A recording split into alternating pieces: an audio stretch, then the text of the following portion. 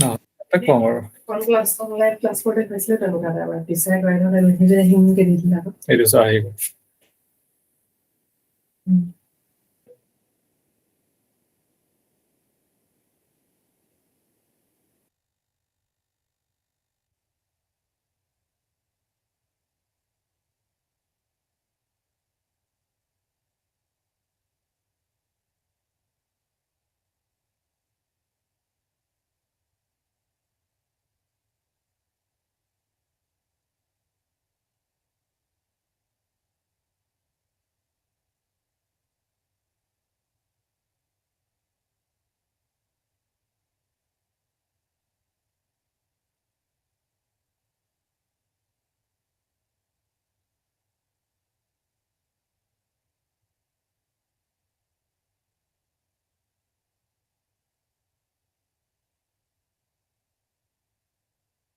So, very good morning, sir. Very good morning.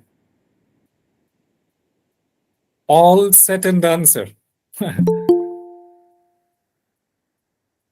We can, right, sir. IIT Madras, right, sir. Yeah, yes. I think within 5 or 10 minutes. Okay, Okay. sir. Okay. Yeah. Okay, sir. And we'll Thank be you, sir. waiting for all the participants. So Right, we'll start once we have 50 plus participants. right, sir. Right. Okay. Okay, sir. Thank Right. you. Right. Right. Thank you.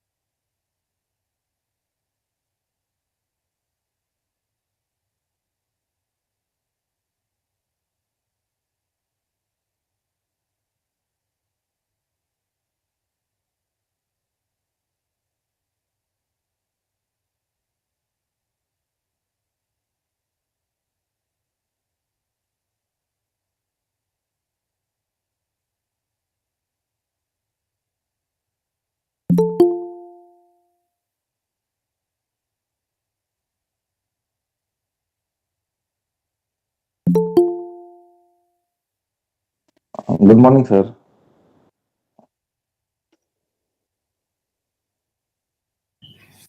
Good morning. Good morning, Gaurav. Can you hear me? Yes, I can, sir. All right. I can hear you. Sir, we are, we're waiting for the conference chairman, sir. He'll join shortly. He has already joined. He All just right. called him and he said, Sure, sure. uh,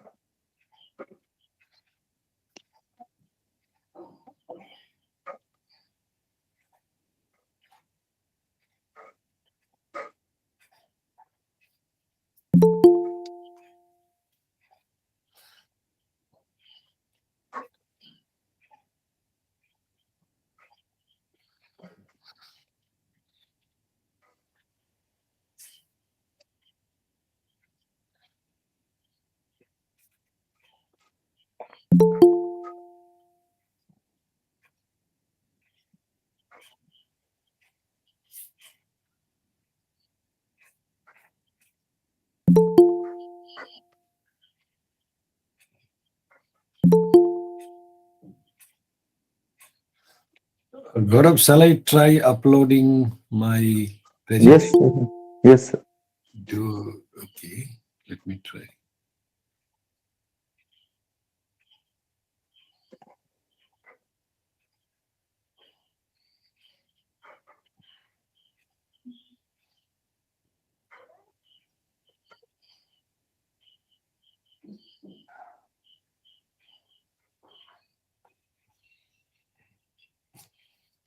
It seems like there is something else for presentation. That's okay.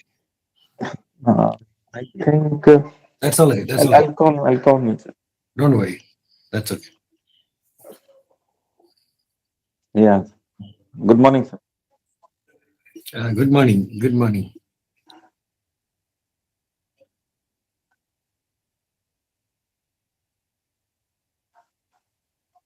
Oh, So I'm sharing the link with them, so they'll join within 2 or 3 minutes, sir. sure, sure. No problem. And thanks for coming, sir. Thank you very much. Thank you. Thank you. And we welcome you from the core of our hearts, sir. Thank you so much for asking me to come here.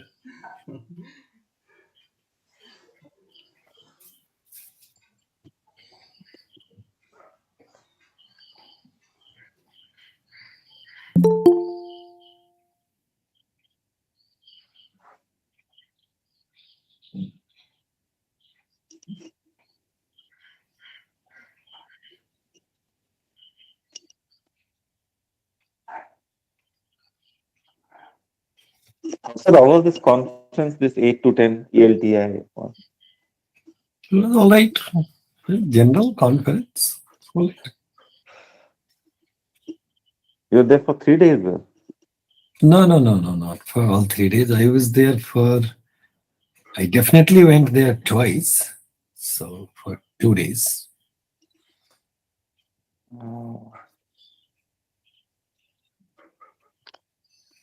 Did you go to this Nalanda conference, this All India Teachers Conference, Is that Nalanda, All India?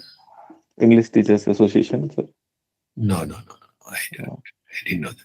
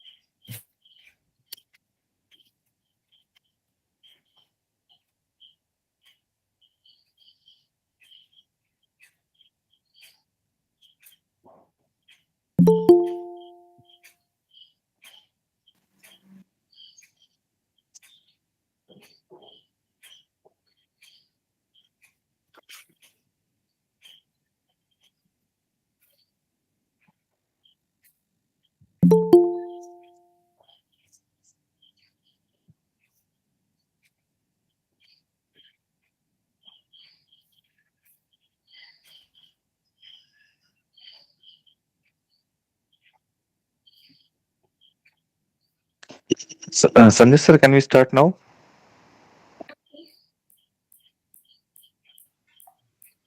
Sanjay sir?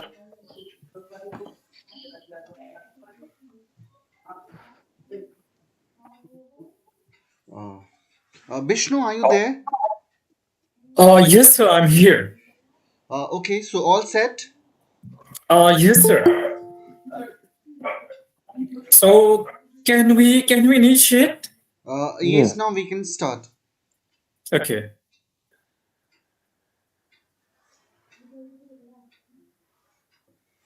Ladies and gentlemen, a very good morning to one and all. I am Just a second, Vishnu Vishnu. Gogoi, the I think moderator for ju- this session. Vishnu, just a second. I think Rajesh sir, I think Okay. he got disconnected. I think Okay. just he was there for last 10 minutes. Just when he Right. Right. started, I think he got disconnected. Right, sir.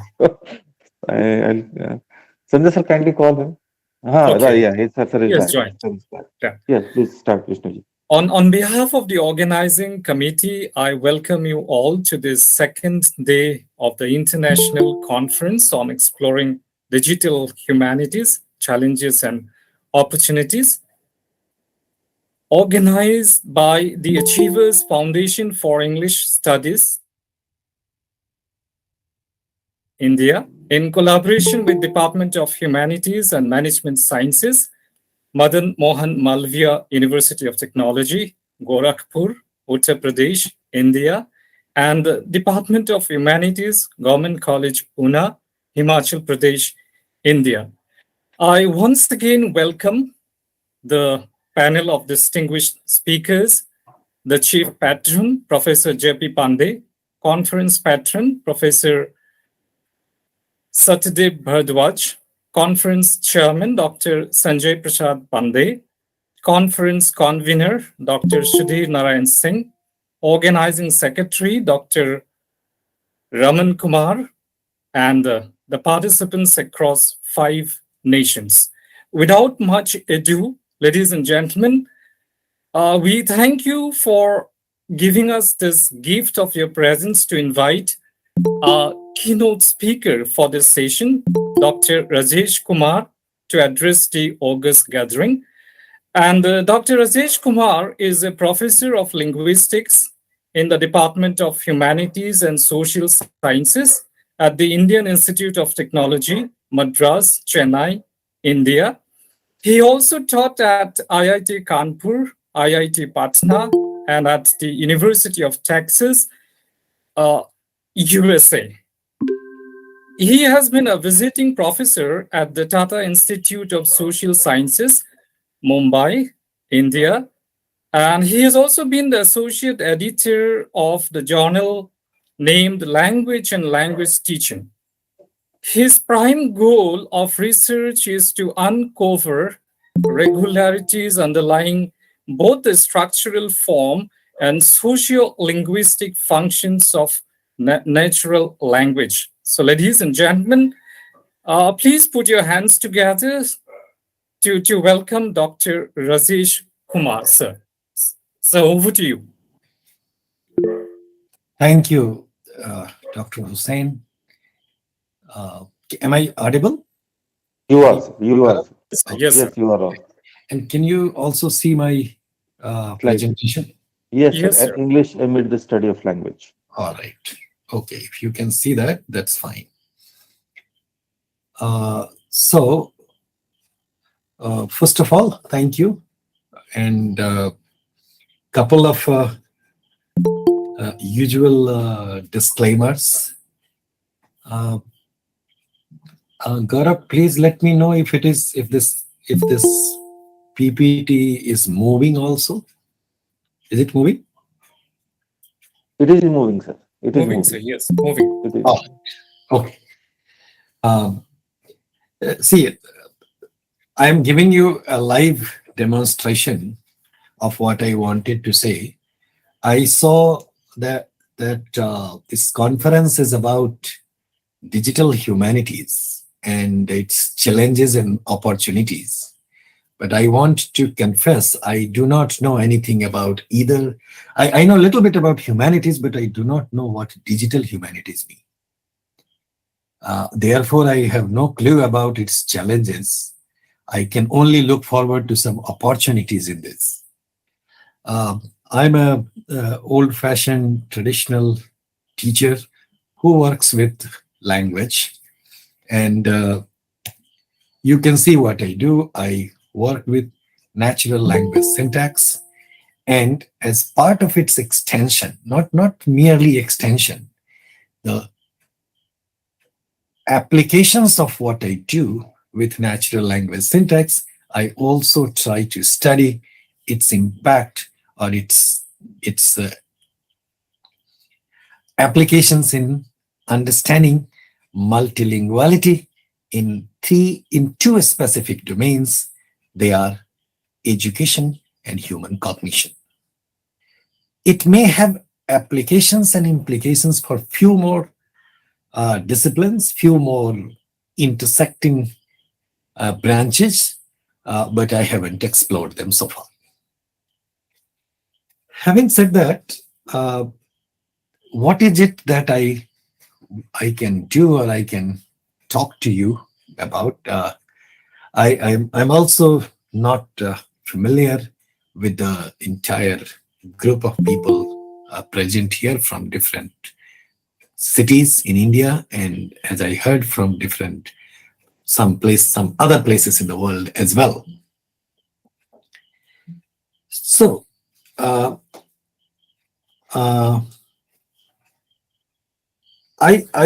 thought I'll talk about 3-4 things that I am working on, and not 3-4 things in particular, 2, and they can all be combined in one, and that will fall into my primary areas of teaching and research. What are they? We study language, and I need to tell you a few things about it. Language comes to us so naturally that often we do not pay much attention to it. When I say we don't pay much attention, I only mean not as somebody who speaks the language, as somebody who studies language and about language.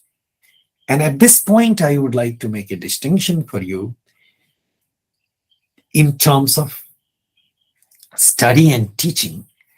Teaching of a language is different from studying about nuances and technicalities of language. And they are different, but they are neatly related to one another, where the teaching part of language gets heavily substantiated if we know the outcomes of the study of language. That is, if we understand nuances of language. So a little bit more about language, and then I come to nuances of language and its output.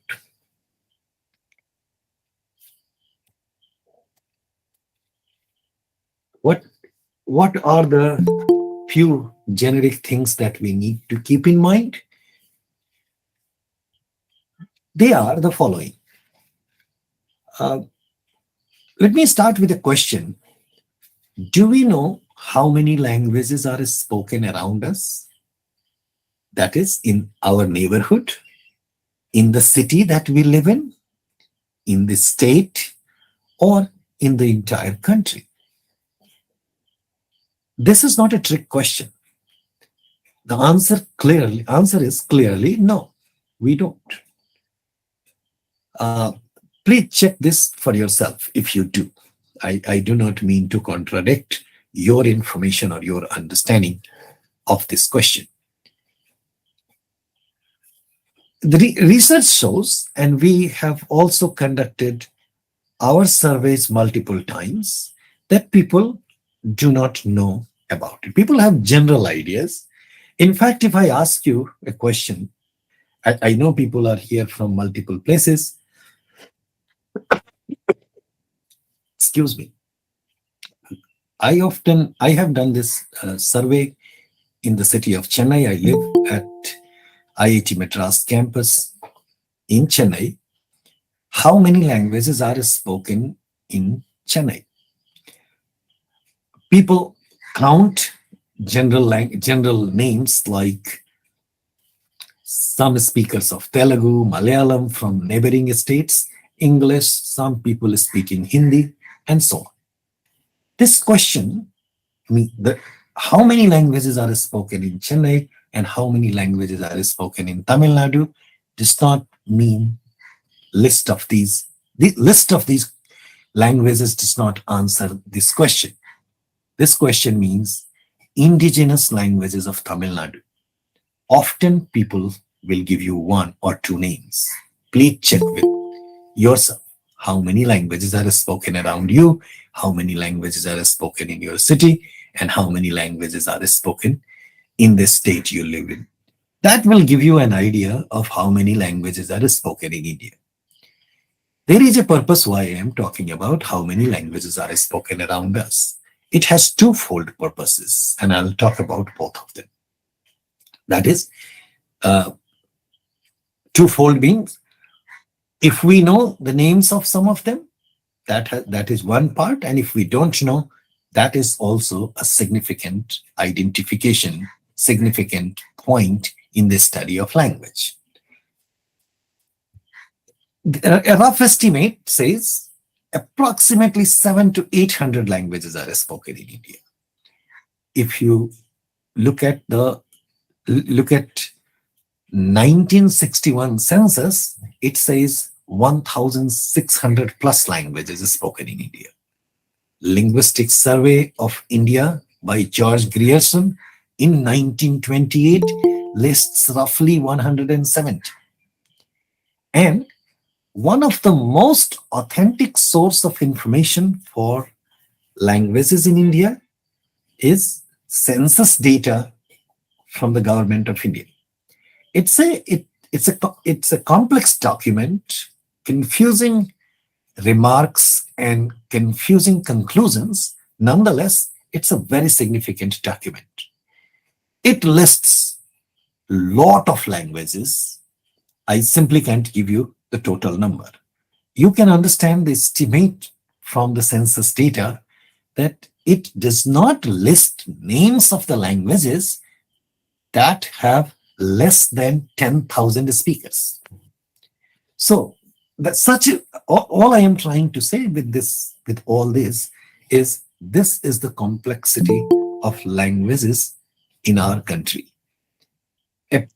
All across the world, roughly 6,000 languages are spoken. Now, here is what I want to derive from this.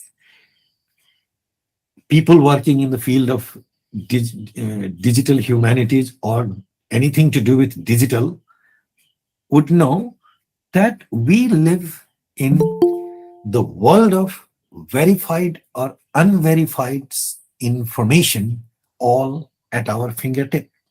We have everything accessible and we feel we can get names and compositions of a rare medicine as well. But try looking for this simple information. A list of languages is spoken all over the world. No search engine gives you that.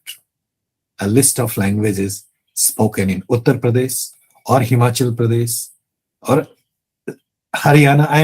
I'm giving you two different examples of, not because the organizers of two different universities are from Uttar Pradesh and Himachal Pradesh, but my purpose was to give you one of the biggest state and one of the smaller states of the country.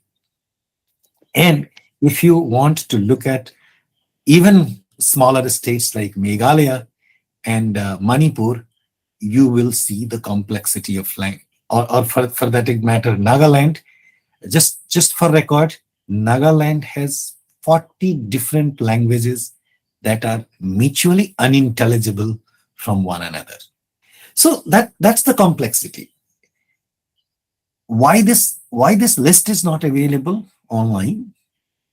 That is because it is not possible to count languages and so on. So this gives you a complex picture of language that people speak. And this is what I meant, that it comes so naturally to us that we don't pay much attention even to the names and the number.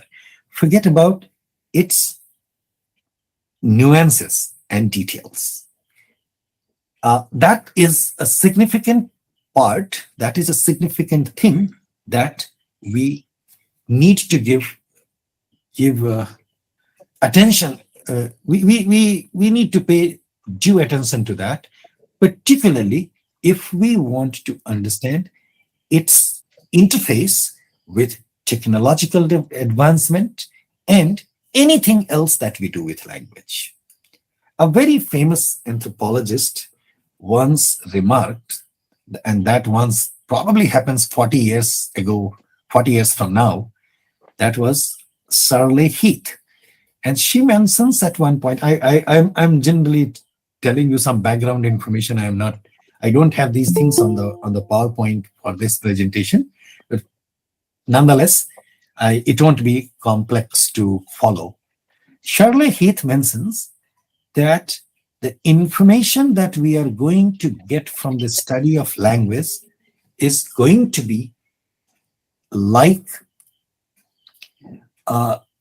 general knowledge, and it is going to be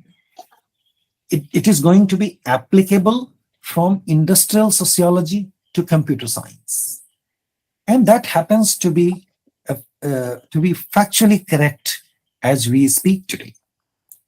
So I don't think I need to demonstrate and underline the significance of this study more or in more details.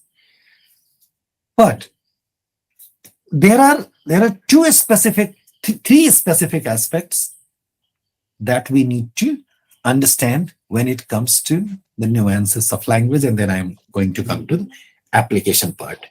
Gaurav, I realize I saw from the schedule I have 30 minutes of time. Please let me know when you want me to stop. Sure, sir.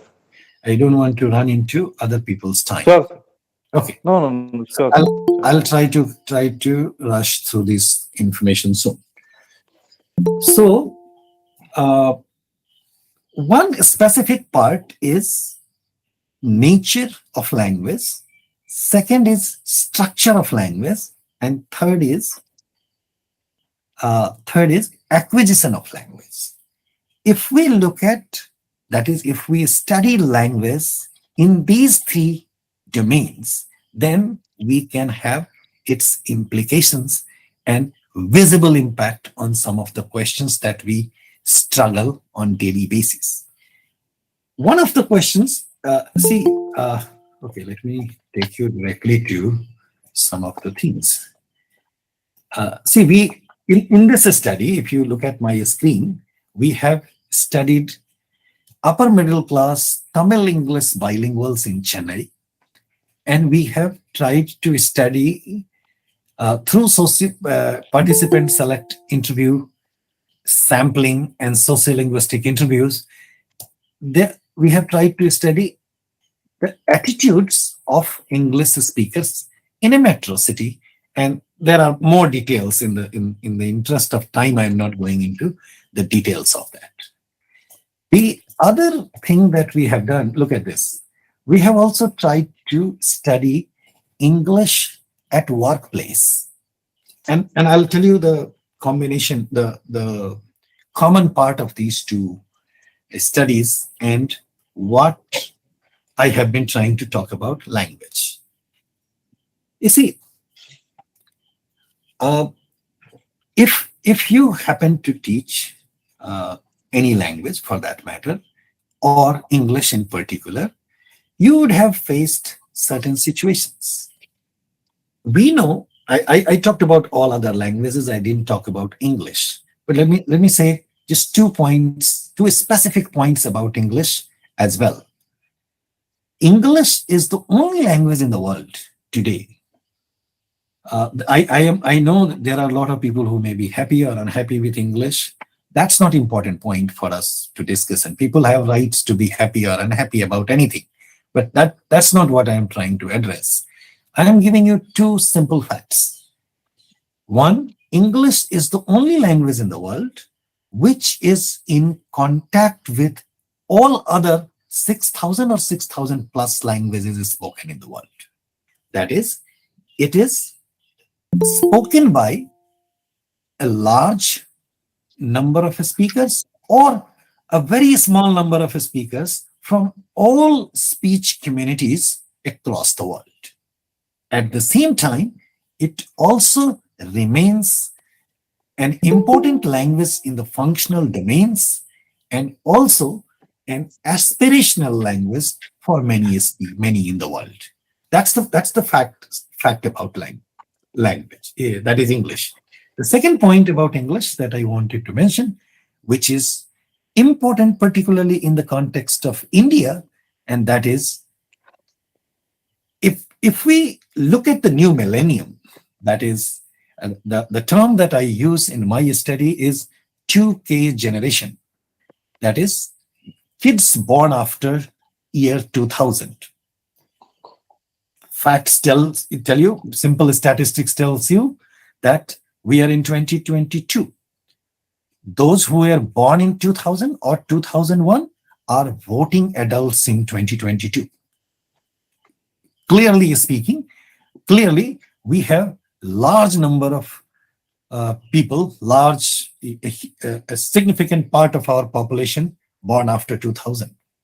And these kids, their English, their familiarity with English is different from the familiarity with English of the speakers of English who were born before 2000. And there are a lot of reasons for that. I leave you to explore these reasons for yourself.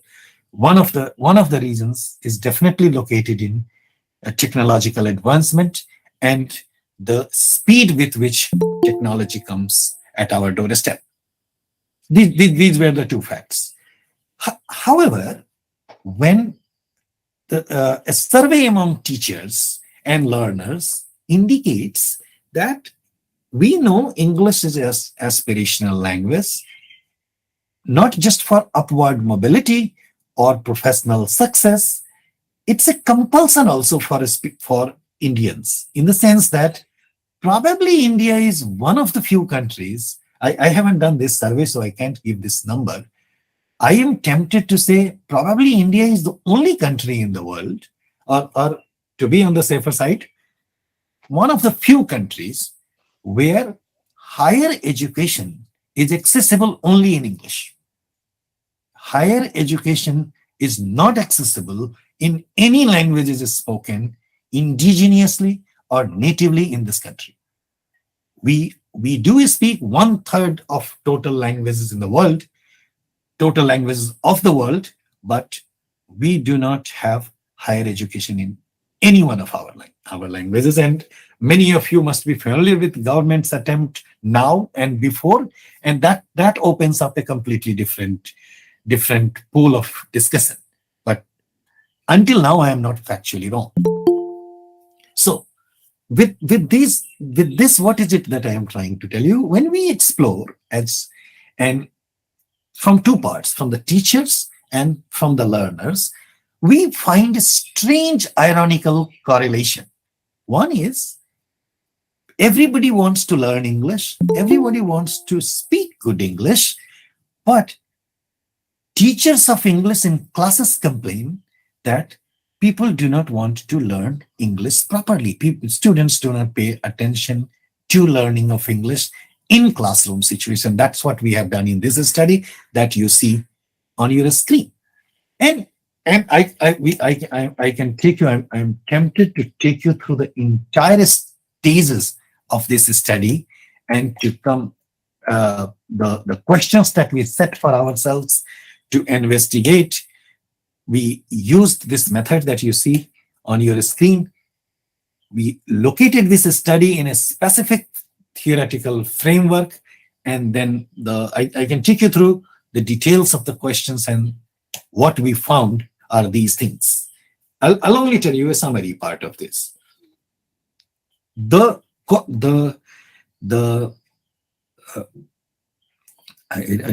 don't want to say gap, the disconnect between people's aspiration and classroom performance, or unwillingness to be in classroom for learning English.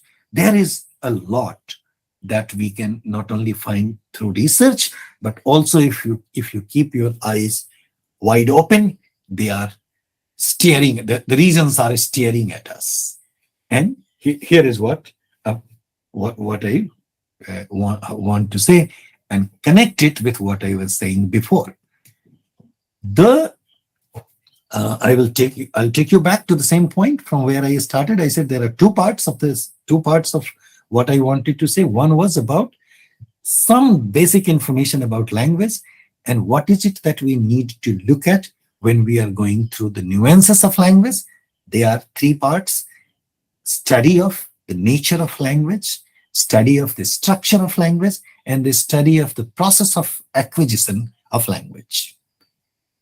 These three things are completely ignored and dissociated when we go to the classroom. And we keep working, if at all teachers of English, this is what research shows. I'm not giving you my impressionistic judgments. Research shows teachers of English are at most familiar with different methods, or what they call in 2022 post method. Please understand, none of these methods work in the classroom, and the reason is located in the disconnect with our inadequacies in the method in understanding nature, structure, and acquisition of language. Allow me few more minutes to conclude my point. By nature of language, I'll only give you bulleted points, not too much of details of it. Nature of language is the one of the questions that comes from the study of nature of language is the following. I have raised this question in multiple talks, multiple discussions that I have done before, and it's not. I don't have a satisfactory answer to the question, but I do not find it insignificant question. You are familiar with what I am going to say. You ask a question in and around yourself to anybody who studies language or doesn't. The question is, what is language? Or how do you define language?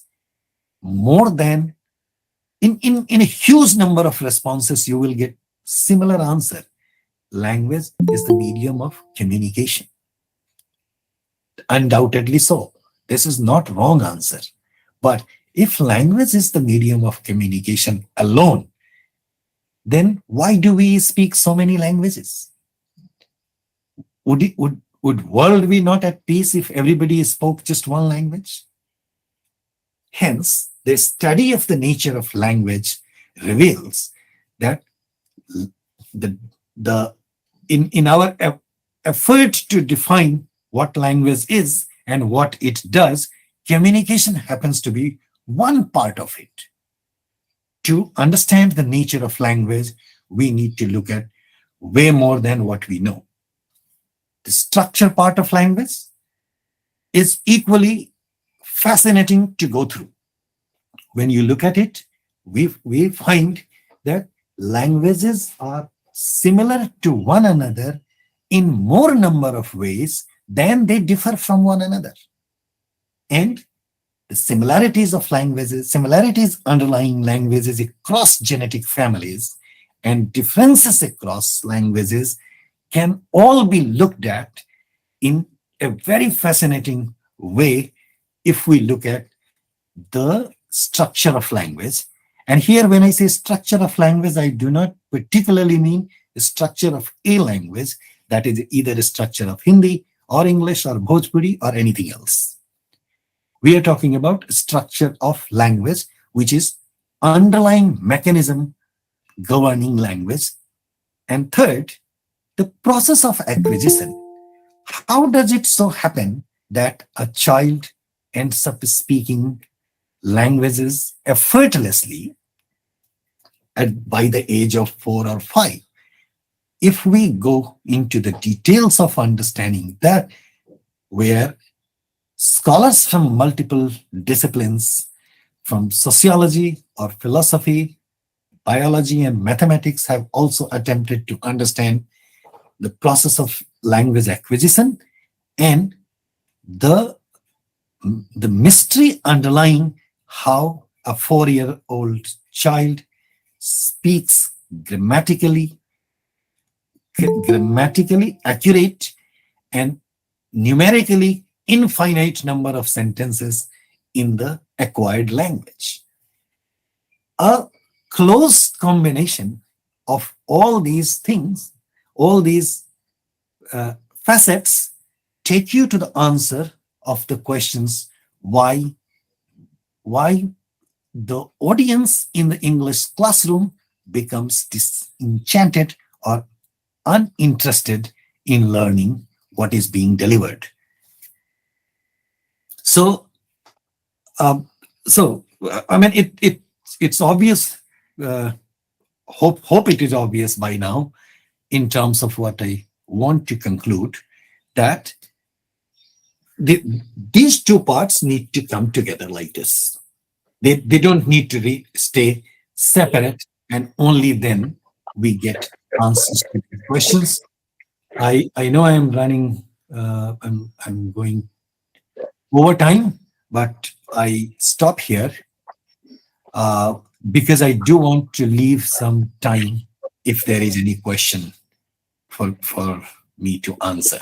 But to conclude, nature, structure, familiarity with nature, structure, and acquisition of language has potential to tell us a lot about, and has implications for doing how it can be done. And about English, I didn't want to give just too many generic things, the generic discussion that are available in literature. Why it is considered a foreign language or second language, or any other name. I gave you my understanding, my point where I want to rest this case, that I am looking at millennial kids, that is 2K generation, where we have large number of kids who speak English natively in India. Please take this word with caution when I say natively in India. The expectations is not and must not be speaking like anybody else, that is speaking like an American or a Britisher or a Canadian or an Australian. These kids speak English natively that are spoken around them. Therefore, they are the native speakers of English of India. Thank you. Thank you, sir. Any question from the August gathering? Yes, sir. I would like to ask a question. Yeah. Sir, my question is that, as you said, that the students become disenchanted learning English. So, what are the pedagogies that you have adopted as a teacher that makes the class interesting? Some practical measures can you give us? It's too broad a question for me to answer. I tried to answer this thing, but I'll still attempt specifically. And thanks for your question. See, we'll give you a picture which will help you understand. As I said in the beginning, I work at IIT Madras. Not sure if you know that. I don't mean to do commercial advertising here. IIT Madras runs one of the largest program in the form of a BSc degree. It gives BSc degree in programming and data science. It's going to give more such degrees, and this program runs online. Not only in the classroom, we have attempted to use the information that I have given you online, English, online teaching of language that happens to be English. And our enrollment is not ordinary. It is roughly 20,000. And what I can tell you is, and I'll give you a specific example. You see, how you pay attention to how we teach plural formation in English. Lot of people use the method that we don't want to get into technical details of language. My question to you is, if you don't get into technical details, then what are those kids doing in the classroom? Why are they there in the classroom? People do not come for entertainment in the classroom. Classroom is a serious place, and it should remain. By serious, I don't mean we need to make it serious. It's an important place. It's learning place. So here is the nuances of plural formation in English. There are only two things that work in English plural.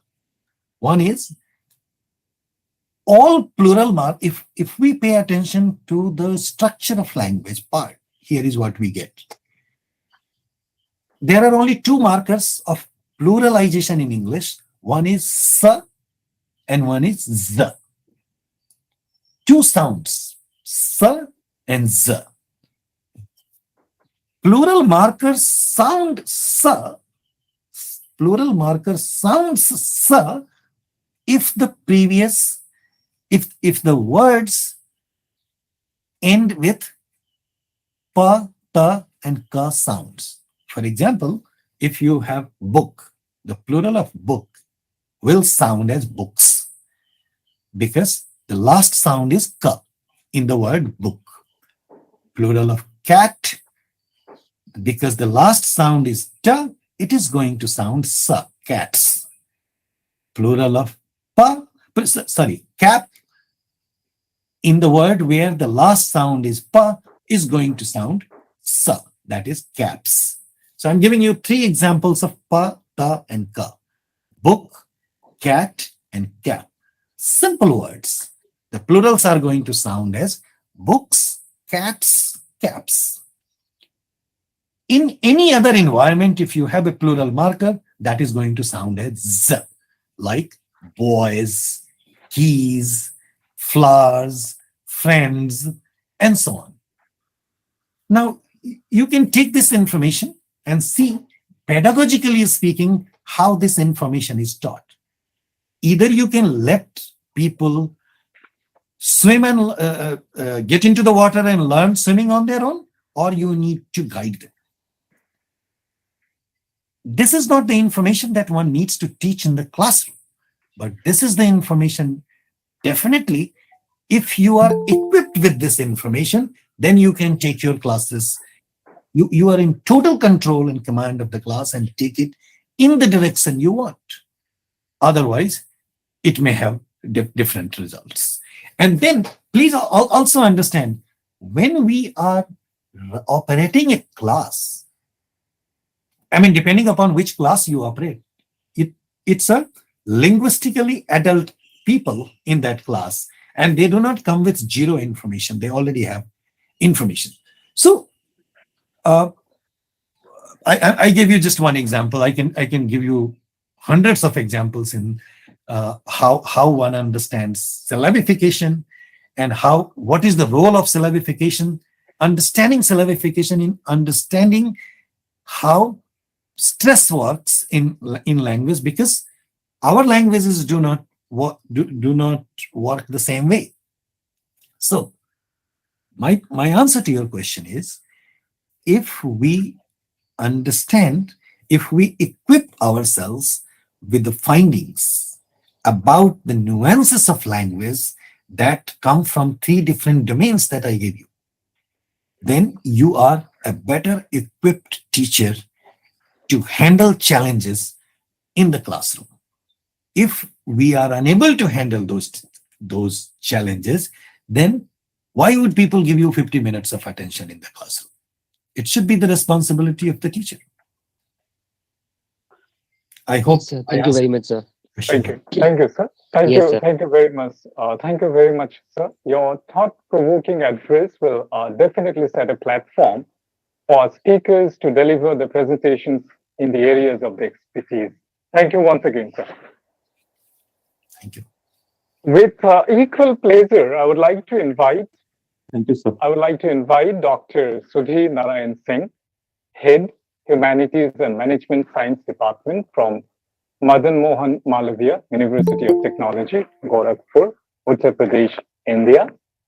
Ladies and gentlemen, it is indeed an honor for me to introduce before you this distinguished gentleman. Dr. Hasan Singh is a Banaras Hindu University alumni, a bilingual poet, editor, critic, and a short story writer. He rendered his services at various reputed Indian universities, colleges, and institutes as English faculty and ELT trainer. He also offered services to visually challenged students. He has attended over 50 national, international seminars, conferences, and also chaired technical sessions in them, including IIM Bangalore, BITS Pilani, and many others. His poems appeared in journals like Poets International, Rock Peoples, and anthologized in the Enchanted World, Poets Paradise, The Fancy Realm, and the Melodies of Immortality. He contributed 80 research articles which are widely published by Indian and foreign publishers like Atlantic Publisher, Lap Germany, Springer Singapore, and many more. He also edited 3 books entitled Post-Feminism in India, Myth or Reality, Advanced Information Communication Technology and Engineering, and Kyun Jaruri Hai Jati Unmolan. He also co-authored 2 books, namely Formal Letters and Feminine Consciousness, Glimpses Indian Perspectives. So we would like to invite him for his address to the August gathering. Please, sir.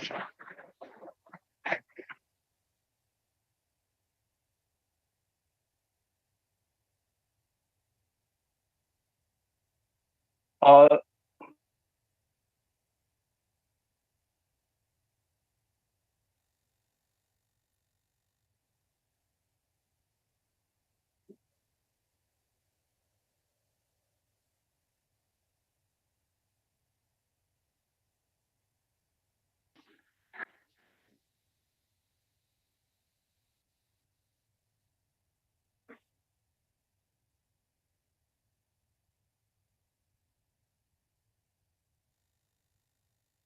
Please unmute.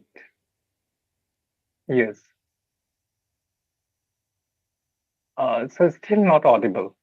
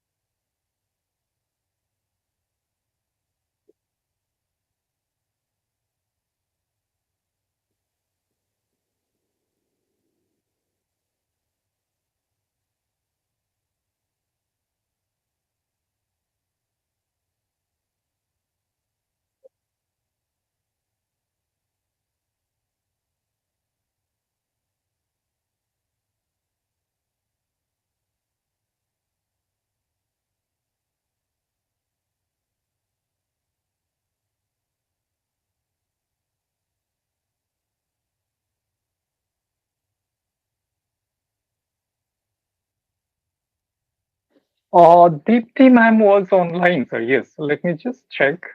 Yes, sir, I'm here. Okay.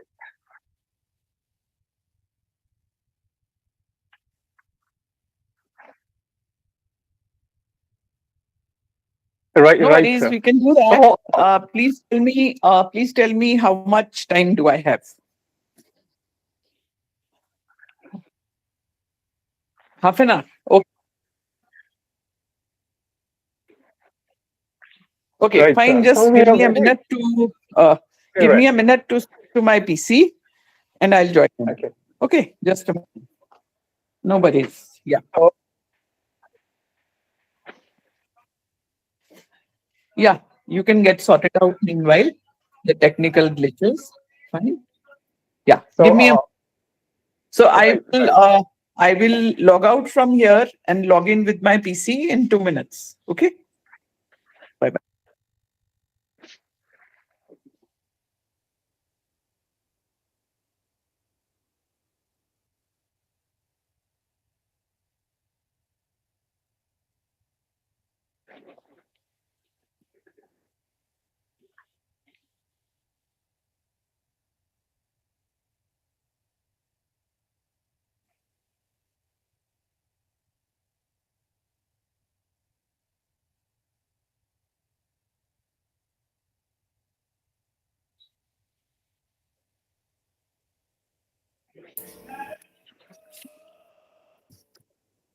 Are we connected, ma'am? Yes, we are connected, right? Okay. I So, I somebody has raised a hand. Rimni Chakravarti. okay. So we are very elated to hear the words of wisdom from our next keynote speaker, Dr. Dipti Gupta, Professor, Department of English and Cultural Studies, Punjab University, Chandigarh, India. And it is indeed an honor to introduce her before the August gathering. Dr. Gupta has 36 years of teaching experience. She had guided 24 MPhil and 29 PhD students. She has also published papers in national and international journals of great repute. She has 4 books to her credit, and she is also the editor of Academic Canvas, International Journal of English Studies. Over to you, ma'am. Good morning, everyone. It's a pleasure to see such an august gathering and people from all corners of practically the globe. The earlier session was an eye opener indeed. Thank you, Dr. Rajesh Kumar, for your wonderful description of language and telling us about the way IIT Madras is leading the pack where language learning and acquisition research is concerned. I noticed that you mentioned that digital humanities is not your field, but sir, whatever you said is definitely related to digital humanities and the kind of research you are doing. You see, digital humanities is a way of making that research easier because it's a new way of doing scholarship that involves collaborative, transdisciplinary, and computationally engaged research, teaching, and publishing. I'll repeat for everyone's benefit. New ways of doing scholarship that involve collaborative, transdisciplinary, and computationally engaged research, teaching, and publishing. So you see, digital humanities brings digital tools and methods to the study of the humanities with the recognition that the printed word is no longer the main medium for knowledge production and distribution.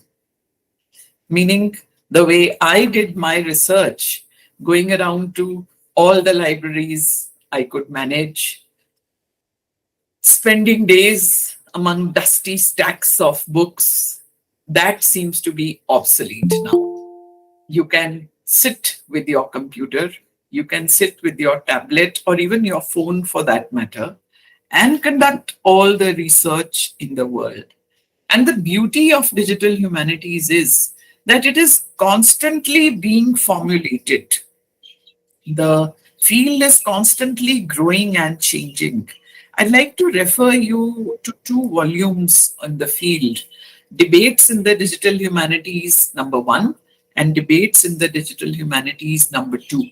Now, these two volumes give you a more than adequate definition of what is today called the big tent. Digital humanities is often referred to as the big tent because it is not just digital archives, it is not just quantitative analysis, it is not just tool building projects. It is a very wide range of methods and practices, visualizations of large image sets, 3D modeling of historical artifacts, born digital dissertations, even hashtag activism for that matter, and the analysis of alternate reality games. So you can understand why we call it the big tent. And the beauty is that it developed out of humanities computing, but it very quickly got associated with fields such as social computing, humanistic computing, media studies, collections of primary sources, the data mining of large cultural data sets, topic modeling, born digital materials, and it put together under one roof in one big tent. Disciplines such as rhetoric, history, philosophy, linguistics, literature, art, archaeology, music, cultural studies, social sciences, using the tools of computing such as hypertext, hypermedia, data visualization, information retrieval, data mining, statistics, text mining, digital mapping, digital publishing, game studies, information science, cultural analytics. In fact, every disciplinary field has the potential of exploiting the digital humanities. In fact, what Dr. Kumar was referring to when he said that Google cannot answer the question of how many speakers are there for which language. But digitally, we can collect this information. How? We could have a nodal collector in every region or a nodal collector in every college or university. And that nodal collector could gather this information for us. And in the most painless way possible. We all know how painful research can be. I agree with Dr. Kumar that India has the biggest spectrum of English users today. We don't realize it. We have a tremendous potential for research in language learning and acquisition. And while earlier we were looking westward for methodology, in this post-methods era, the West is looking towards us, friends. And our sheer laziness in documentation is what prevents us from being the leaders of the pack. I would take this opportunity to make a plea to this august audience. Whatever innovation or experimentation you're doing in the classroom, let it be documented. Let it go out as a piece of action research. You have digital humanities on your side now. If you want, find collaborators, find partners in research, publish, whatever you do. Share it with others so that the world knows that with this huge set of data, with so many varieties of English users, we are the primary place for research in language learning and teaching. And Dr. Rajesh Kumar, when we talk about mentalism and behaviorism, mentalism, where a user creates sentences and structures, transforms and generates, and on the other hand, behaviorism, which equals imitation and habit formation. Both of these together create interactionism or the interactive approach to language teaching and learning. And I agree with you. the full range of varieties of English today is mind-boggling, which is why we say world Englishes and not world English today. Within our country itself, you will find so many varieties of English. And the answer to the question, how to harness all these varieties? Well, my friends, digital humanities. Let me give you an example. We say that digital humanities is collaborative, it's transdisciplinary, and it's computationally engaged research. All right. Now, for example, after the pandemic, if someone wishes to do a study on online teaching, I have the research question. Is online teaching effective in a post-pandemic world? If I were to do it the traditional way, I would send out a questionnaire to all my colleagues, or maybe people in my state through all my contacts. I would get answers from them. I would perhaps involve a few students and research scholars and try to get a greater variety of answers from them too. That would be a study focused on, say, my region or my country. But if I want a more wide-ranging set of responses, if I want an answer that is globally relevant, I will check out a few universities across the globe. I will see which universities had a huge user base for online teaching during the pandemic. And via digital humanities, I will create a platform and a group where all these universities can post their data. Thanks to the digital intervention, I can quickly analyze that data and come out with results. So my study, which was district specific, society specific, or even country specific, becomes a study of the whole world. As a result, I can even rope in more researchers from across the world, and we could all publish together. That, friends, is the strength of digital humanities. The second transdisciplinary aspect. Now, you could ask another research question. In online teaching, does one shoe fit all? Meaning, when you are teaching online, would you be using the same kind of effects and facilities for teaching a language as you would teach for teaching, say, science or a social science? Again, for this, your task becomes easier because you can rope in teachers from so many subjects without actually meeting them. As per subject, you could ask this question to so many others and arrive at a baseline. These are the things that work in online teaching in every subject.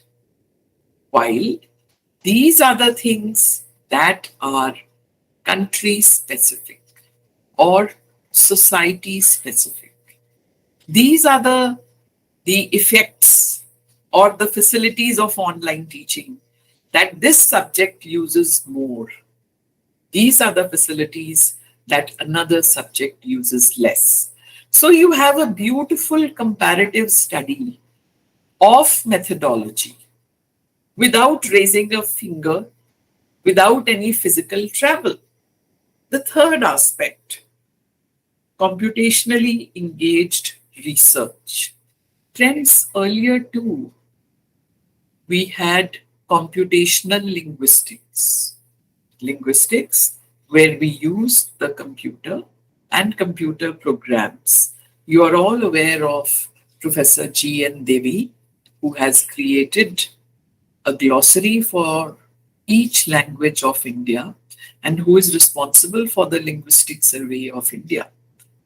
Now, his team used computer programs to a very large extent in order to create a list of concordance. Concordance is when you are looking for a particular word and you sift through the internet, the digital use of language.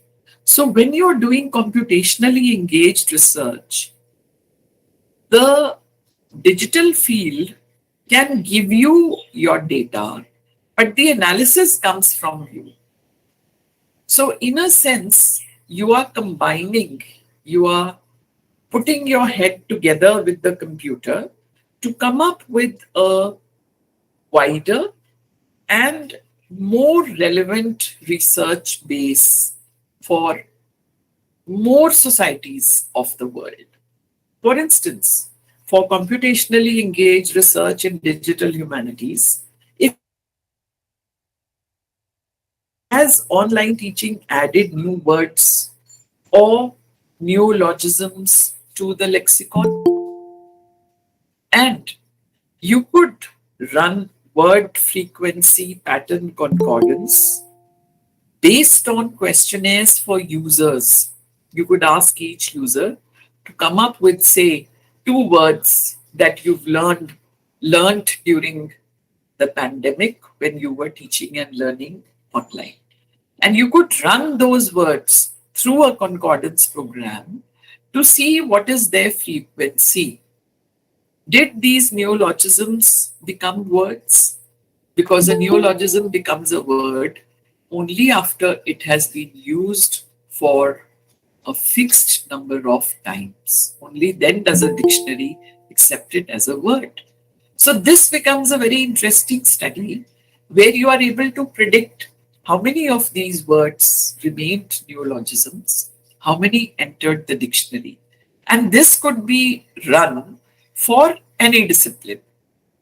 The beauty of digital humanities is that for digital humanities, every discipline is treated equally.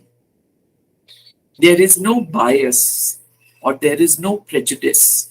So, what humanities has been battling for so long, the whole paradigm of giving more funds to sciences, giving more attention to sciences, finally it has a platform where everyone is equal. Interestingly enough, the history of digital humanities comes from the field of humanities computing, which originated in the 1940s and 50s. And it was in the early 1950s that an English professor by the name of Josephine Miles, in collaboration with IBM, created a computer-generated concordance program for the writings of Thomas Aquinas. It was from there that this whole idea of digital humanities took off, actually. And later on, there were many standardized protocols, such as the Text Encoding Initiative, and then extensible markup language that came up. When you are looking for an author on the World Wide Web, or you are looking for a concept, many times you come across archives that contain everything that you need to know about that concept and author. These archives are very common and highly popular for Western authors. Our Indian language literatures also need to wake up to digital humanities and try and create archives for Indian authors, for writers who write in the Indian languages. Maybe after this conference, we will see people inspired enough to take up the literature of their language and work on creating archives. In fact, the change in terminology from humanities computing to digital humanities was made official in a companion to digital humanities, which was published by Siemens and Schreibman in 2004. And in that companion to digital humanities, the authors made very clear the idea that the field is not just mere digitization, but it is an overlap between so many fields, and also it is using digital technology to study traditional humanities subjects. In fact, this has been termed as the digital turn, just as you have the linguistic turn with Saussure. Similarly, this has been termed as the digital turn, which came in the early 21st century. And there are so many centers all over the world devoted to digital humanities. So far, we don't have enough centers in India. Perhaps conferences like this one will be responsible for establishing some centers. So the idea of digital humanities is to use computational methods either to answer existing research questions, as I demonstrated to you in the case of IIT Madras, or to challenge existing theoretical paradigms, generating new questions and to pioneer new approaches. Now, digital humanities is also involved in the creation of software, because the purpose is to provide environments, tools for producing, curating, interacting with knowledge that is born digital and lives in various digital contexts. You see, curation is a very important part of digital humanities. If you are able to look for materials and you are able to preserve them, conserve them, and then present them in a shareable form in the digital arena. In fact, the National Library of Archives of India has managed to create a traditional library of the traditional documents of Indian medicine that were under threat by weather, by passage of time. So they've managed to digitize all these traditional materials and they have managed to put it in one archive. They've managed to put them all in one archive where they are safe and where anyone and everyone can access them. So friends, with digital humanities, research is not just about a research question. Research could be about preserving a culture. Research could be about putting together traditional materials. It could be about preserving heritage.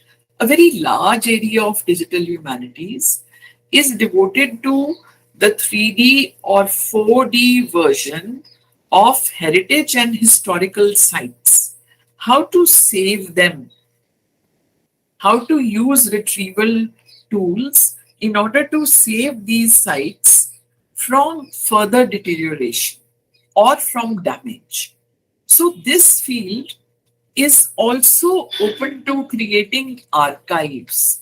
Now, the question that Dr. Rajesh raised, that so many of our languages do not have published material. You could work on the languages of your area, save them, create an archive for them, in fact, create audio files for them, One of my research scholars is working on this area. There are so many religious practices in Himachal Pradesh. For instance, the movement of the Devtas, the gods.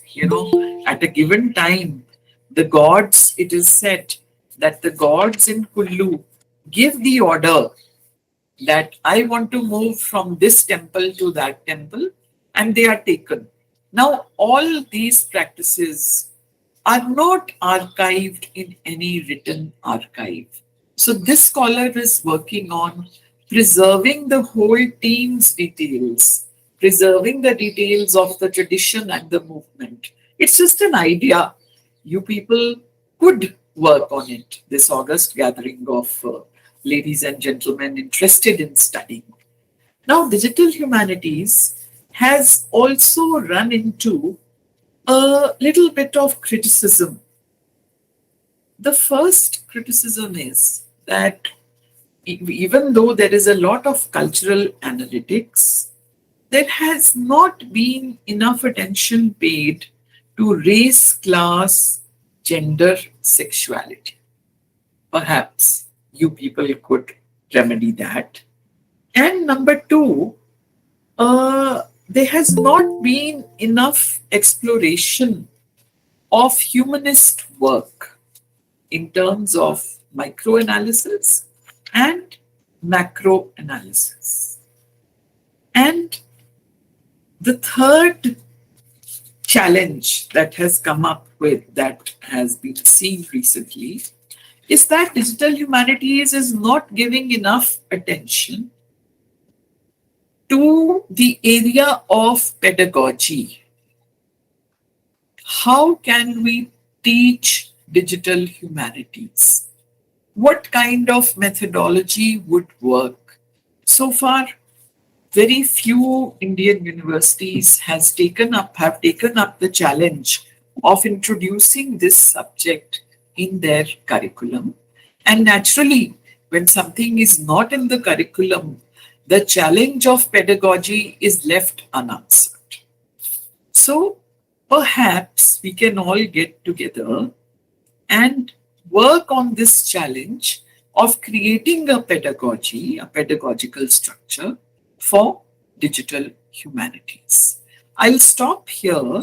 So within the framework of 30 minutes, I can deal with your questions. Please go ahead if you have any questions. Can they unmute themselves and speak up, sir? Or would people be typing in the text box?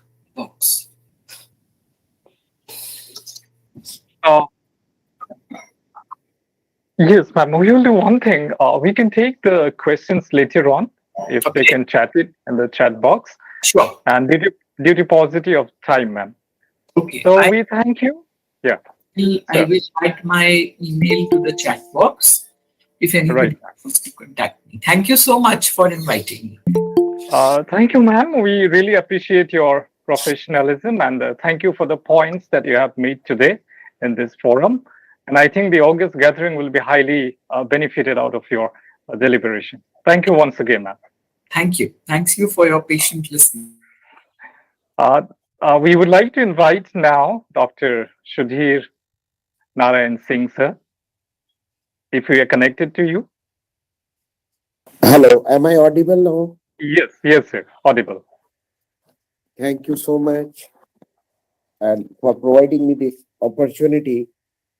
And I am really apologetic for not being connected and not able to meet the audience on time. It was certainly, certain technical issues. Somehow my PC is not catching the voice at all. So I had to come via, tab and phone. So coming to this part, we have found that many scholars, I wish to share my screen if permitted from the host side. Daksa, please allow me.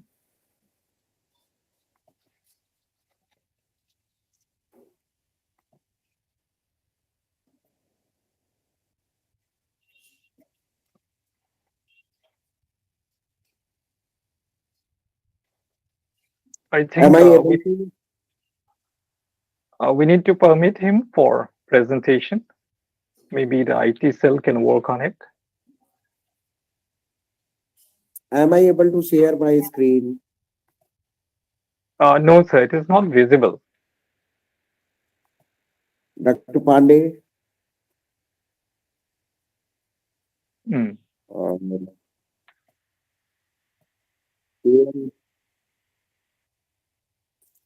yes, but share is, the clicking is not allowed. That is, canceling is allowed. Sharing is not allowed. Uh,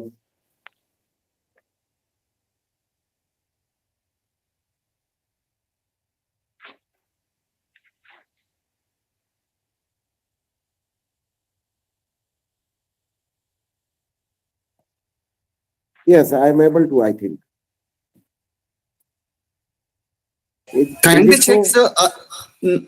Yes, I think I have shared. Yeah, upload it, sir. Upload it, sir. Yes. Okay, so coming to a lot many discussions on digital humanities, we have come to the point, and I think since last one day and today's earlier sessions by esteemed scholars from IIT Chennai, and I know Dipti ma'am from Department of English and Cultural Studies, Punjab University, Chandigarh, and last day deliberations of esteemed scholars, we have come to this point that how digital humanities is pivotal and how is it working. My approach normally remains like making complex simple. And I have come to the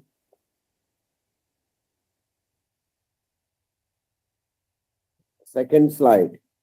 Is it visible now? Yes.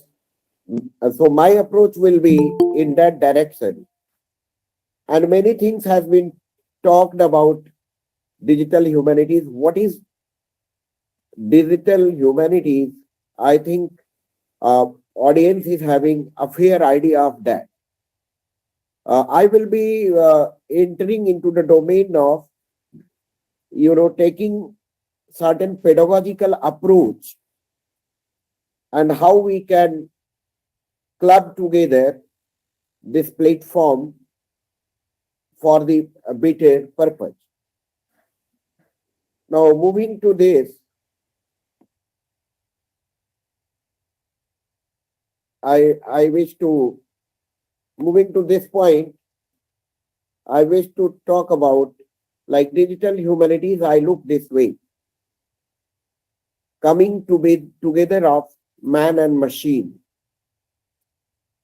Earlier, there used to be a term ludities or ludities.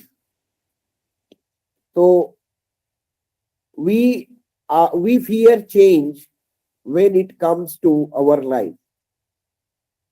But the amount of knowledge and people are using today, and while accessing computer and clubbing on the digital forum, I think at the beginning even experts were not up to that phase. So it is here how we can unification of technical skills and humanities and coming together of man and machine, man-machine partnership. And later on, each and every discipline is flooded with the platform of ICT, information and communication technology. We came to know that how in previous presentation that how even poet you can compose poem.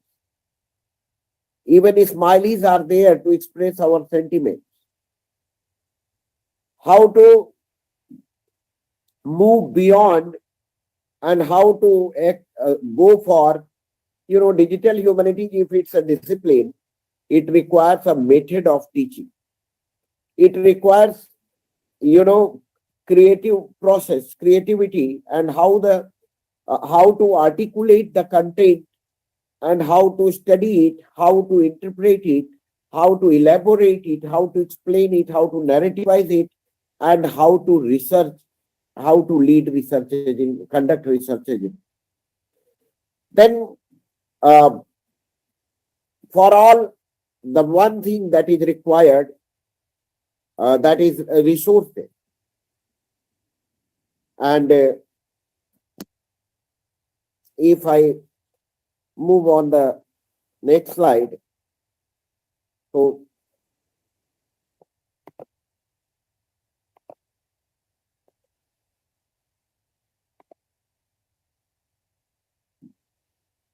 the thing is required, that will be resources.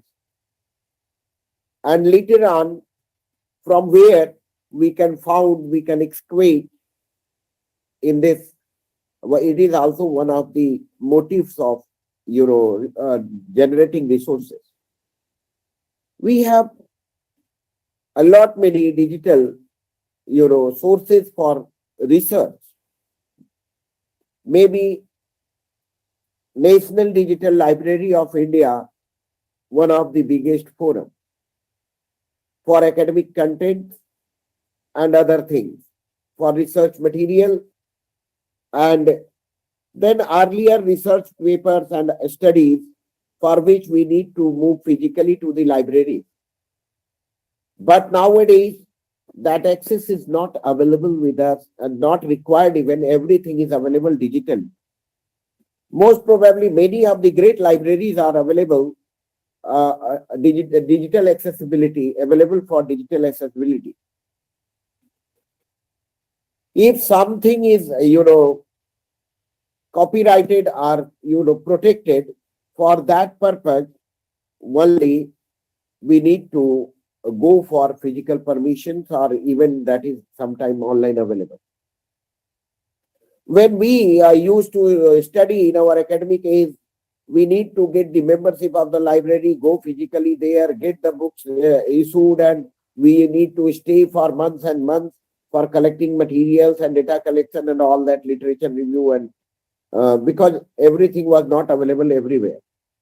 Let's say for American studies, there used to be American Study Research Center in Hyderabad, in the compound of Usmania University.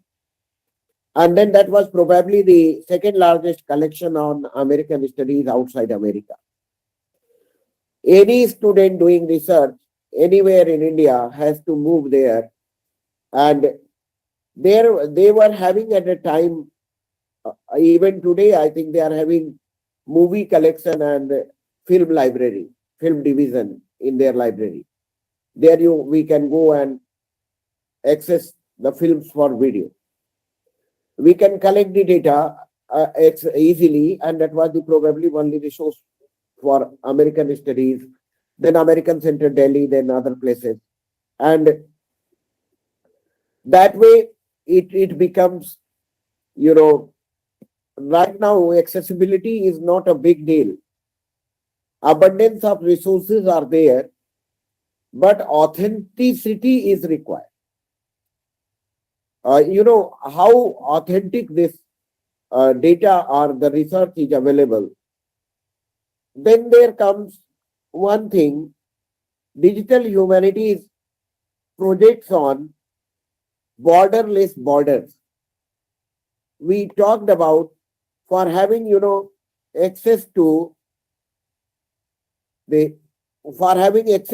literature of the world, we need to, travel and collect the information, but now that border is removed, and that way, this is one forum where we can say that a really democratic place where everyone is welcome. We were talking about decolonizing digital humanities. Many times we enter into talks like that, decolonizing digital humanities are. It is itself decolonized. Only thing is that we need to ensure the accessibility of it where, digital setup is not there. There is one thing, expression of thought, ideas, and emotions, and telling it to others. That purpose is also, for earlier if I write a poem and I want to make it public, for that purpose I need to go through a publisher, and then he will have all his conditions, and then copyright will be signed, and later on a book will come. But e-books, Kindle, and other platforms, they have made it easier to publish. And not only that, even we can express our emotions on social media and e-platforms. If we want to make it public in a moment, the thought will be shared. But again, it has a lot many challenges. There was a dream for many countries for the establishing paperless university. Digital humanities probably provided the platform for paperless university, and people are having access to that. So that is also possible. Digital humanities for subject for study, it's a kind of democratic platform where we need to run our, we need to, nothing is like reserved for any powerful, and there is no such hierarchy. Rather, it is open. Yes, but challenges, and it is, if you see this image is highly symbolic for digital humanities, where in the virtual space, each and everyone is free to take it, to go for his emotional flights. And there is no limitation. But earlier it was said that race, caste, color. Yes, one thing is a big challenge for this domain, which is that I would like to say that gender, cyber crime and cyber security challenges. And if digital, everything is having its own code of conduct, that is also required, that if we are studying, so cyber concerns are there, and presence, if you will go on studying any, platform, and if you will go for studying that, so you will find that the even on a digital presence of women is not that encouraging. If their digital presence is that limited, then you may see that how, if they are not present, they are not on the digital platform, for them, digital humanities, to study it and to have the fair idea of it is a big challenge. I wish to share, we were talking about certain pedagogical features, how we can teach digital humanities. Here I wish to take you to some thing that we can go through. We can develop academic blogs, and those academic blogs may be useful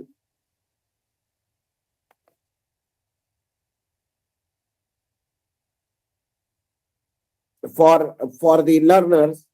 Here I wish to share.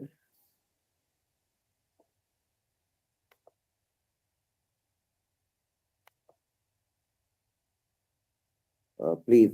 It is taking a bit time, pardon me. And that those academic blocks can help us in sharing the knowledge and adopting a new pedagogy where there will not be, outright shift in the complete, 1 minute transformation. Rather, it will be a gradual turn where we can adopt the pedagogy and adopt it for teaching this domain of knowledge.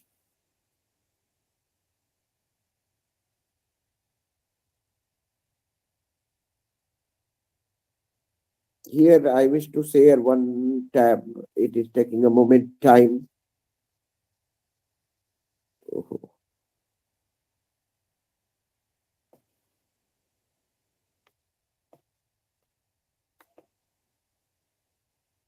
Let me close others.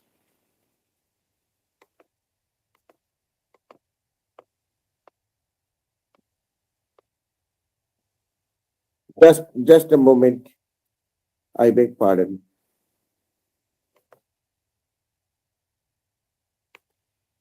Not only blogs, we can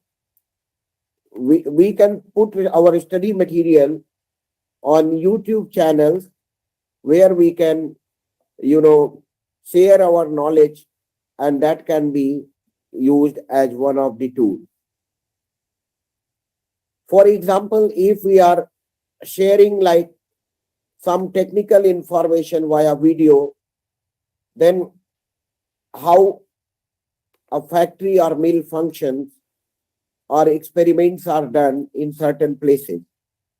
Similarly, we can go for,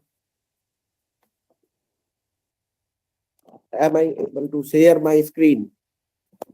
Dr. Pandey, please.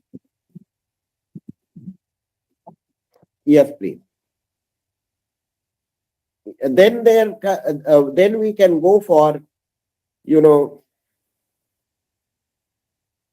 me stop sharing this.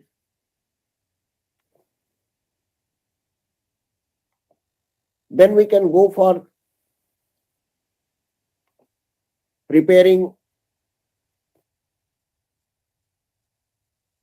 It is not permitting me to share the complete screen. That's the problem.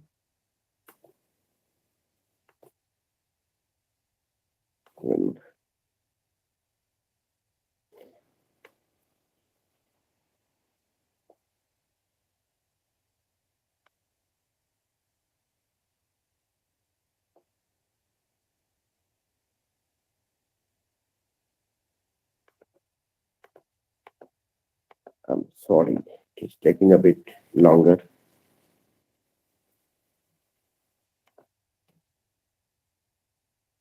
And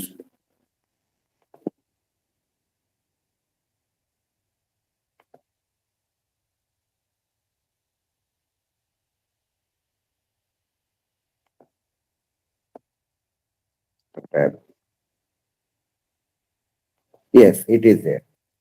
What I wish to share over here, that see, this is academic blogs and all that. It's a blog on nonverbal communication, but we can, instead of going for holistic transformation altogether, we may be gradual. We can go for, small recordings and embed it into our academic forum and in blogs, small videos, and then we can use it like that. If you will click here, the traditional classroom experience. Welcome to the class of Master of Business Administration. Today we wish to discuss non-verbal communication. This is where we are able to, make the virtual and traditional club together, and that way we can make our teaching a bit for those also who are deprived, available for those also who are deprived and who are studying through digital platform, and making real classroom experience to the virtual world. It will be available for auditory learners as well as, it will also be available for colors. Monotony is, many colors are used to break the monotony of colors and all that. So we can go for virtual, visual, auditory, textual learners, and that way we may take a bend into, digital pedagogy and adopting it digital humanities to the common, making it available to the common people. Then coming back to the, these concepts, I wish to skip a few things and then I wish to come to the conclusion, as I won't wish to go for the, longer duration, honoring the time given to me. My session is now probably open for questions, if any. So we will take the questions maybe later on, due to paucity of time, and they can also chat their questions in the chat box. Right? Okay, sir. Thank you. Okay, so And thank you for your. If it is available, let me see anything. Sure. Rimi Chakravarti has raised a hand. Rimi, if there is any question, you may type in the chat box. Right. So thank you, sir, for sharing your expertise with us, and we are more delighted that we are more benefited out of your delivery. Thanks for providing me time. Thanks. Right. Next in the row we have Ms. Santosh Ram. She is a bilingual poet and academician, Wolverhampton, England, United Kingdom, and she is an ex-lecturer and assistant professor from India who has taught in many reputed schools, colleges, and universities, including Kamala Nehru College and Lovely Professional University. She has also delivered a number of key lectures, including lectures on stress management and National Education Policy 2020. She has authored 2 books in English, and her translation work with the title Punjabi Classic and her children's work called Trisha's Lockdown Diary are available on Amazon. So I request the august audience to put their hands together and invite Santosh Ram as the next keynote speaker of this session. Thank you, ma'am. A very frosty good morning all the way up from Wolverhampton to the people in my motherland. Namaste. It's always a pleasure to be a part of intellectual discussions like this. So thank you very much for the invitation, Dr. Sudhir, Dr. Raman, and Dr. Sanjay. I have been listening to the experts since yesterday about digital humanities and also known as humanities computing. It's a field of study, research, teaching, and invention concerned with the intersection of community and disciplines of humanities. Its core is text. It connects past, present, and the future, as it enables students to extend their study about the subjects of humanities like English, history, religious studies, art, philosophy, languages studies to digital culture. Humanities and digital connections may seem very hard to correlate, as humanity encourages us to think creatively, to reason about our existence, about being human, and ask questions about our world. Humanities develops informed and critical citizens in various ways. For example, yesterday, one professor of philosophy told us that philosophy means being wise and ethical. I have more details to add into his statement that it's not only philosophy, rather other subjects also deeply affect us. For example, music. Music affects our mind and body. History expands our view as humans and leaders. Literature makes life less boring and more impressive. Art allows us to be expressive and share ideas, whereas digital humanities, this word digital, describes electronic technology that generates, stores, and preserves and processes data in terms of two states, positive and negative. Positive is expressed or represented by the number 1 and non-positive by the number 0. Thus, transmitted or sorted with digital technology is expressed as a string of ones and zeros. This is how the justification to the very complicated definitions of digital humanities comes from the websites like Google or Wikipedia and the other encyclopedias, that they say digital humanities is a loosely defined field that encompasses the application of various computer-based tools and methods to traditional humanities disciplines. Digital humanities can be seen in every stream of life: Google Meet, Team, Google Classroom, YouTube, Facebook, WhatsApp, Twitter. We can see how digital humanities tries to put people in a better position to understand the unknown of the difficult disciplines and topics. It's a community bridge or space where people from different backgrounds or disciplines come together to learn how to talk to each other and to effectively combine skills to conduct joint and interdisciplinary research, which is based on shared passion for research, creativity, new ways of working, and values. There's a lot of heterogeneity in this field. It is an extension, not a replacement. It is multidisciplinary and interdisciplinary in approach. I do not dare to talk about the objects of research in digital humanities, which may be everything around us. What keeps us together as a family of digital humanities is that we may have different academic backgrounds from various disciplines and we are working with different materials. The way we are trying to do is new, but task is not new. How?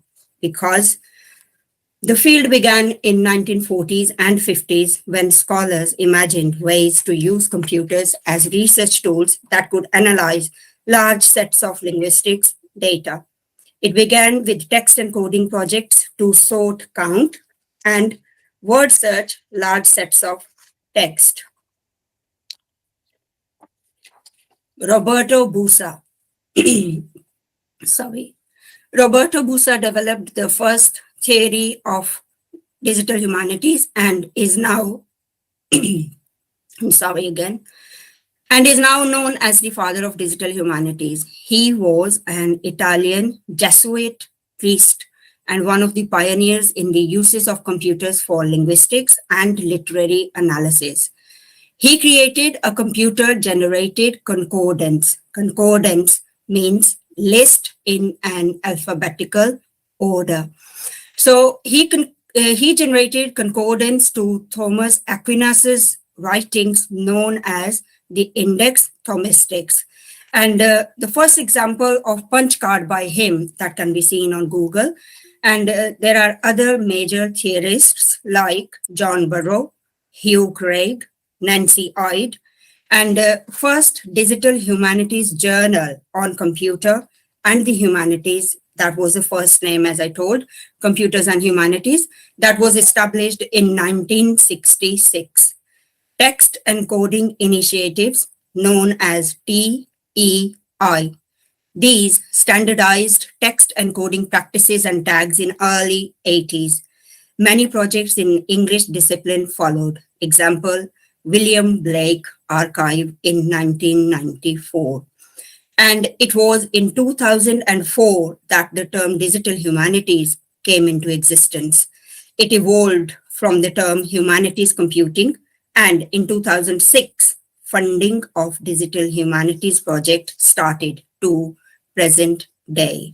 Let's have a look at some of the projects that are running across the world and in digital humanities. I'm going to start with the Oxford University. In Oxford University, we have 3 projects that is called Rossetti Archive, Jane Austen Manuscript Digital Edition, and then we have Global Shakespeare Performance Archive.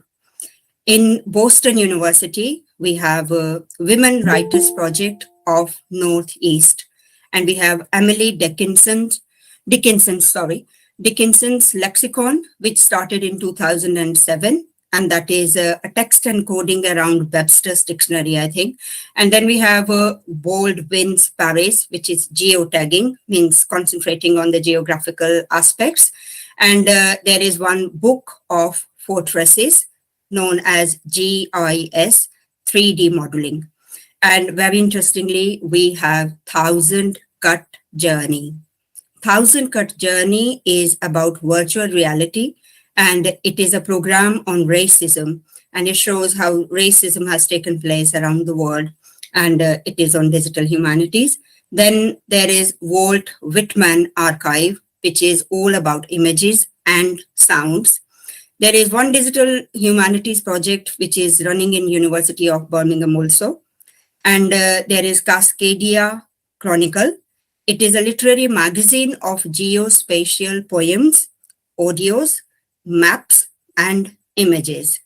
And then in India, there is Tri-Continental Research Project, which is running on with the help of, with the financial support and expertise and the guidance of UK, USA, and India. And the project is Computer Gaming Across Cultures. And this is under the care of Dr. Divya Dyuti Roy, IIM Indore, who is co-founder of Digital Humanities Alliance of India, known as DHAI. And then Vichitra is a project by Yadavpur University on works of Dr. Rabindranath Tagore. It is a deeply institutional project. And then we have a Project Madurai, digital collection of ancient classics. It is an ad hoc project by like-minded people who came together with the motivation to do something. And then we have a 1947 Partition Archive, which started in George Washington. And one might be wondering, what is the theory of digital humanities? In India, we say Vasudhaiv Kutumbakam, and that is what is the theory of digital humanities. Applied to humanities, theory is a record of attempts to understand aspects of ourselves that seem human. And working in digital humanities I'm really sorry. Working in digital humanities in modern era is extremely common.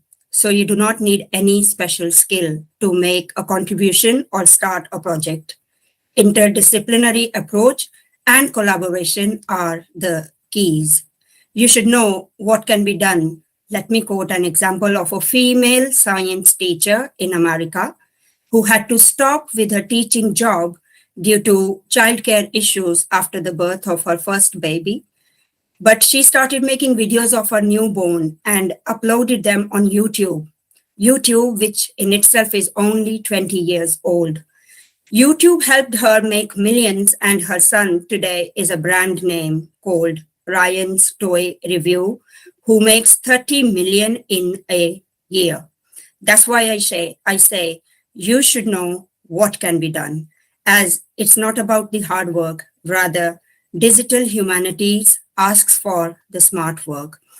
And it's easy to collaborate with anybody in this world during doing their field's research or PhD, either from Cambridge, Oxford, or Jawaharlal Nehru University in India, does not matter where. And scope of digital humanities after the pandemic has widened even more. Digital libraries and distant learning, computational linguistics, study of languages, translation, history of translation or technology behind language translation on internet, All are playing an important role and are very helpful.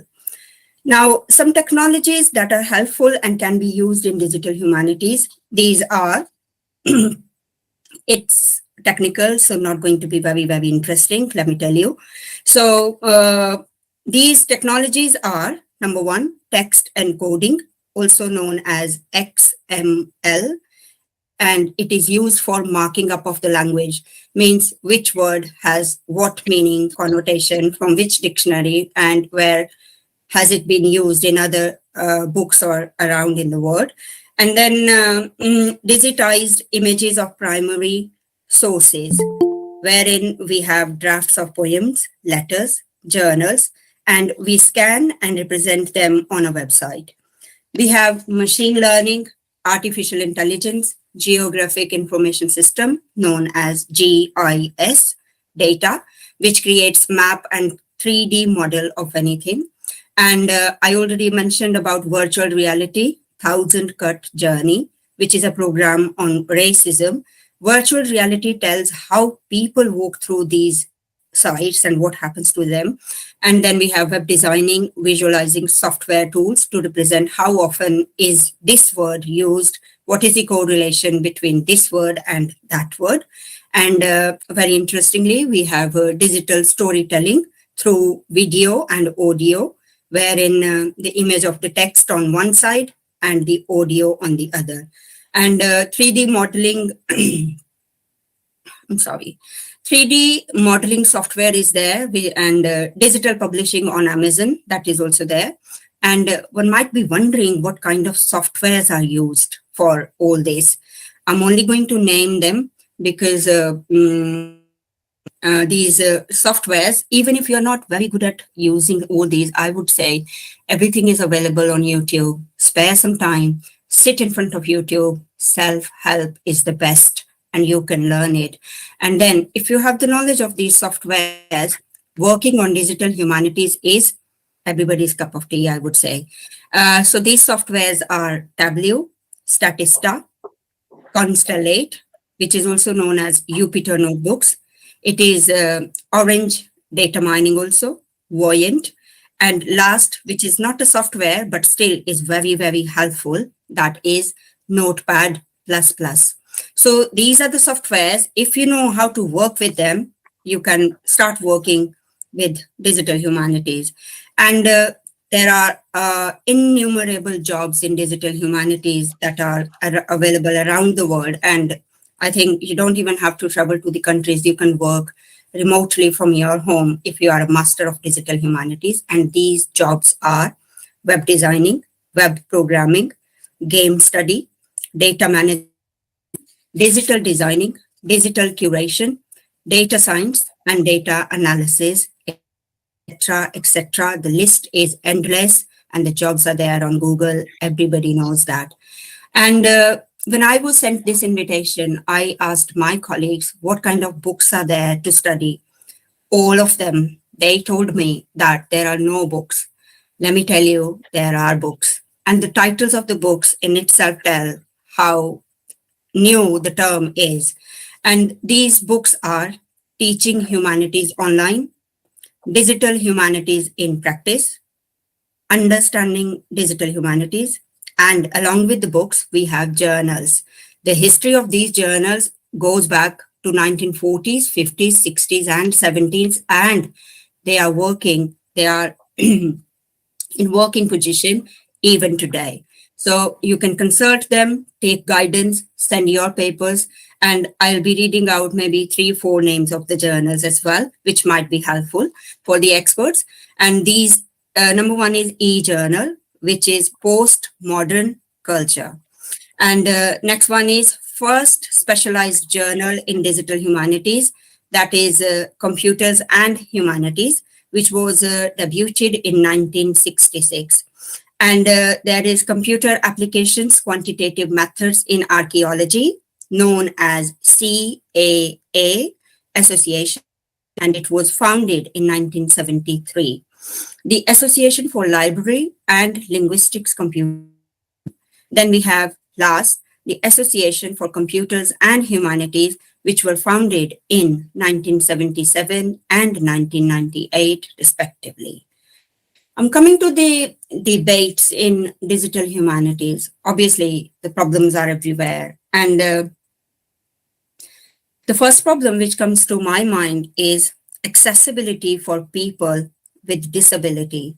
If somebody cannot see, if they cannot hear, how is he or she going to make use of digital humanities, and how digital humanity is going to help them? That is what can be the issue. And then we all know that India is diverse, and we will have to make sure that how diversity, equity means fair chances for participation with full justice is there, and inclusion is there in digital humanities. So diversity, equity, and inclusion, that will also have to be taken care of. And then open access.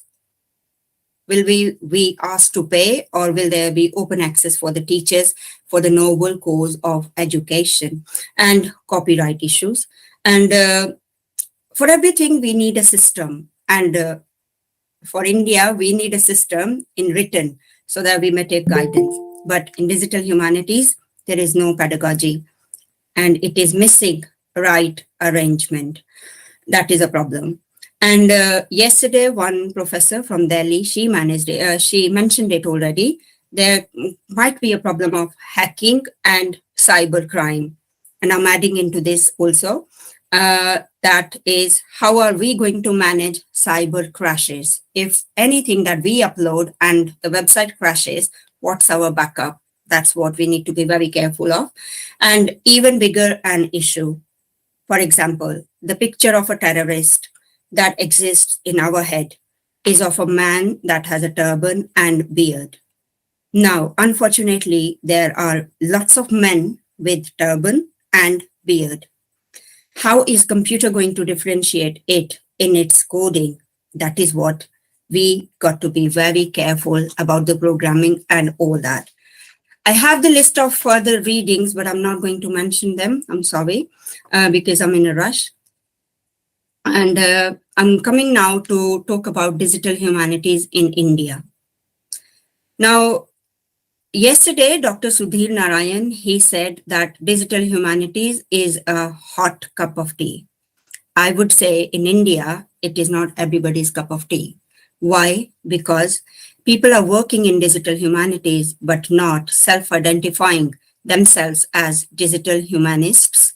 Individual projects exist, but not at national level. There is no space to have sustained conversation. And these are not my words. These are the words of Dr. Divyadruti Roy. He's a postgraduate from here and here from University of Kent. And he's the founder of DHAI, that is Digital Humanities Alliance of India, IIM Indore.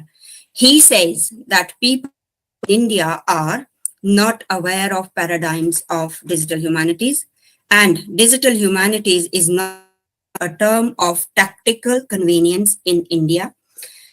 And let me tell you that England Art Council has funded some projects in India.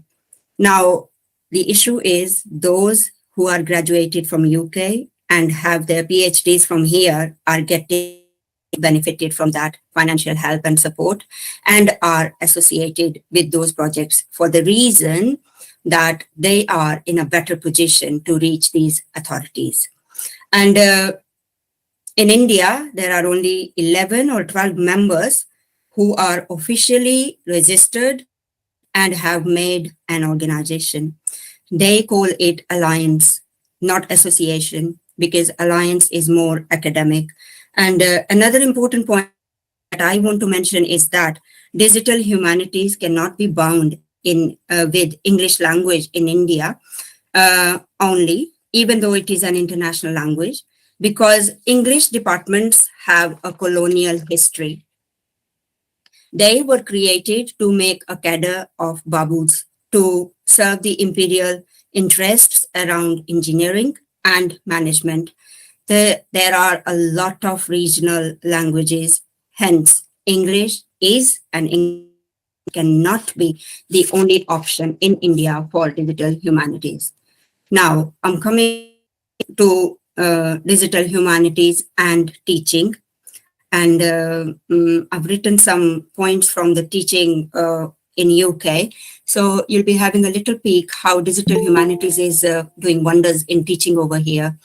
I teach in 3 colleges, and I'm writing it all with my own experience from teaching of ESOL, teaching of GCSEs, and teaching as a trainee teacher as well.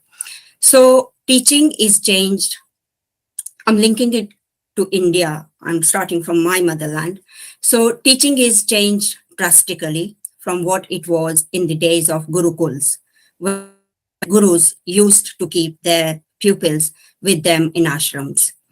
So then came an era of textbooks and heavy sticks from the teachers. I mean, my generation, which which carried heavy bags on their backs, did lots of homework, learned through rote cramming, passed exams, and were always very respectful and were massively scared of the teachers as they had all the power and the authority. But teaching in 21st century is changed. We walk in a classroom not to simply talk and use chalk. Our students are blessed with technology, iPad, Google, YouTube, WhatsApp, and whatnot. The list is endless. They know a lot in advance. That is what that has to be smart. When I say smart, it is capital S, capital M, capital A, capital R, and capital T. And I'm going to explain it. And this is how we teach here in England. And smart, S is for specific, means what's special about the teaching that students should come to class and students should learn. Then measurable means whatever we have taught, how are we going to measure and check their understanding and the level and the extent, or where have they reached. Then achievable means how will we as teachers achieve our goals and objectives of the topic. Then smart, T, means time bound, means whatever we are going to teach, will that be accomplished within 30-40 minutes of the lecture, or even the micro teach, which is for 15 minutes. Hence, the responsibility as teachers is doubled up. But still, teachers are doing wonderful jobs here. The question is how? And that is what I want that my country should be copying and pasting, because we are talking about computers. So here, I'm starting with the primary schools. Our students in primary school, they walk in class not with bags or textbooks. They are not given homeworks. Everything is digital. Teaching resources, texts, explanations, etc. There are TV channels like Baby TV, CBBS, BBC Teach, BBC Council, Twinkle.com, Banana.com, and endless other online websites that, and yet more to follow, which can be explored on Google, and that is from where the teachers get their resources. And the teacher's job is only to facilitate learning, giving more autonomy to the students and shape the tasks with the help of technology in a way that students can move from known to unknown, in a way that that students can move from known to unknown, and teaching is based on the models. And I'm going to quote only one model here, because I have recently taught on the basis of that. That is BARC. BARC, again in capitals, V-A-R-K, means V for visuals, A for audio, R for reading, and K for kinesthetic. So when there are visuals, audio, reading, and kinesthetic activities, learning is fun. And this is what is happening in primary schools. And I'm now taking you all to the colleges. Scheme of work is pre-planned, and there are 3 major theories of learning: Vygotsky's, behaviorism, and Bloomfield's. Our lesson plans are based on these theories of learning, keeping in mind the differentiation.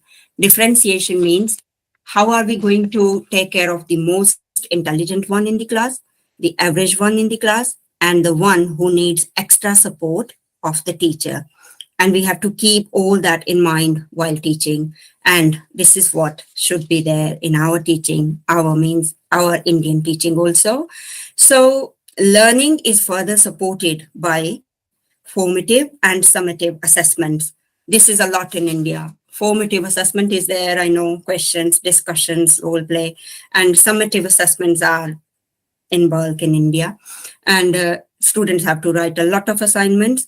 And then in classes, there are smart boards, projectors, LCDs, boards, mini board, flip chart, TV, audio, computers, and this is how a classroom is, whether it is primary, a college, GCSE, or wherever the teaching is taking place.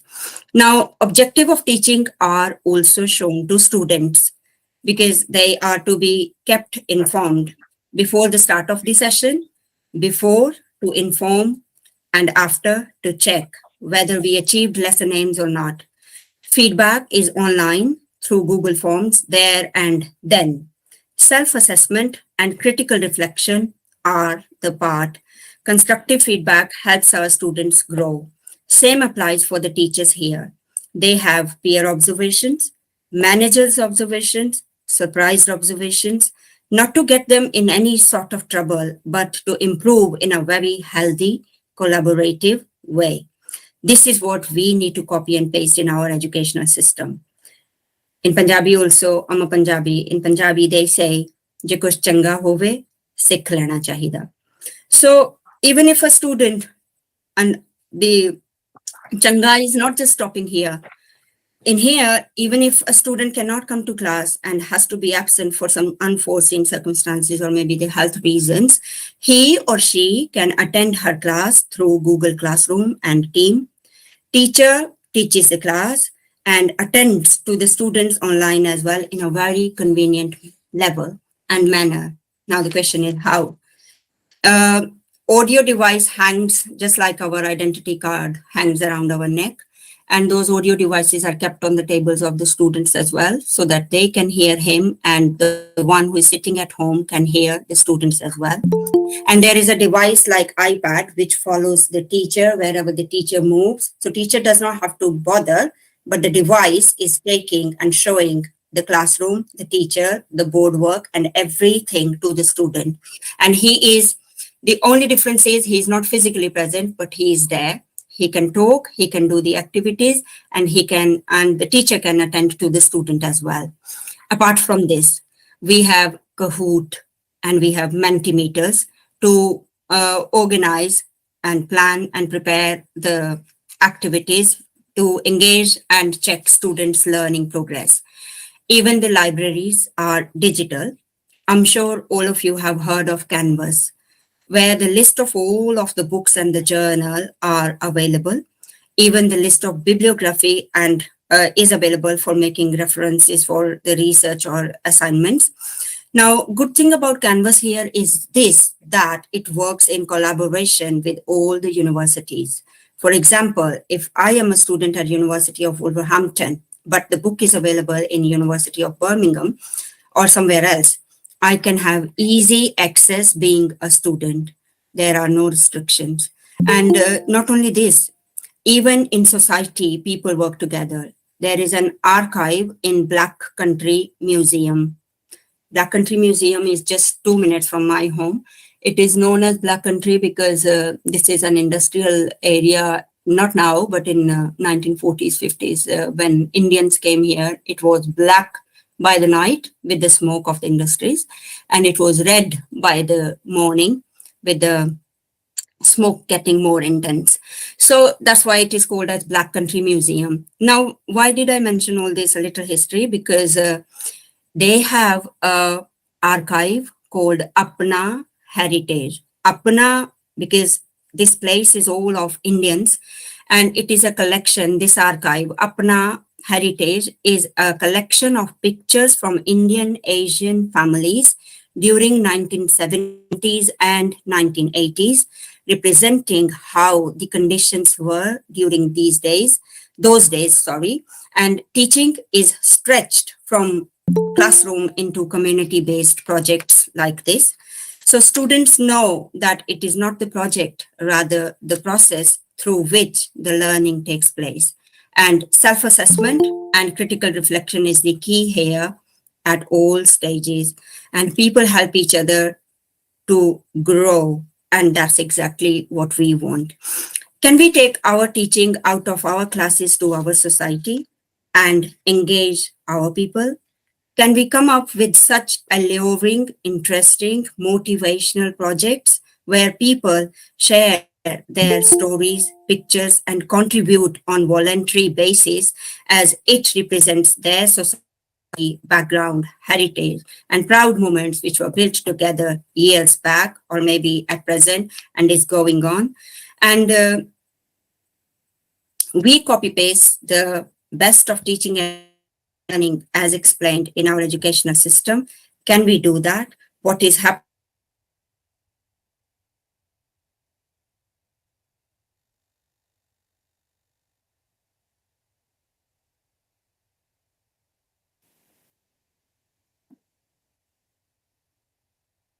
Muted. Your voice is gone, ma'am. Is it okay? Yes, no. What was the last point, sir? Can you please tell me where was I muted? If you Approximately three sentence back.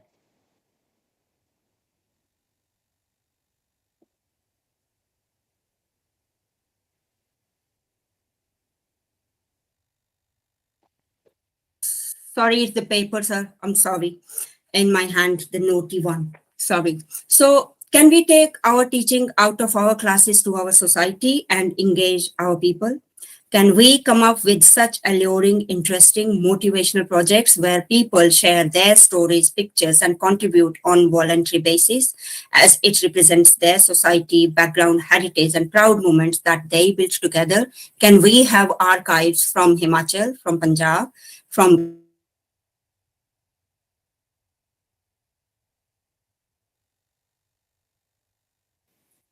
Can we copy paste the best of teaching and learning as explained in the teaching system over in England?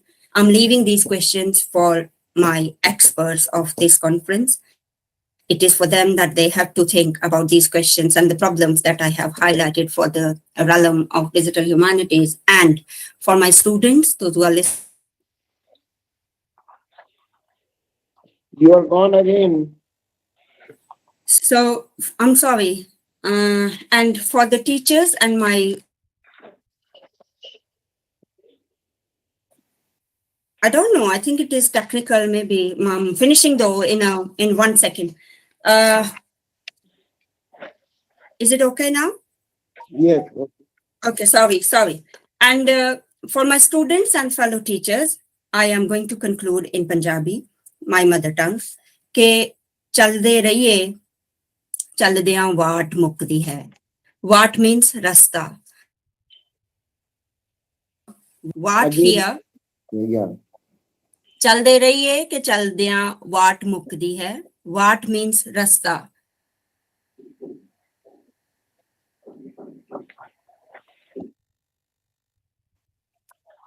We want to listen this line, so please, we are more curious to listen, because today is Mother Language Day, Matri Bhasha Divas. So these words will, very, very precious for us. Okay. So to my fellow teachers and my students for digital humanities, I would only like to say that chalde rahiye ke chaldiyan vaat mukdi hai. Vaat is rasta and vaat is a metaphor for the unknown, unexpected, unexplored, and the difficult here in the realm of digital humanities. Thank you for your time. Happy researching. Good luck and take care. Thank you very much, everyone. Namaste. Thanks for being with us. Thank you so much. Thank you very much. Thank you very much. Thank you very much. चलते रहिए तो कम कम सारा हो जाता है, चलोगे हाँ जी। नहीं तो कोई कम नहीं होता। सही हाँ, गल है। हाँ, चलना जिंदगी है बादशाह। Yes, that's it. चलते रहिए कि चलते हैं, बात मुक्ति है। मुक्ति है। Thank you. Thank you.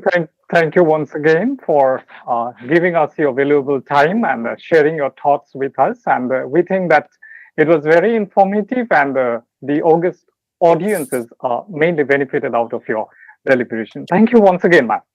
If there is any question, the email or message can be dropped, and I will try to reach out to the people. Thank you very much. Right, ma'am. Thank you, ma'am. Thank you once again. Right.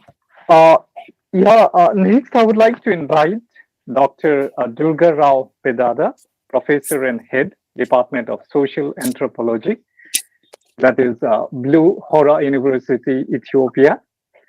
Dr. Durga Rao specializes in environment, livelihoods, health, ethnomedicine, and development. He has published over 75 research papers in reputed national and international journals. He is the author of 3 books and monographs. He has successfully supervised 6 PhD scholars, and 13 others are currently pursuing their degree under his supervision. He has delivered invited talks in over a dozen institutions across the country and abroad, including in Eritrea and Ethiopia. He has served as director of freshman program at Asmara College of Health Sciences, Ministry of Education, Eritrea, and also served as head of the Department of Basic and Behavioral Sciences in the same institute. So please welcome Dr. Rao. Thank you, Professor Sharif, sir. Good afternoon. Thank you very much for invitation. I'm very much thankful to Professor Sanjay Prasad and other colleagues of mine for inviting me for this speech. So many scholars have discussed about digital humanities. So my focus will be on digital technologies in anthropological studies. So here, anthropology studies man and the cultural aspects of man, physical aspects of man. That's what the area of anthropology. So in our anthropology, we have digital anthropology. We use this digital anthropology in ethnographic studies. Let me start. So in almost any day, once we can find any newspaper or article which tells us we have lost our humanity to smartphones or selfie addiction, or why we should be anxious about how artificial intelligence will replace human labor, or how algorithms will reduce us to mere data. Sometimes there is a counter narrative that claims new technologies can solve all health issues or prevent the catastrophic consequences of climate change. In short, similar to political anthropology, digital anthropology is a field in which technological advancements are frequently employed to support more extensive normative and ethical claims rather than merely observe and account for their effects. So anthropology, as I have mentioned, is a discipline began with the study of primitive societies. We anthropologists study primitive societies, islanders, or you can say simple societies, regarded as a traditional or customary, or often wrongly assumed to change slowly, if at all.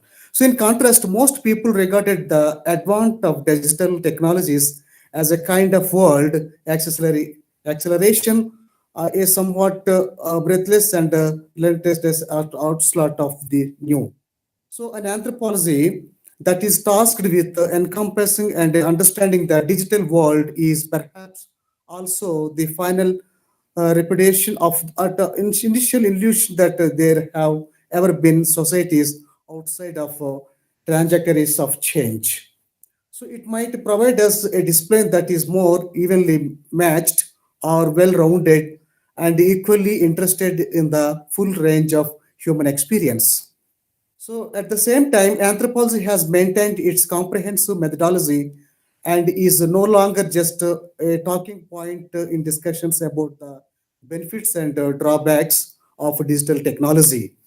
Since it places the new technologies in a much broader cultural and social framework, it is therefore the discipline most likely to understand the inherent paradoxes and the complexities that come to light when considering their use and effects more broadly.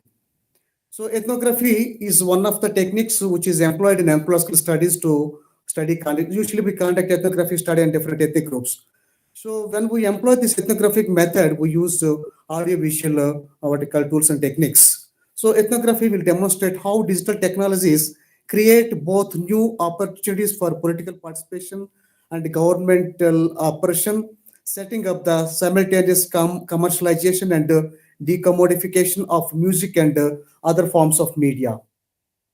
So when it comes to digital anthropology, the study of certain digital technologies is also included in the category of digital anthropology, as is the analysis of the effects of the development of digital technologies on particular populations. Predominantly, we study primitive societies as anthropologists. However, the subject may also bring up more fundamental issues regarding the nature of modern anthropology, including what it means to be human now and how the discipline of anthropology should take into account realities that were neither feasible or nor precedent in the past.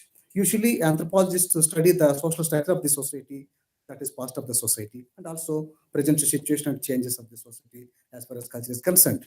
So material culture studies. Material means we have material culture, non-material culture. Material culture means items are what you call developed by man. Non-material means that can be belief system, traditions, and customs that are known as non-material culture. So here in material culture studies, which concentrated equally on how people making things as they did on how things make people, was where on one approach to digital anthropology originated. In the reflection of the corporeal world, where we are born and raised, we recognize who are we, but this world never remained still. The explosion of tangible goods we associate with the consumer culture contributed to the diversification and expansion of culture. The additional dynamism and diversity present in digital formats has now expanded this. Therefore, it is important to keep in mind that even if the digital world is frequently online, it is not immaterial. So the world of bits has a physically side. As a result, the digital is not an abstraction, but the development of a vast array of very real forms and processes. Additionally, these are always discussed in terms of how they are used and the results of a certain community, which makes them subject to cultural diversity. The studies of social media reveal how the Brazilian internet, which places more emphasis on political memes of gender relations, is different from the Chinese internet, where free instant messages platform like QQ and WeChat emphasize on avatars and user hierarchies. When we seen when we from the anthropological perspective, the diversity and the contradictions of the internet become prominent. Therefore, digital anthropology has to address how cultures has expanded in scale and form, including new hopes and fears, and who are what should be regarded as modern or traditional. So for the anthropologist, the digital is always approached in context. It is due to political decisions regarding their intended use to biometrics in China and India appear to offer new methods of citizen control or to improve access to welfare benefits. The capacity of enormous data banks derived from people to be exploited in numerous ways is all that biometrics as a whole represents. So, in fact, one of the main trajectories in the development of digital anthropology has been through the previously established anthropology of media. We have media anthropology that deals with the traditional media, which is used by primitive societies. So, this is a field in which we can all easily follow the gradual transformation of media into a largely digital form. Most of us watch what is still referred to be television, but increasingly seen on many screens, including our phones. Most of us will now watch what we still call television, but may be increasingly encountered through a variety of screens, including our phones. All of this has led to a corresponding shift in the anthropology of media. So digital technologies have given rise to the wide assortment of new populations that may at first appear quite alien.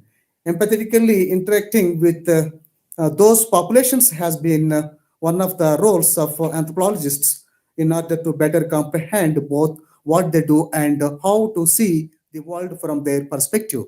More recently, we have witnessed the rise of what is now called the gig economy. Digital technologies such as smartphone apps have blurred the boundaries and responsibilities of companies in relation to workers. So digital technologies have given rise to a wide assortment of new populations that may at first appear quite okay. It's repetition. So anthropologists are more inclined than those in media or political studies to present the digital developments as paradoxical due to their more holistic methodologies and viewpoints. The uniqueness of anthropology is holistic approach. That's what we follow in anthropology. For instance, they are more inclined to look into specific instances of the use of social media for the spread of information rather than just rejecting the expansion of social media as being against more conventional forms of new reporting. Music reveals a dynamic that the continuously shifting, including decommodification, like Spotify, new forms of musician collaboration, and how they engage in the public. That is my space. So anthropologists have also engaged with these newish worlds by concentrating on certain digital platforms and their applications. So, by contrast, ethnographic work provides a much more sophisticated understanding of what people actually believe and why. This is partially due to fact that although ethnographers have access to more private and often more important and intimate discussions on, for instance, WhatsApp, other disciplines mostly rely on analysis based on publicly available data such as Twitter. It is widely accepted that the digital has substantially changed the landscape of the communication media. However, anthropologists have recognized just a significant transformations in many other fields. For instance, the way we view money, the impact is vast. So, according to Maurer, we should start to view various kinds of money more as a repertoire or scale, which in turn reflects the scales of societally that have been found in studies of social media rather than viewing these consequences in isolation. So, digital anthropology, on the other hand, has a clear responsibility to observe and account for the consequences of all these developments upon the everyday lives of ordinary people all over the world. This leads us back to traditional holistic ethnography, a core component of anthropology, where we try to understand how people relate to everything that has an impact on their life. The So we focus have will also another 5 minutes for you. Okay. Thank you. Thank you. Okay, thank you. The focus will also be on those forms of digital culture that have spread throughout society more widely, such as social media and smartphones, since these are general ethnographers of populations. So, one of the key contributions of anthropology is to count the constant claims made about the impact of digital technologies that emerge from more inclusive fields of like psychology, internet studies. So by contrast, anthropologists also committed a broad understanding of the contemporary world that recognizes the need to be equally aware of populations in Africa, East and South Asia, and Latin America, as well as to be cautious of generalization that are not based on depth comprehensive comparative studies. So when we come to directly digital technologies and anthropological studies, the study of digital anthropology has already gone through several interactions, while a later review focused more on the ethnographic approach to digital media. And however, it is difficult to distinguish this sequence from developments in methodology, which have also occurred in response to new opportunities brought through digital technologies. For instance, ethnography frequently involved studying and describing a bounded space and time, and leaving the field site meant that the anthropologists' interactions with their informants were over. But with the social media, the people and anthropologists work amongst expect to maintain those relationships over distance and subsequent to the completion of the ethnography, which makes them more difficult to define in the era of social media, which is consequently harder to delineate. Anthropologists may use tools like voice recording, cutting and pasting from digital sources, or shared files in place of their traditional notebooks today that are so many new informational sources available online. Digital ethnography needs to be considered alongside the ethnography of the digital with these new mechanisms for recording and analyzing information. It may be useful to consider these developments in context of much larger methodological discussions. Virtual ethnography, where anthropologists study online world and encounters in addition to traditional field locations, is one area of research that is given increased attention with the discipline of digital anthropology. So let us directly go to conclusion. So it is concluded that we need both types of research, both sides of these arguments, attention to large forces that may be oppressive and an equal commitment to close, empathetic interaction with regular people that values their viewpoints and experiences as genuine.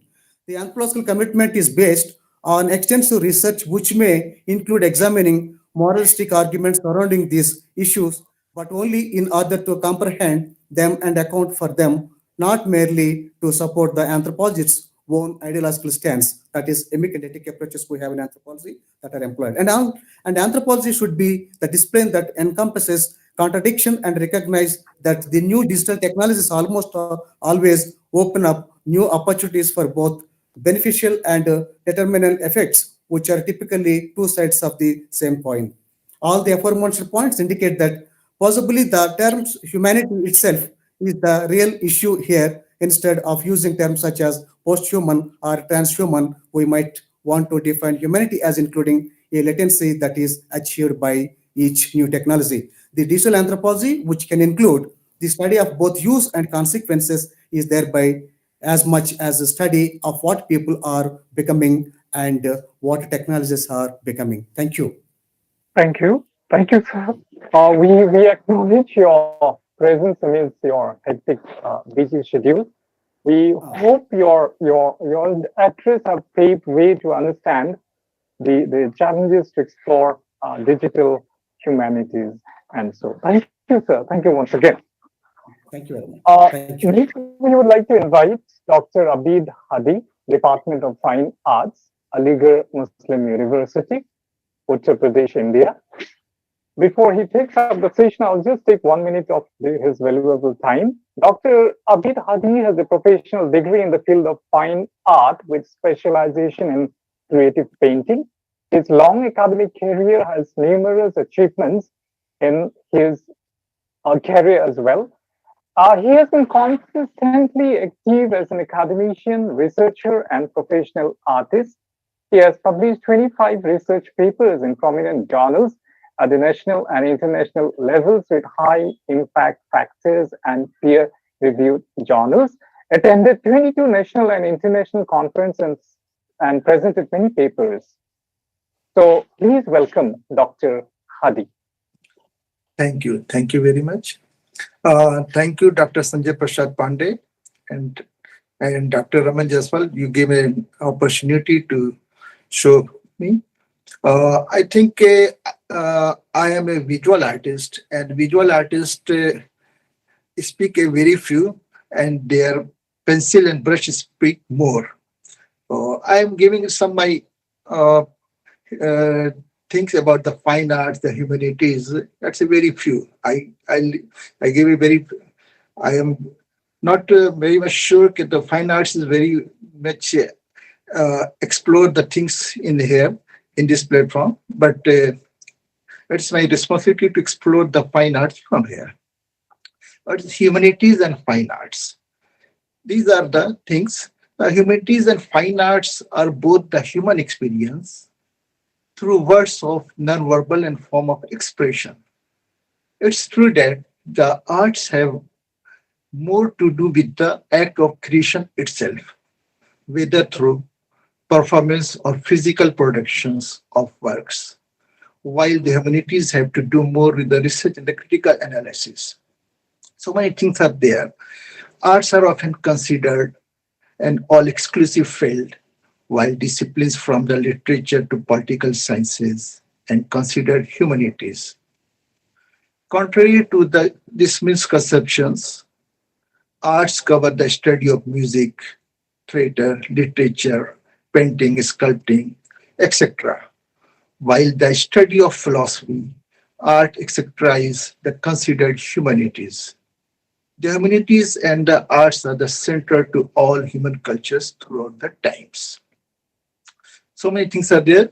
Their study can facilitate deeper intercultural understanding and lay the groundwork for the civically engaged life.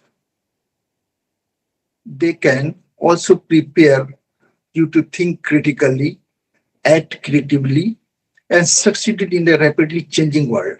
The world is rapidly very changing, and very few of us we are changing. So many things we are doing.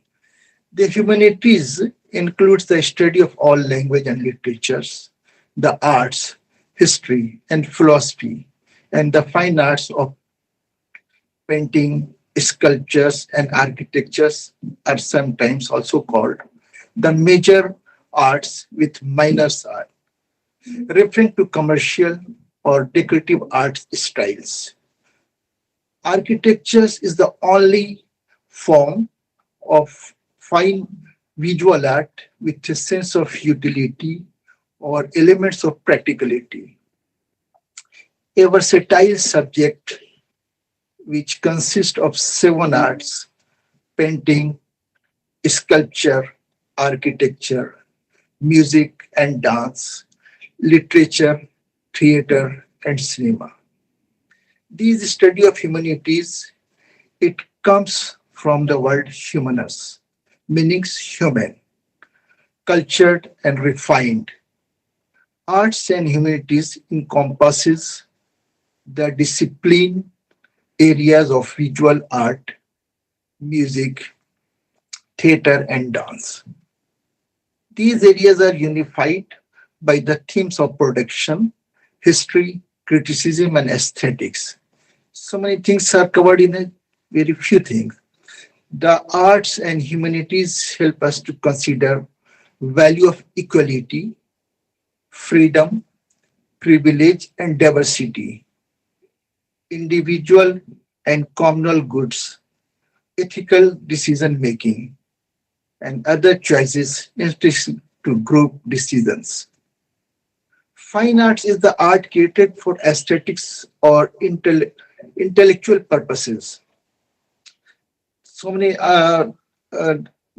people thinks what is fine arts, but the intellectual purposes. There's so many things we have considered the things in the aesthetics and literature, musical, fine arts, performing. So many things are there. Just while decorative arts and crafts usually serve functional purposes, the intent of the artist is part of what defines fine art. Through the work of humanities, scholars, we learn about the values of different cultures, about what goes into making a work of art, about how history is made. Their efforts preserve the great accomplishment of the past, help us understand the world we live in, and give us tools to imagine the future. The term fine arts refers to an art practiced mainly from the aesthetic value of its beauty, means art for art's sake, rather than its functional value. Fine arts is rooted in drawing and design based works such as painting, printmaking, and sculptures. People think, "Okay, what is the purpose of art?" But many people understand the purpose of art. What is the purpose of art in our society, in our culture centers too? The purpose of art is to provide an escape from reality. To so many things we have seen the reality, but we have to escape from the reality and go into a illusion world. to provide a sense of belonging and community. The things to provide the sense of belonging to community, believing in the community, and so many things are there. We are facing such a things. To enable self-expression and self-awareness. We have expressed my own things because so many things we are expressed here that's not the exist in the world. And so many things we are not awareness in the existing world. So the enable expressions to self-expressions and self-awareness, to provide a means of contemplations and reflections. What is seeing in the world, we have reflected in the things in our canvas, our drawing, and I put so many things there. To provide a source of entertainment and enjoyment. So many things we have seen, that so many entertainment things, so much movies, the digital movies, like Avatar, the Transformers, so much movies we have. The entertainment in these things and enjoyment ourselves. These are the roles and purpose of the art in the society. And role of humanities and arts is the humanities and the arts are central of all human cultures throughout time. Their study can facilitate deeper intercultural and understanding and lay off the groundwork of a civically engaged life. They can also prepare you to think critically, act creatively, and succeed in a rapidly changing world. The world is rapidly very changing. So many things we are facing in the change in our world, and we are living this world. And so many things we have to create the illusion in the through the fine arts. That's the digitally. That's the purpose. And the digitally we have got a very new things, new finding in our digitally world. In fine arts, so many things we have express ourselves through my imagination, my things, and so many things.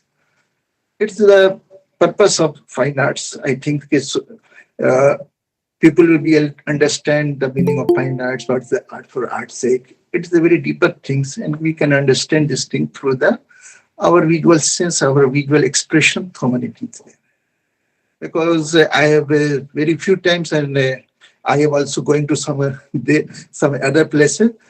I'm concluding and ending my sessions here. Thank you very much for this giving opportunity. Thank you, Dr. Sanjay Band, Dr. Ramanji as well. Thank you, sir, for utilizing your time in a very specific way.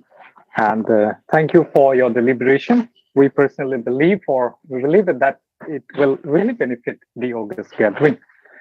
Next, we would like to invite Dr. Nagendra Kumar, Professor, Department of Humanities and Social Sciences, Indian Institute of Technology, Roorkee, UK, India. I will take just 1 minute of your valuable time to let me introduce before the audience. Professor Kumar specializes in language, literature, communication, and soft skills. He has published over 120 research papers in reputed national and international journals. He has successfully supervised 12 PhD scholars, and 23 others are currently pursuing their degrees. He has delivered invited talks in over 4,000 institutions across the country and abroad, including Austria, Oman, Singapore, Canada, Switzerland, Poland, Czech Republic, and Denmark. He has also successfully organized about a dozen AICTE-sponsored short-term courses and workshops on soft skills, communication, and culture and digital pedagogy. Please welcome Dr. Nagendra Kumar. Sir, over to you, sir. So thank you, Professor Sen. And first of all, let me thank the organizers and Professor Sanjay Pandey for inviting me, for sharing my thoughts on one of the important topics relating to this area. Let me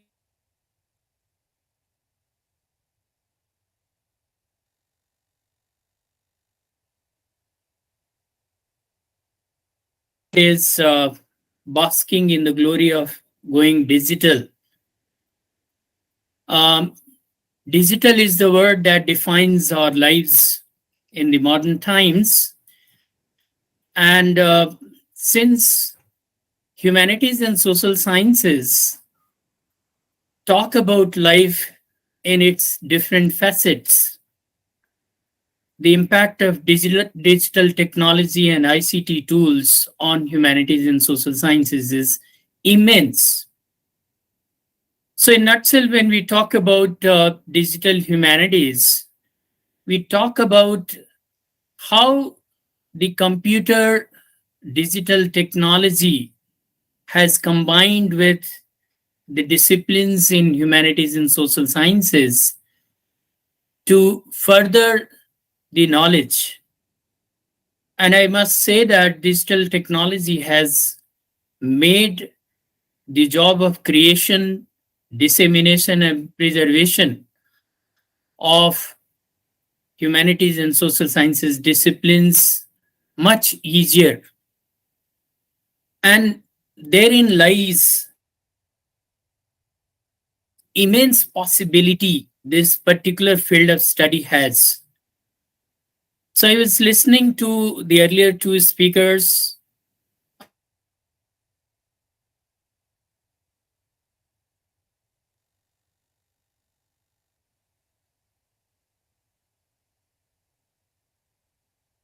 Impacted art, fine art in particular. Well, I belong to literature and I worked for my PhD on Indian diaspora. So it kept me thinking how the contours of diaspora have been changing of late because of this boom of digital technology. So with that in center, I'd like to talk about digital diaspora. Although this term is slightly misleading, let me clarify. Digital diaspora is different from diaspora in digital era, but certainly they have interlinkages in the sense the digital technology has greatly impacted the way we have been approaching diaspora studies. So classically in the diaspora studies, the themes that dominated the last century and even the first decade of this century were mostly nostalgia, identity crisis, and breakup relationships, search for a lost home in a lost country, cultural conflicts, and so on and so forth. But with the boom in digital technology and change in material circumstances, certainly, I guess our understanding and our exploration of diaspora has also changed and it needs to change. So I have a very small presentation, a very focused presentation on this, and I'm sharing that. And with the help of that, I'll be explaining the concepts. So hope it is visible to you. Is it? Yes, sir. Yes. Yes, sir. It's visible. Yeah. Okay, okay. Thank you. Thank you very much. So when we talk about digital diaspora, as I said, it is different from diaspora in the digital era. Digital diaspora is a diaspora which uses digital technology. And that's why this is also known as net diaspora, e-diaspora, or web diaspora. So these are three different names given to this particular field of study, digital diaspora. When we look at this, some of these representative definitions, like Winkelhoff says that digital diaspora is a diaspora group that uses the internet. It also refers to transnational migrant communities organized through the internet. We may be wondering if there is any diaspora group that does not use internet nowadays. So we can safely conclude that all the diaspora groups use internet today because this is our reality. This is the only means through which we can connect to wider people. It is a virtual community of people from the same country of origin who share a common cultural background through the web or the internet. Well, we are still talking about a virtual community away from home. We are not talking about a virtual community which comprises people in general. So, if we do that, it will not be called a digital diaspora.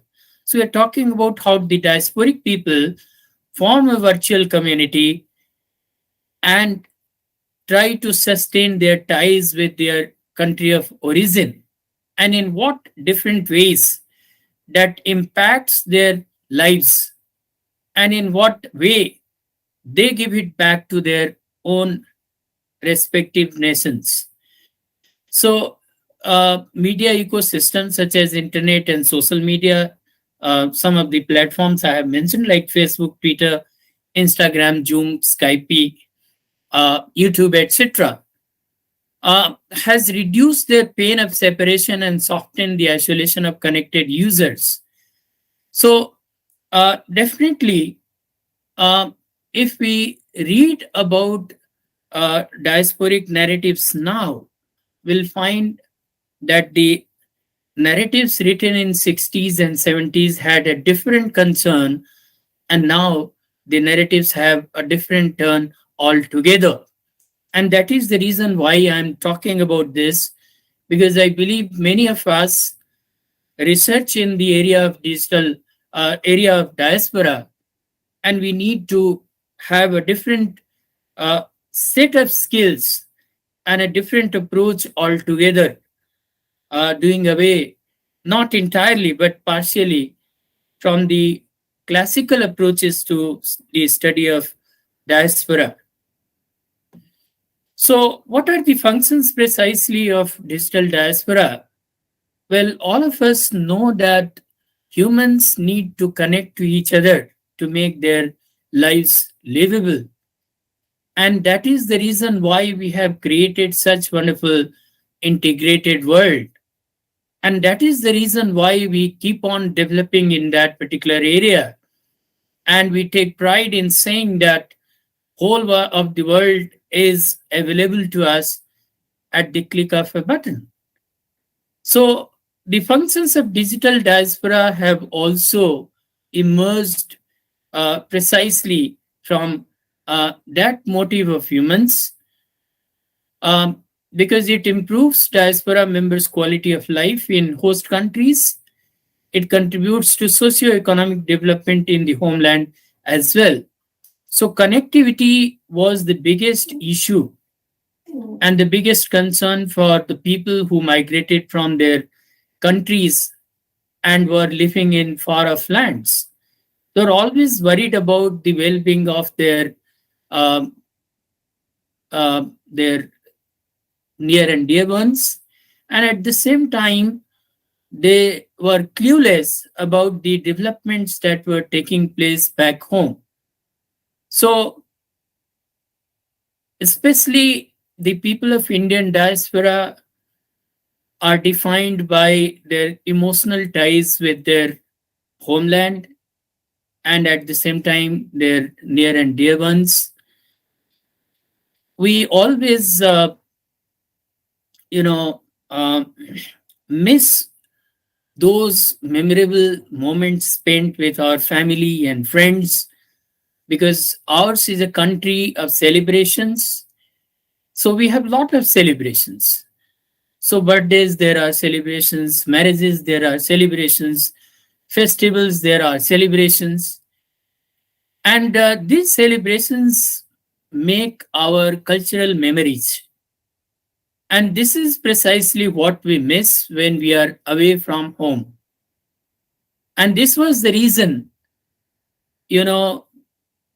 novels after novels, stories after stories written by these diaspora writers highlighted the nostalgia, the culture shock, and the longing of the members of Indian diaspora for their own culture and their own people. So, digital diaspora is one of the efforts to connect the members not only within the host country but also with the host country, home country, and this will certainly result in a better quality life. And all of us know that now nothing is out of sight for us. We can see things happening.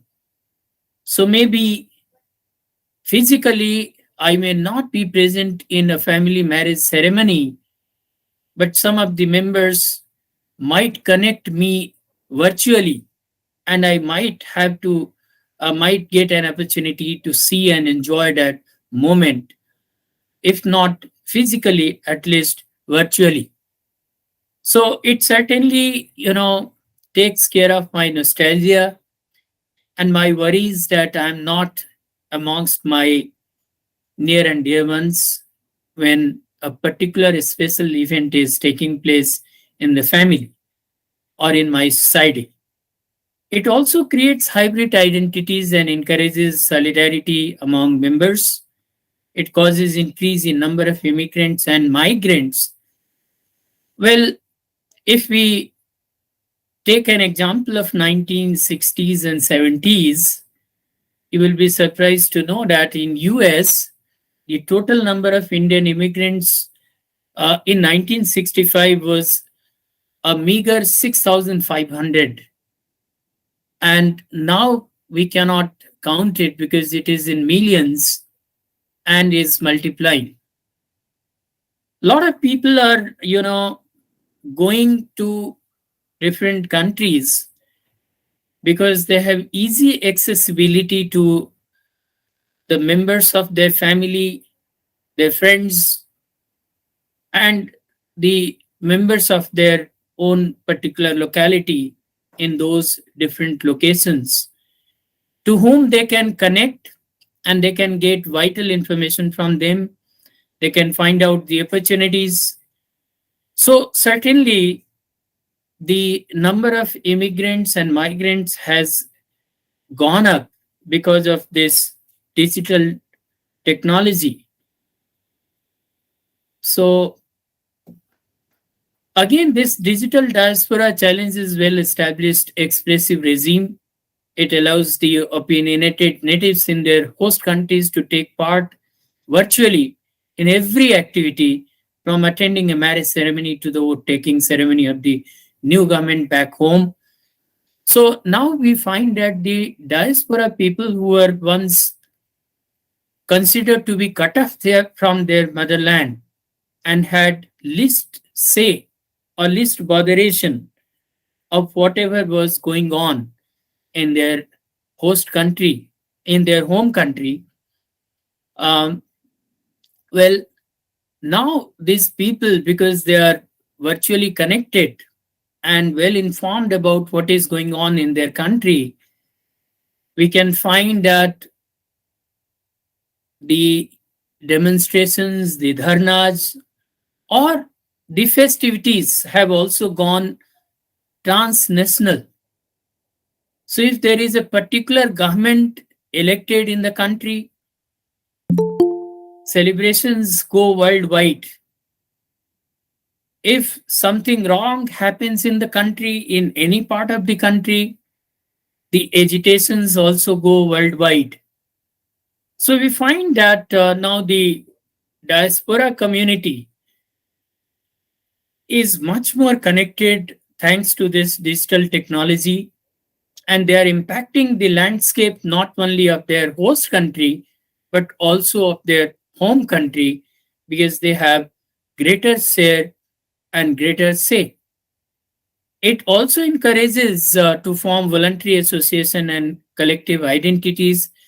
So people of different interest groups, they form their collective groups virtually, and they work for the welfare of the society or a particular disadvantaged section of the society. It also facilitates expression of their identity online in order to protect themselves against their marginal status in the host countries. Why? Because whatever is happening in these host countries is no longer unknown to our home country. So if an Indian is brutalized in any part of US, the news reaches fast to our country, and our government and our people take it seriously and straight away stages a protest against the wrongdoers and forces the respective state government of the US to take proactive measures to safeguard our lives. So this was not the case some 30, 40 years back, because people back home were not aware what is happening in different parts of the world with their people who have migrated. So digital diaspora certainly is a wonderful thing. We find that ICT is an interactive and easily accessible tool which has certainly helped us in storytelling and sharing of our stories. And this is being used to perfection by humanities and social sciences disciplines to bring out the realities of diaspora life and to tap the resources that are contained in this veritable diaspora community. We are all aware that now the government has also formed a separate ministry which takes care of the matters of overseas Indians. And as a result, we have seen of late that the status of India in the eyes of the world has improved, has gone up. And now, to an extent, that India is also going to head G20. So, as a result, we have seen that the Indians abroad are acting as a bridge between India and the country of their, their host country. And as a result, we have a much improved diplomatic ties. And this has also resulted in tremendous boost in our economy, in the sense we have lot of transactions, mutual transactions.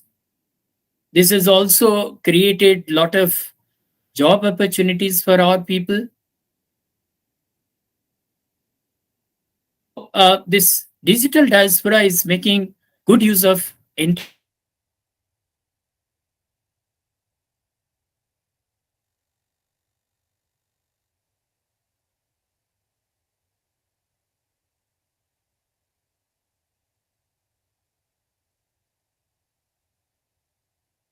technology, literature, or any other discipline.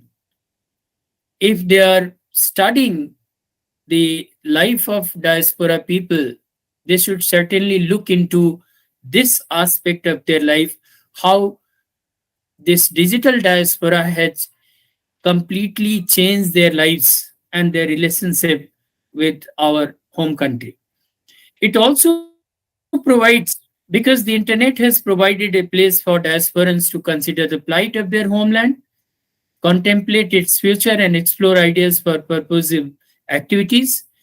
So they are not only contributing heavily to their host country, but they are also taking good care of their home country.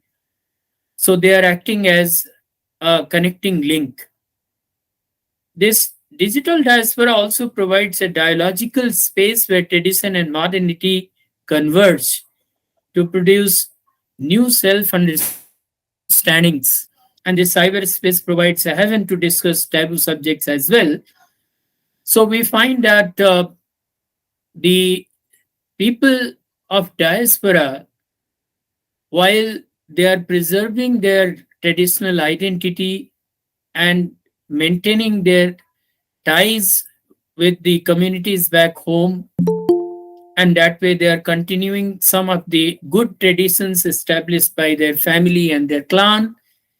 At the same time, they are also contributing to the development cycle of their home nation, their family back home, their society, by giving them back in terms of technological advancements, in terms of some of the good hygienic and cultural practices that are practiced in those host lands.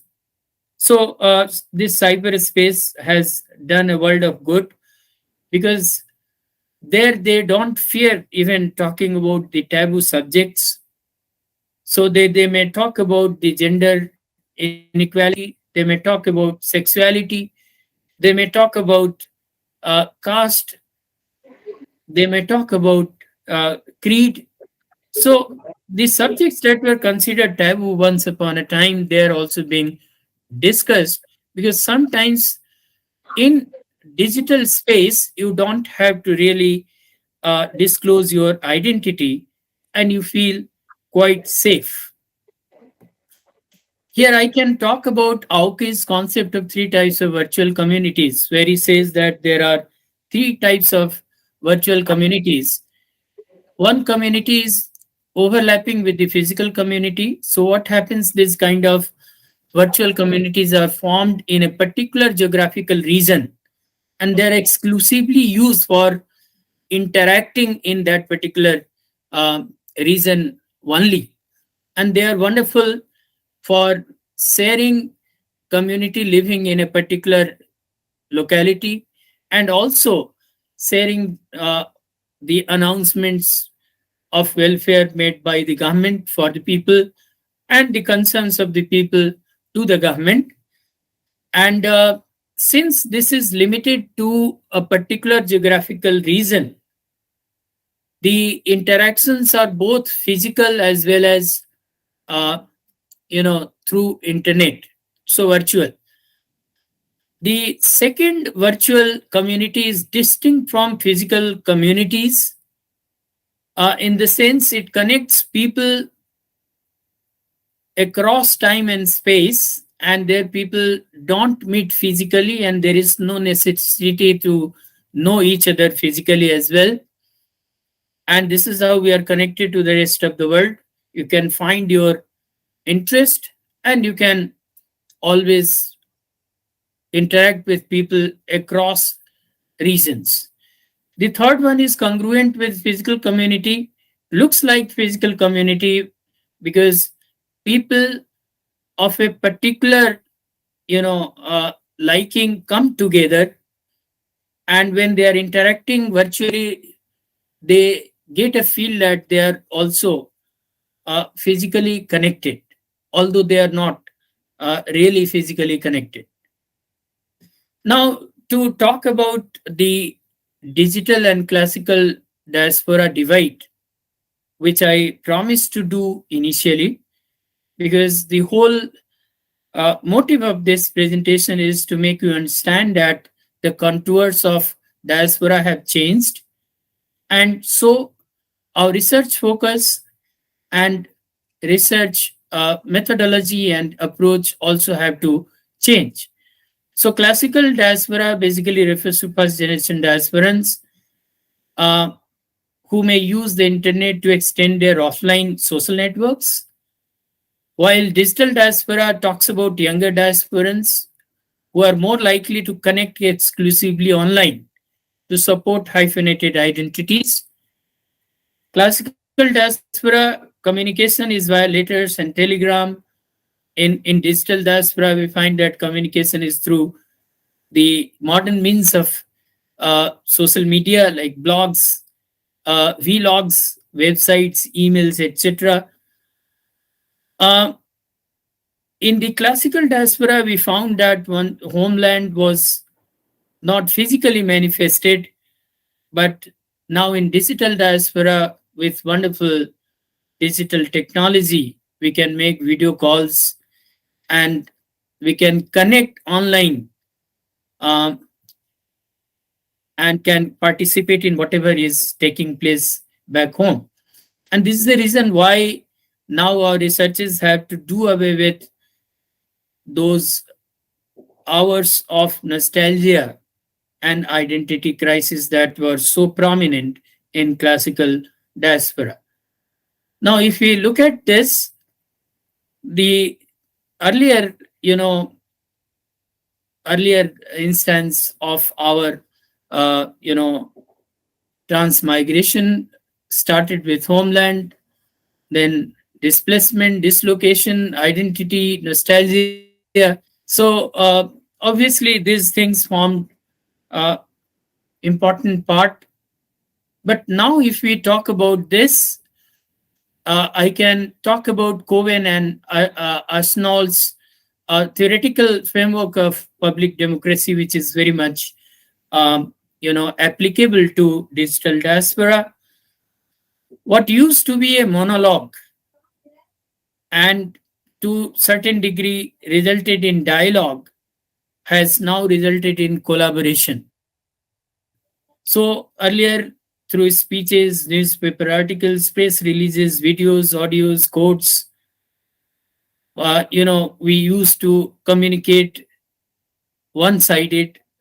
Then it gave birth to live chats, surveys, social media, and other interactive platforms where we started interacting in real time. But now the focus is more on collaboration rather than on monologue, which is a one-sided traffic, or a dialogue, which is nonetheless a traffic. So now there is a focus on collaboration, so focus on relationship building through social media settings. And so we have moved in this direction. So what we find is this digital networking has tremendously affected the diaspora life. And the development, if I have to present it in a linear fashion, I can say from left to right: to develop new relationship with host community, to nourish old relationship back home, rediscover lost ties back home, big family in cyberspace. So what digital diaspora has contributed to is it has helped us remain connected both in the host country and with the home country. So while we are forming new relationships in host countries, which are vital for our survival in the host country, we are also not doing away with our old relationships that form part of us, our history, our family, and our very existence. And this digital network has also helped us in discovering our lost ties back home. And as a result, our idea of a family, Vasudhaiva Kutumbakam, the whole world is a family, is coming alive. So I'll quickly go through the next 2-3 slides. So these are some of the digital diaspora groups which you can study on your own and find out how wonderful work they have been carrying out. I can just mention some. So Nodup Dorji founded Tibet Board in 2000, the Indo-US 2005 Nuclear Agreement. Indian diaspora played a pivotal role. We all know that. IIT Roorkee Alumni Association of North America, the institution to which I belong to, plus IIT Roorkee Homeland, exploring entrepreneur instincts for startups, and they are contributing in a big way. Overseas Indian Felicitation Centers, It was formed in 2007 by Ministry of Overseas Indian Affairs plus Confederation of Indian Economy, Indian Industry, and they are also doing wonderful job. Likewise, we have Eritreans Online, Desi Journal, Global, wherein, and you will find that how people take care of themselves and how they take pride in how they have made a home wherever they are, with the captions like "My British wife makes aloo puri" or "My American girlfriend tries Japanese sushi." So, in conclusion, I can say that the digital communities encompass the algorithms and logistics and have an emotional angle. English, as their lingua franca, serves as the language bridging linguistic diversity. Whether the diasporic community feels united or divided, or the digital world is helping them to homogenize or contribute to the diversity, lies the gap to revive the new theoretical understanding of diaspora going digital. So, this last point I would like to drag your attention to, and there are a lot of future possibilities of research to find out what these diasporic communities, digital diasporic communities, are doing, whether this uh, digital diaspora is suffering a divide or is getting united and contributing in a big way. So these are some of the sources that you can refer to. So this is all. Thank you very much. Thank you, sir, for your excellent presentation on uh, digital diasporic. I think the August audience is highly benefited out of your deliberation. We have come to the end of this session with all the distinguished key speakers.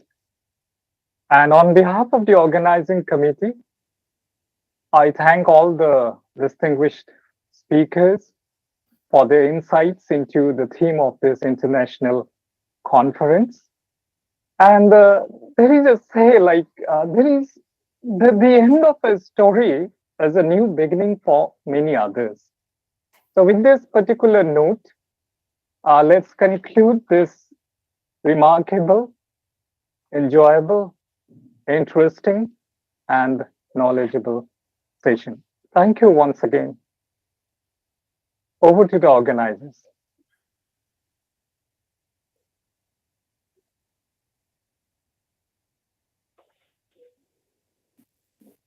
Hello.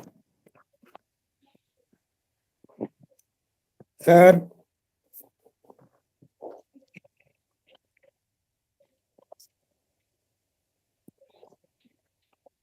Professor Nagin sir, thank you for deliberating upon it, and a humble pranam from Department of Humanities and Management Science, Madan Mohan Malviya, University of Technology.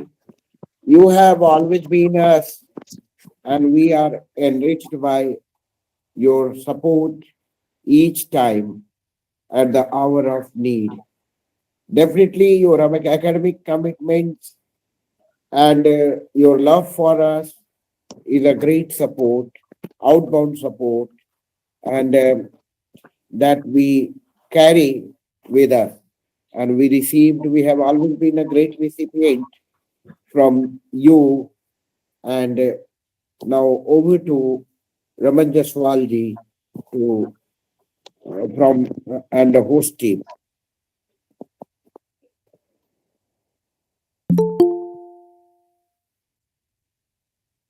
Dr. Raman, are you there? Hello. Dr. Pandey. So friends, we have reached to the conclusion of day 2 session, and thank you all for being with us. I may please take this opportunity. Am I audible first? Somebody should confirm. Yes, sir. Yes, audible, sir. Audio. Very clear. We are thankful to have on day two of the conference, and we received words of blessings from and great intellectual bent into the digital humanities by Dr. Rajesh Kumar. And later on, we have with us Dr. Rajesh Kumarji from IIT Madras. Then we had Dr. Dipti Gupta ji, Professor Department of English and Cultural Studies, Punjab University. And then we had with us Ms. Santosh Ram, bilingual poet and academician, Wolverhampton, UK. And then we had with us Dr. Durga Rao Pedara from Bulehora University, Ethiopia. Then we had as the part of morning keynote session uh, by Dr. Abid Hadi sir from Department of Fine Arts, Aligarh Muslim University. Thank you, sir, for being with us. And we got the digital diaspora concept. I think this was probably the first deliberation on on this topic in this conference, and this added a different dimension and with a high note where digital divide is being abridged and with a new kind of experiences among the fraternity of digital diaspora by Professor Nagendra Kumar sir, Professor and Head Department of Humanities and Social Science, IIT Roorkee. We are blessed to have all the speakers and all the participants with us with a sense of deep gratitude. As convener, I may express my heartfelt thanks on behalf of Department of Humanities and Management Science, Madan Mohan Malviya University of Technology, Gorakhpur, and Government College, Una, Himachal Pradesh, that our key partner, pivotal partner, the Achievers Foundation for English Studies, Professor Sanjay Pandeji, Chairman, and all the esteemed academicians who extended their support above board. We had on the first plenary and keynote sessions a lot many speakers. Here I would like to extend my thanks to all of them, and I would like to thank extend my heartfelt thanks to the patron Chief Patron Professor J.P. Pandey sir, Professor Rakesh Kumar, CSA Chairman, and Professor of Computer Science. And also, I would like to extend my heartfelt thanks to our patron, Professor Sadhdev Bhardwaj ji, and after that, who took pain and permitted us to host this program jointly. I am thankful to Dr. Sanjay Prasad Pandey, Conference Chairman, Professor Nishi Pandey, Professor of Eminence from Department of English and Modern European Languages, University of Lucknow, Professor Latif Hussain Shah Kazmi sir, Department of Philosophy. He deliberated upon, and I hope, and if I am not wrong, I fervently assure that his deliberation was probably the foundation of the philosophy of digital humanities that we may imbibe and deliberate upon. Dr. Nahid Sabah from Assistant Professor of Linguistics, Prince Satam bin Abdul Aziz University, Saudi Arabia, Dr. Shah Khwatar Mustafa Abdullahi, Professor of and Chairman Department of Philosophy, University of Dhaka, Bangladesh, and Dr. Pooja Khanna ma'am, Professor Department of English, Aditi Mahavidyalaya, University of Delhi, Delhi. So all of you took pain and took time from your busy schedule to uh, motivate us, to guide us on the real path of digital humanities. Thus, the second day keynote sessions of from all the speakers comes here to ashore and comes to an end. I extend my heartfelt thanks to all of you. Thank you all. Thanks a lot for being us. And in this way, this session is about to its conclusion. And for technical sessions, we will reassemble around 2 p.m. So over to Ramanji. Hello. Yes, sir. I sincerely apologize since I was stuck up with some arrangements for the technical sessions. I got many calls and my phone got disconnected from this session. Thanks, Dr. Sudhir Narayan Singh, for extending vote of thanks. And technical sessions will start at 1:30, and the technical 1:30 session is will be already, on 1:30 it's already. I think Oh. we should go for 15-minute break at least. Actually, participants in various conference halls have already joined us. So we are waiting for the completion of the plenary session to get over. After this, we will straightforward go for technical sessions. Since we have valedictory from 4 to 5. Okay. And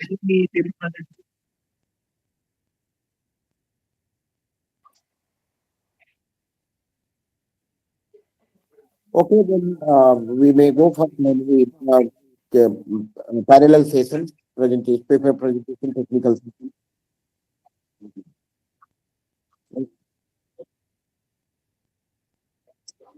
Okay, wonderful. one Thank I you. want to share with the participants.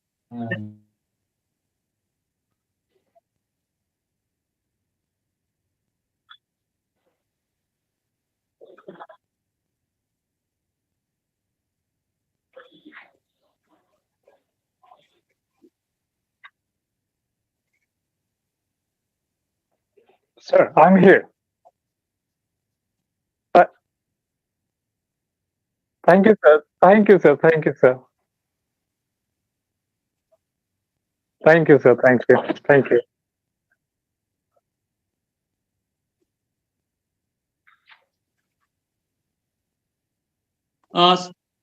Excuse me, Sanjay sir, one information I want to share with the participants. We have 2 technical sessions in each of the platforms. So once the technical sessions get over, we will again reassemble here in the plenary session. Means that is the link which is there in the plenary session for the valedictory from 4 to 5. So I request all the chairs and co-chairs to kindly rush up with your presentations, and please ensure that you finish your sessions by 4:15. Thank you very much. Thank you all. Over to technical sessions now. Thank you.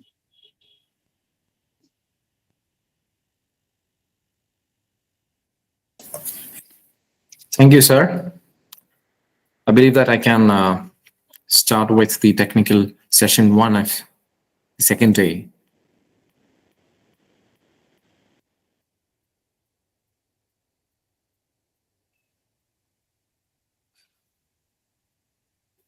Yeah. So I believe that I'm audible to you and visible to everyone here.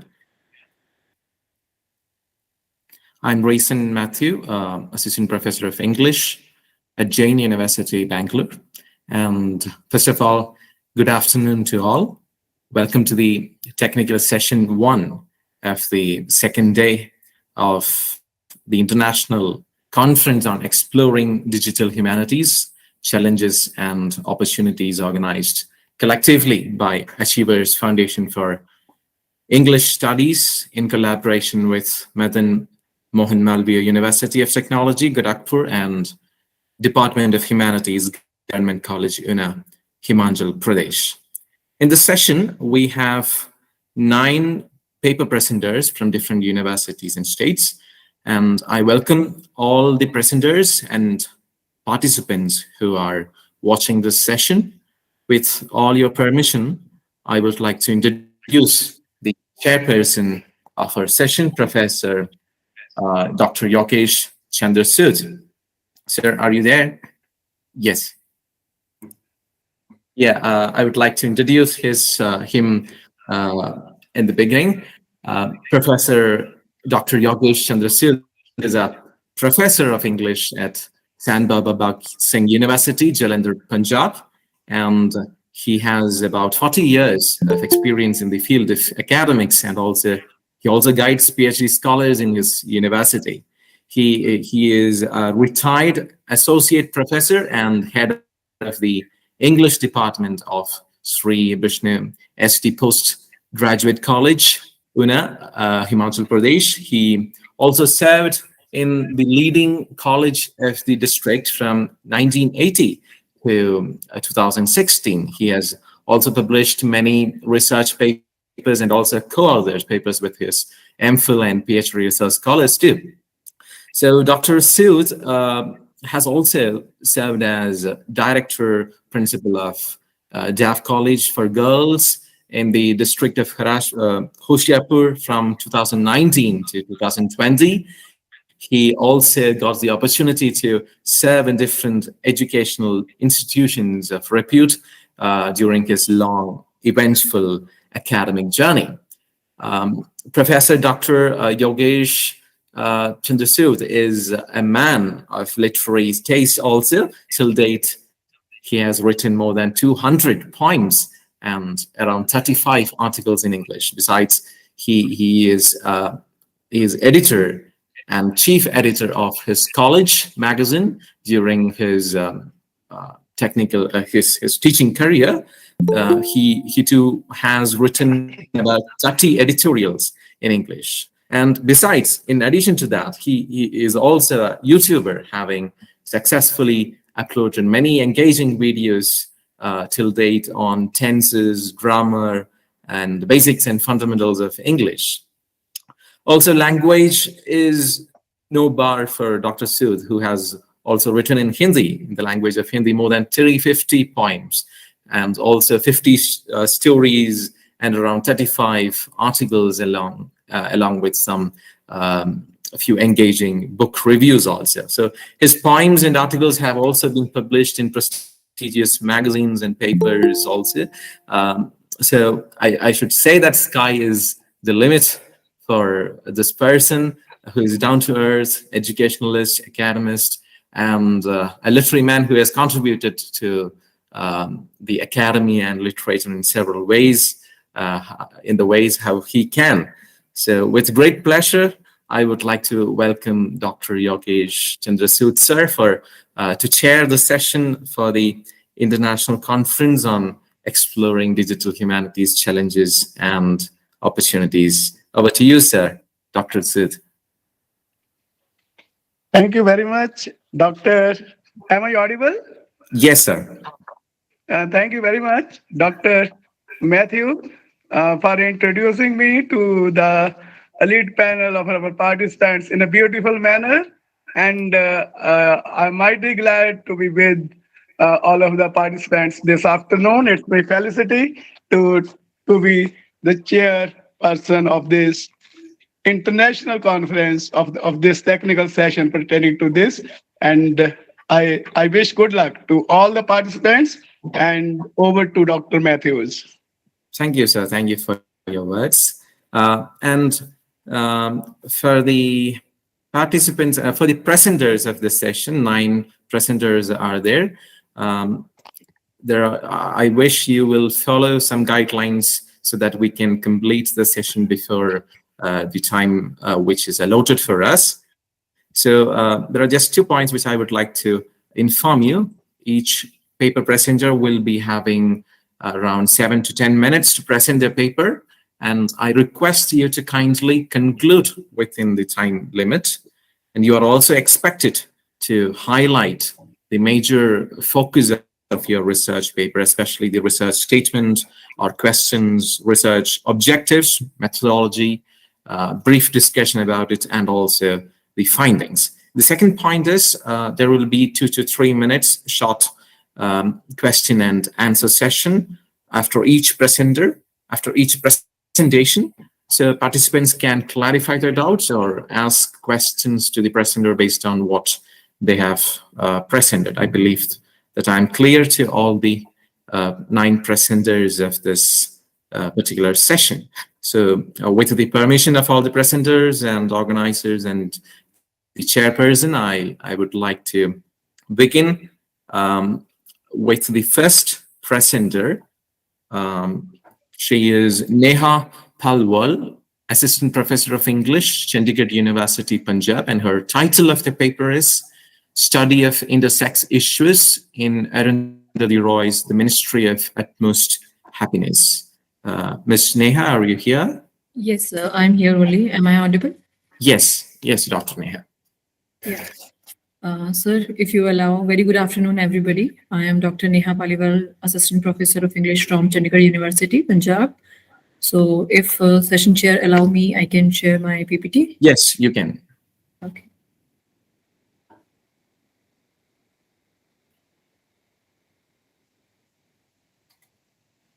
Please proceed.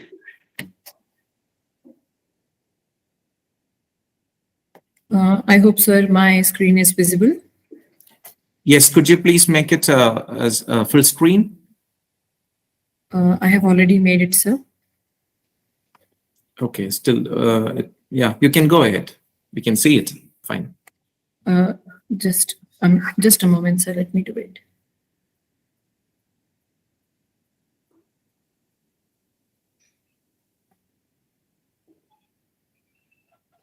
Is it visible now, sir? Full screen?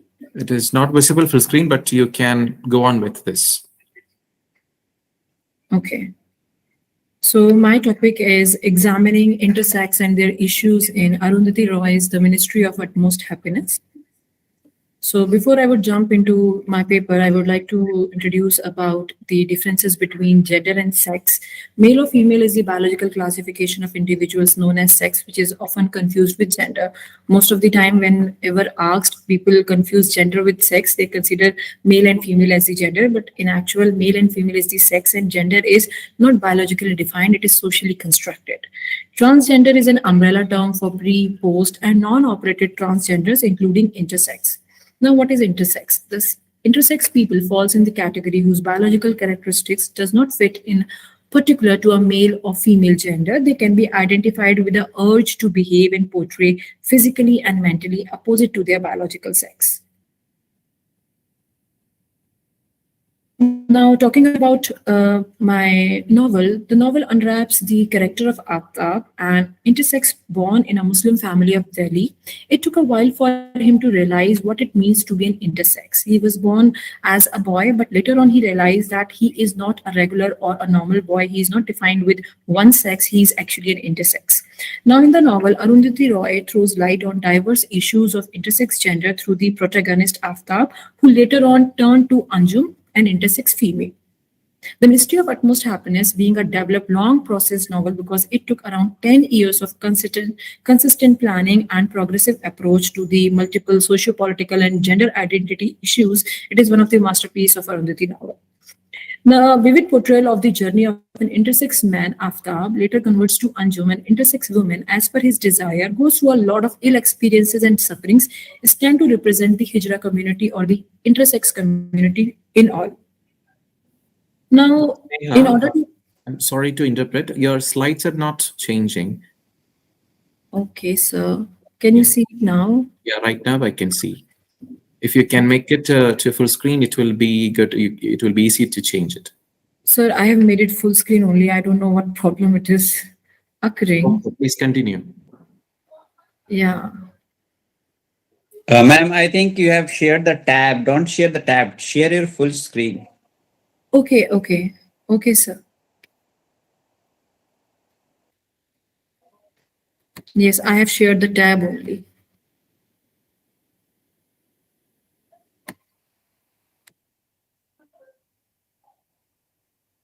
Is it visible now, sir?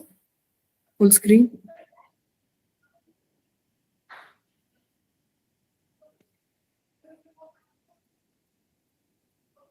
Sir, is it visible? No, ma'am. It is not full screen.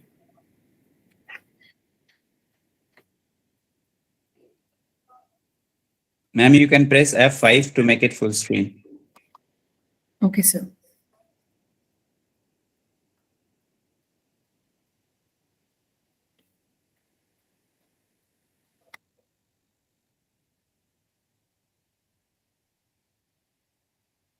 from my side, it is showing up full screen. I don't know what problem is occurring there.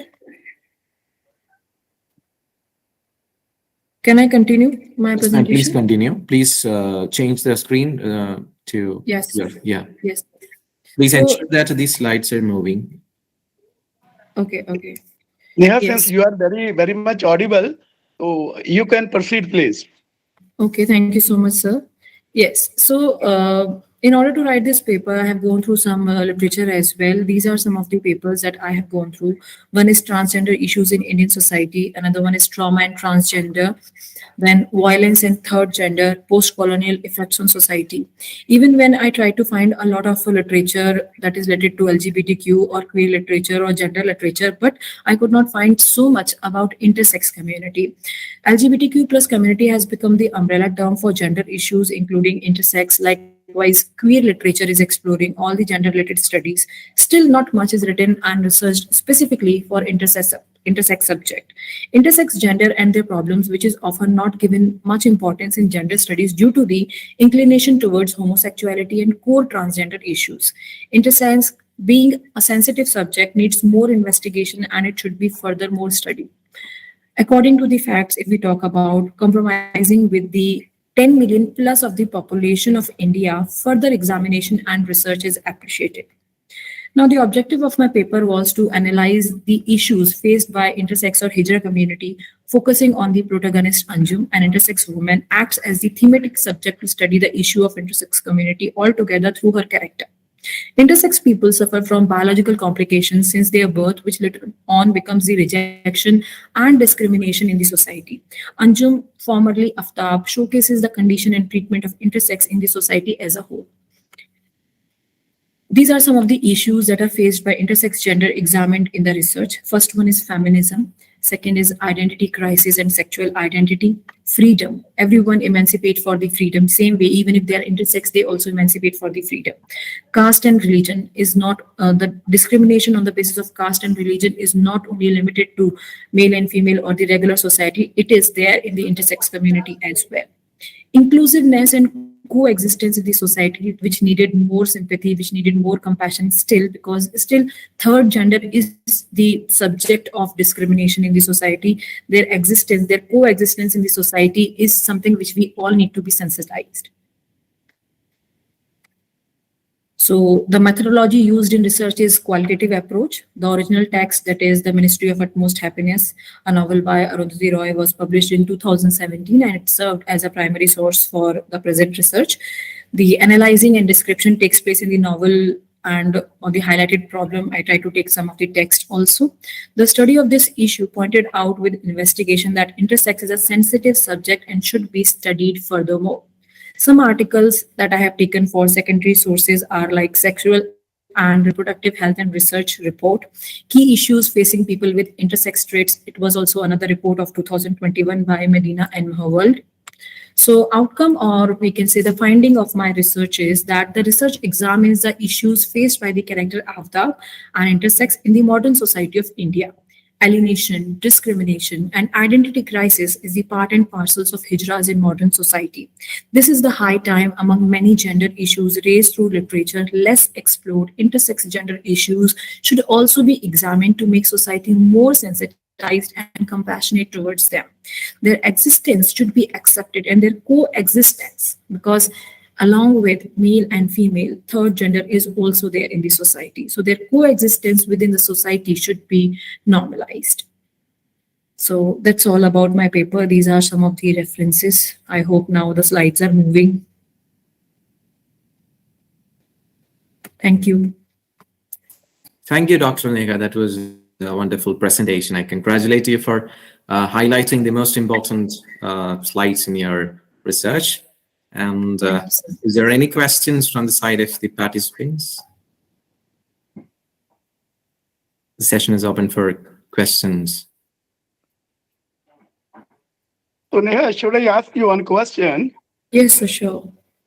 How can the trauma of the third gender be done away with? So, I repeat my question. Yes. How can the trauma of the third gender be done away with? Sir, by being more sensitized, that when we talk about transgender, generally it is denoted to those genders, those who are transferring from one gender to another, or maybe they are biologically born in some other gender and they are transferring themselves by the operation, by their attributes or their sexual orientation to another gender.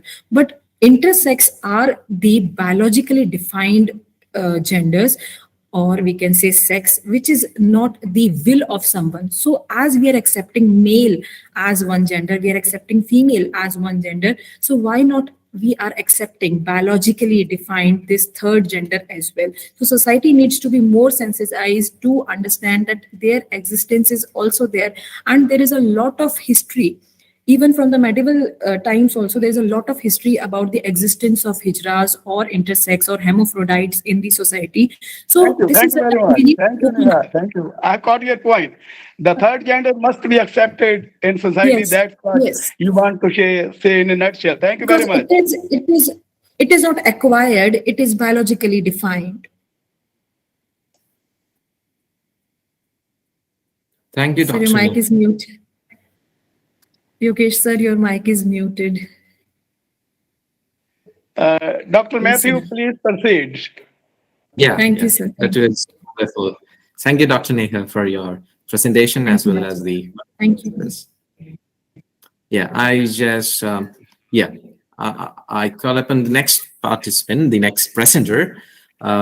She's Garima Singh, research scholar, Department of English, Baba Mastan University, Haryana, and her paper name is A Panoramic View of Diasporic Studies in Light of the Significant Contribution of Some of the Prominent Indian Diasporic Writers, a Critical Study. Ms. Garima, are you here?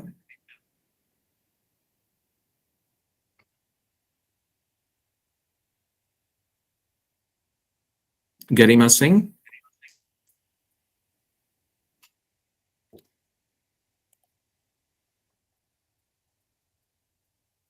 I think she has not joined yet.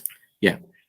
So I will just call upon the next presenter. It is Patil Chiranjan Kumar Kandilal, research scholar, Department of English, Sri Govind Guru University, Godhra. And his paper name is A Study of Existentialism in Arun Joshi's novel, The Foreigner. Hello all. Am I audible? Yes. Okay. Let me just share my screen. Yeah.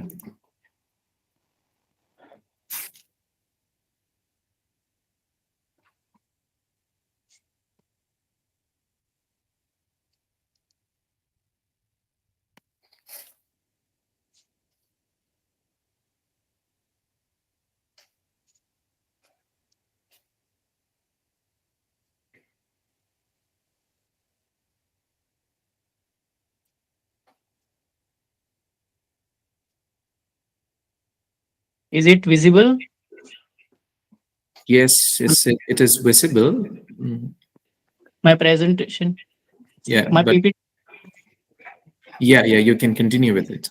Okay. So, hello all. First of all, I would like to extend my words of gratitude to all of you, all the organizers who has conducted these international conference. I'm very grateful to all of you for this. So, first of all, my name is Chiranjan Kumar. I live in Godhra, and my research paper is a study of existentialism in Arun Joshi's novel, The Foreigner. So, before I start my presentation, I would like to give you a brief introduction of what is existentialism and what could be the definition of existentialism. So, basically, there are many definitions of existentialism, but there isn't any clear definition or very specific definition of existentialism. So, existentialism is a philosophical theory of literature in any genre of literature, such as novel, short story, drama, poetry, any genre of literature. So, the Danish philosopher Soren Kierkegaard is regarded as the father of the theory of existentialism, who has introduced his term in his works. So, Now there are so many questions that what is existentialism? There are so many definitions. So, however, in my opinion, the definition could be the existentialism literally means a man searching for a meaning in his life. This could be the general definition of existentialism. And existentialism became famous in 20th century in the West. So that's how the theory of existentialism became famous. In existentialism, there are two terms. The first is existentialist, and the second is existential. Now, what is existentialist? So, existentialist is the writer who writes his works under the theory of existentialism is called existentialist, and the character who goes or who suffers through this theory of existentialism is called existential. So, this is the definition of existentialism. And there are so many writers who actually made the theory famous, such as Soren Kierkegaard, Albert Camus, and Jean-Paul Sartre. These are the writers who made the existence theory of existentialism famous. Now, I would like to tell you the major themes of existentialism. So, the major themes of existentialism are alienation, rootlessness, self-existence, and identity crisis. These are the major themes of existentialism that I will cover it later. So now I would like to give a brief introduction of the writer Arun Joshi. Who is the Arun Joshi? The writer of the novel Foreigner. Arun Joshi is one of the prominent novelist of Indian English writing who started his career with his first novel that is called Foreigner in 1958. Apart from this novel, he has also written four other novels. All of them follow the theory of existentialism, and all the novels have existential characters in it. So this is about the Arun Joshi. And one of his novels, The Last Labyrinth, which was published in 1993, had won Sahitya Academy Award in 1994. Now, I would like to start my main topic, that is existentialism in the novel Foreigner. Now, Foreigner is the novel about the protagonist called Cindy Oberoi. Cindy Oberoi is a 23, 24 years old person who lost his parents in childhood. His father was a Kenyan Indian and his mother was English. So he was born out of Kenyan Indian and English mother. So he has been brought up by his uncle in Kenya. So now Cindy Oberoi has become an adult and now he's 23, 24 years old. So he wants to study further. So he goes to USA to complete his undergraduation. After coming to USA, he meets this girl called June. Now, June is an American girl who becomes friend of Cindy Oberoi. Now, Cindy Oberoi and they are in a relationship where June always tells him that let's get married. But Cindy Oberoi is a character, existential character who always goes through the layers of thoughts, and he always thinks about his life, that what is the purpose and what is the meaning of my life. So this is how he behaves. He normally behaves very normally, but he has these deep thoughts about life. So this is how he lives his life, and he always denies to get married to June. Now there is the third character, important character, whose name is Babu. Now Babu is an Indian person whose father, Mr. Khemka, is very famous businessman in India. So Babu comes to USA to pursue his graduation. So there he meets June and Cindy Oberoi. Babu is very weak in study, very weak at studies. So now Babu is not interested in study and he falls in love with June. He expresses his feelings to June. Now June is interested in Babu and they are about to get married. But suddenly Babu comes to know that she was also in a relationship with Cindy. So he also suffers through this existentialism, the layers of existentialism. and he commits suicide. So now Cindy Oberoi is the living person. Cindy Oberoi and June are a living person in this novel, and Cindy Oberoi always considers him as accountable and responsible for Babu's death. And now, this point of time, he is also thinking about what is meaning of his life, that how worthless he is. So this is how novel develops. And at the end of the novel, Cindy Oberoi goes to India to work under Babu's father, but there also he faces so many questions like how Babu committed suicide, or what was the reason Babu committed suicide. So this is how the major protagonist of the novel, Cindy Oberoi, faces the question, and wherever he goes, he gets rejected, and he gets questioned by everyone. So this is the significance of the novel. This is why the title of the novel has been named as The Foreigner, because wherever the protagonist goes or lives by, he never becomes mentally, never becomes the person of whichever place he lives. That is why the name of novel has been The Foreigner. So this is the existentialism or the use of existentialism in the novel Foreigner by Arun Joshi. So this was my presentation, and in conclusion, Arun Joshi was asked once that how did you become an existentialist writer? What actually motivated you to become a writer? So that's why he said this, that I liked the flag and read the outsider. I might have been influenced by them. Sartre I did not understand clearly, or like as far as for existential philosopher like Kierkegaard, I have never understood anything except odd statements. So this was the Arun Joshi's answer to all the questions, and this is the main issue of major characters of Arun Joshi's all of his novels, that they goes through these layers of thought, and they gets rejected, and this is how the character deal with life. This was my presentation.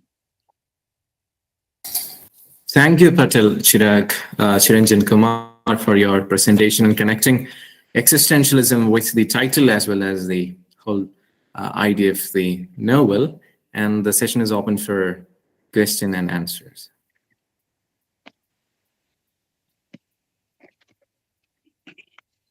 Yes, my dear researcher, may I ask you one question, please? Sure, please. How will you relate existentialism in the ongoing instant era of materialism with sky-high hopes of aspirations of people, particularly the youth? I repeat my question. How will you relate existentialism in the ongoing instant era of materialism with sky-high aspirations of the people, particularly the youth? I think there could be no specific answer for this, sir. But the problem I see in current generation is that I might sound arrogant or rude, but they haven't been taken care by parents sometimes, or sometimes they are not in right group of people, or sometimes they because they are not belonging to those groups, or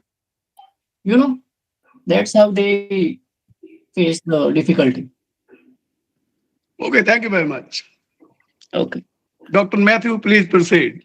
Yes, thank you, sir. Thank you, Patil, for the presentation.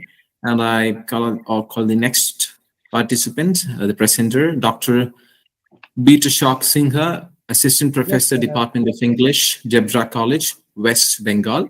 And his paper is titled as Revisiting the Raj, a Commonwealth Critic of Kipling's in the Matter of a Private. Yes, sir, I'm present. Am I audible, sir?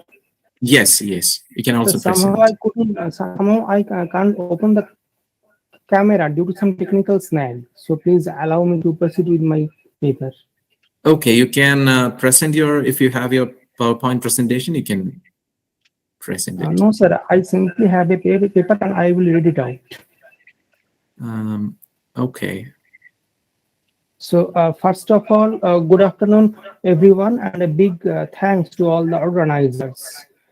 I am Bitoshok Singho, Assistant Professor of Debra College, and my paper is Revisiting the Raj, a Commonwealth Critic of Kipling's in the Matter of a Private. Rudyard Kipling's fame essentially rests on a few texts like the Ballad of East and West, The White Man's Burden, King, the poem If, and a few more. The poems just mentioned were of immense psychological and moral buttress to the cause of the empire. Primarily, this is the reason why reading communities, especially readers from former colonies like the Commonwealth countries, keep the author's name out of their reading list. Now, such a stereotypical and biased interpretation of his works fails suddenly to take any notice of the subtle shades and nuances, varying approaches to the colonial reality, and almost prophetic utterances about the future of the crown that the author manifested in his poetry and prose. On the other hand, the people from the contemporary establishment of the Raj and the critics either acquiescing in the idea of keeping East and West segregated or sympathetic to the motto of carrying out the white man's burden, do not always probe into the nature of some of Kipling's near factual white protagonists who could turn themselves the monsters of Frankenstein against their creator, that is the imperial authority. Such heroes holding grudges against the immediate authority or colleagues for various reasons form an exclusive coterie in Kipling's literary output. Like the post-colonial others, they also undergo the experience of being colonized. But in their case, these experiences are more stifling as they cannot share them with anyone. The modest object of my present article is to explore this perspective in Kipling's In the Matter of a Private from a Commonwealth viewpoint. In his famous collection of essays, Imaginary Homeland, Salman Rushdie discarded the idea of Commonwealth literature by citing the term's vagueness. So to put it more elaborately, its exponents' unclarified stance regarding the body of works written in English by white Britons, the bulk of vernacular writing in Commonwealth countries, and the literature belonging to that category.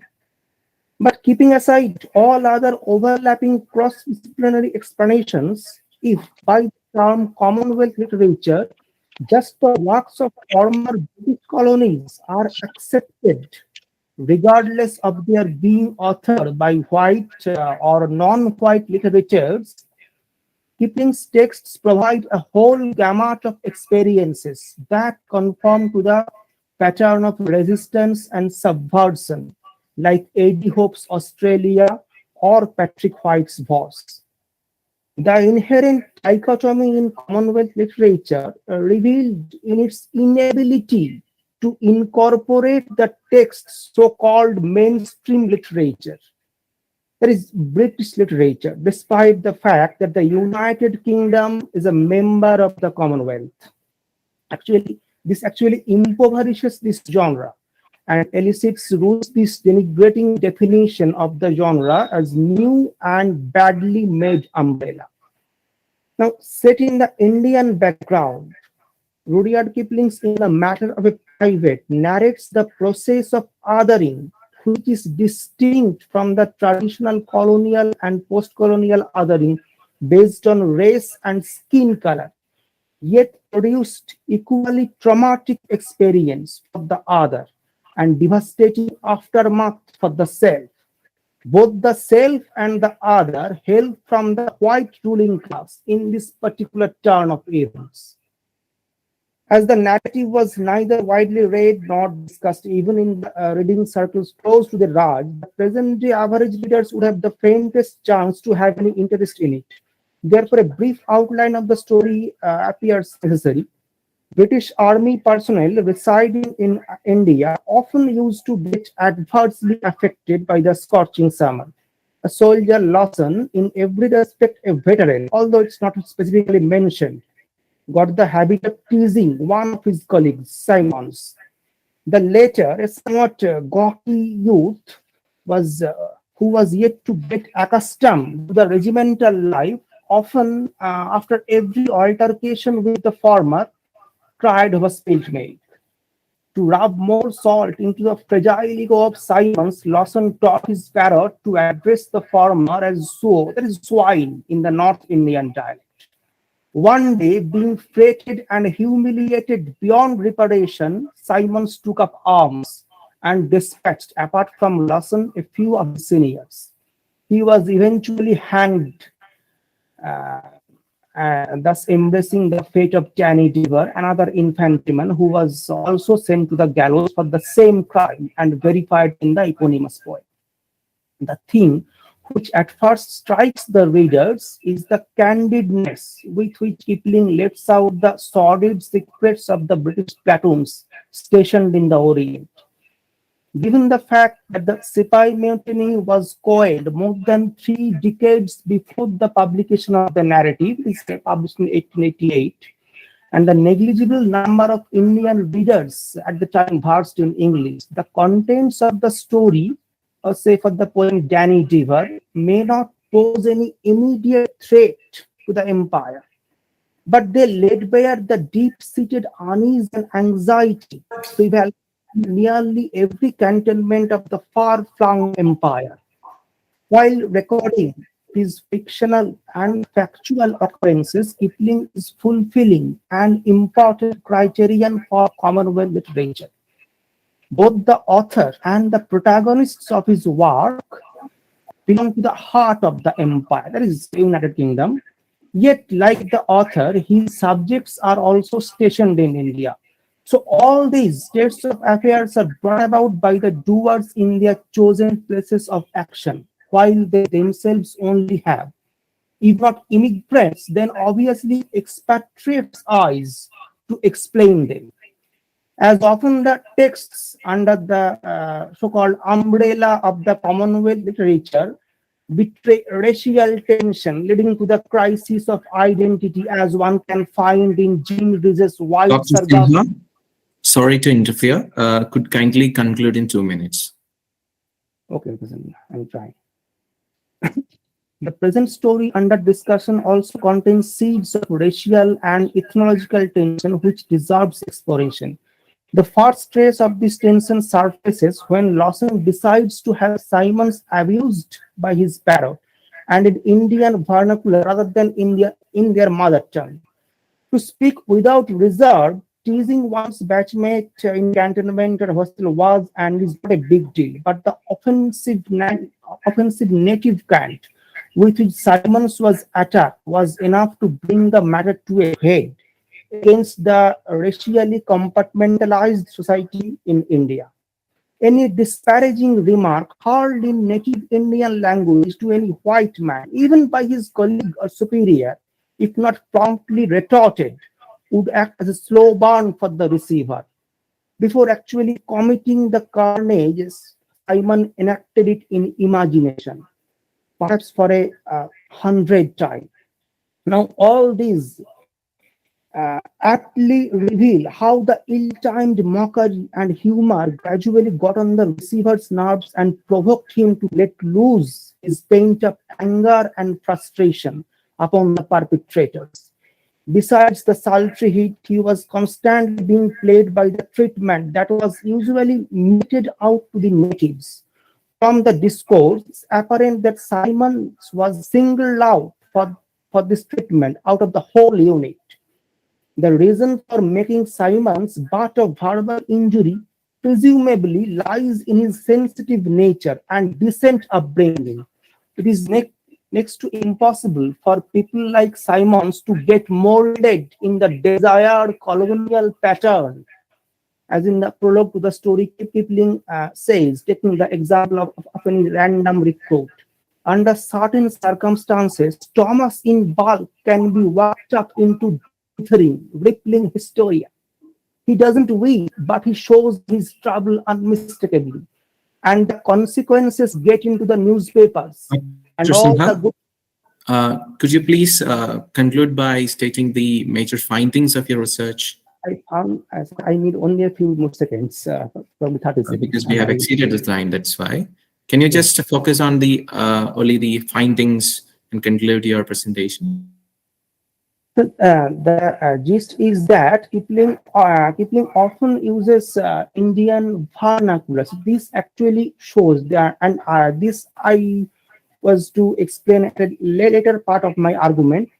That Kipling and his likes Rider Haggard consciously shift from Queen's English and King's English to get familiar to the Indian situation and tutored British in the manner, and also the anxiety and unease that were present even in the people from the establishment station in India.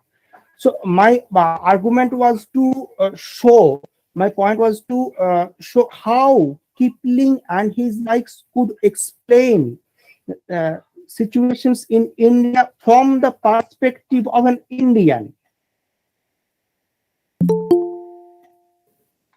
Okay, thank you, Dr. Sinha. It would have been more engaging if you had switched on your camera and if you had a presentation also.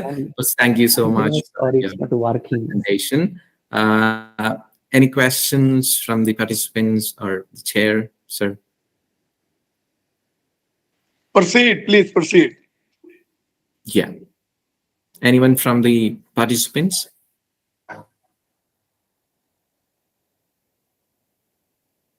Okay, thank you. Thank you, Dr. Sinha, for your presentation. Thank you. Thank you. The next participant is Arjida Raj, Research Scholar, Department of Humanities, KIIT, Bhubaneswar. Arjida, are you here?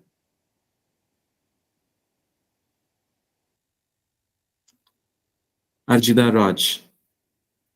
Just a minute, sir. Actually, we belong to the same college and we are having network issues here for a TET examination. I think she is going to join later, if permitted. Okay, thank you. Thank you, sir.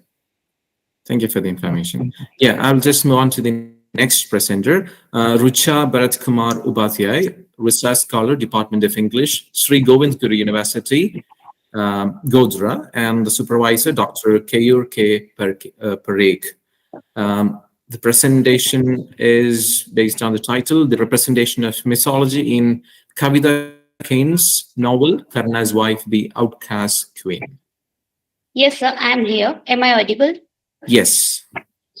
And sir, firstly, I would like to apologize for that. My co-presenter is not able to connect to this conference because of some network issue. If you allow me to Okay, ma'am. present. Please continue. Please continue. Okay, thank you very much. I'm going to share my screen. Sure.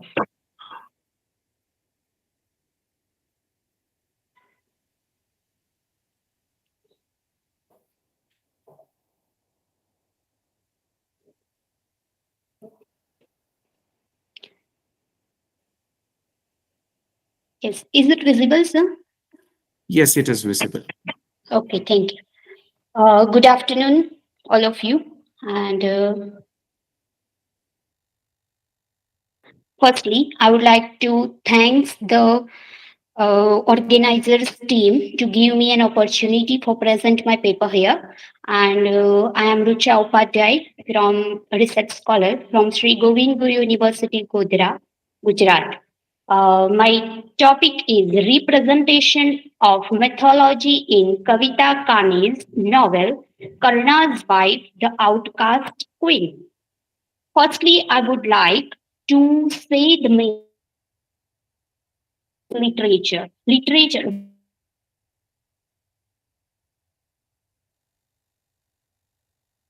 What we it reflects literature.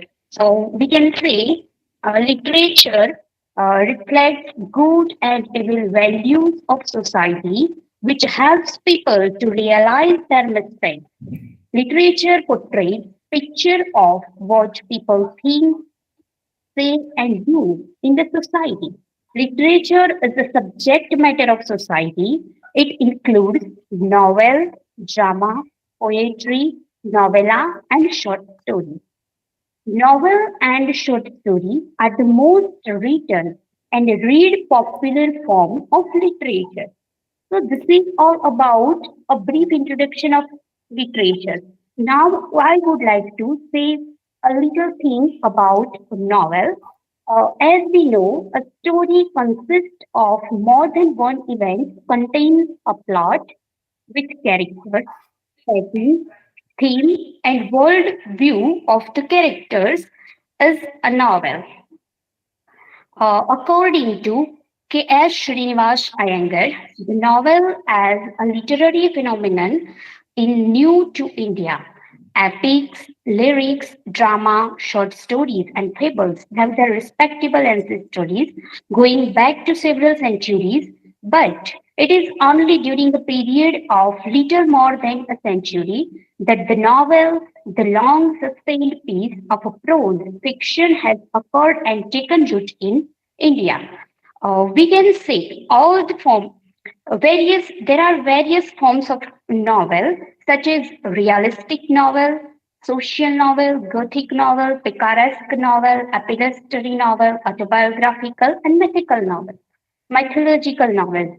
So all the novels present social backgrounds and represent society. In this way, we can say it reflects uh, what happens in society through the novel form.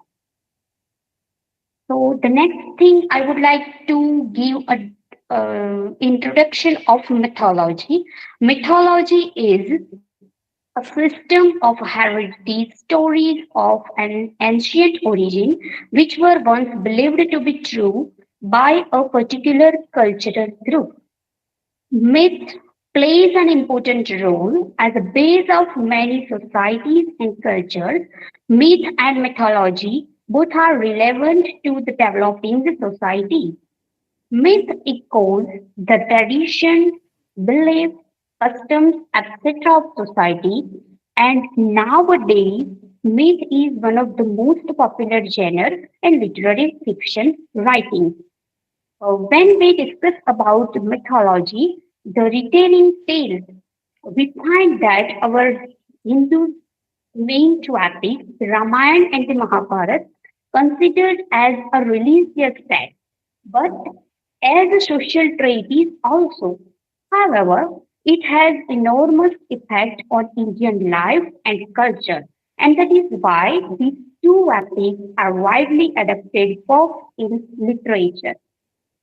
So, how representation of mythology in Indian English literature we find here. Retelling of mythology is one of the most popular trend in contemporary Indian English writing. It's just like old wine in a new bottle. The ancient stories are molded, blended, and shaped with a modern twist. There are many writers such as Amish Tripathi, Devdutt Patnaik, Kavita Kane, Chitra Banerjee Deva Karuni, Ashwin Shangai, Swai Swarup Iyer, and Utkarsh Patel. Gave They all gave modern twist to the Indian mythology, and they all became popular for their mythological stories and deal with virtues and vices of the epics Ramayana and the Mahabharata. So for now, I would like to give a very brief introduction of the author Kavita Kane. She is very well-known novelist and in the field of mythological fiction. Kavita Kane is the debut novel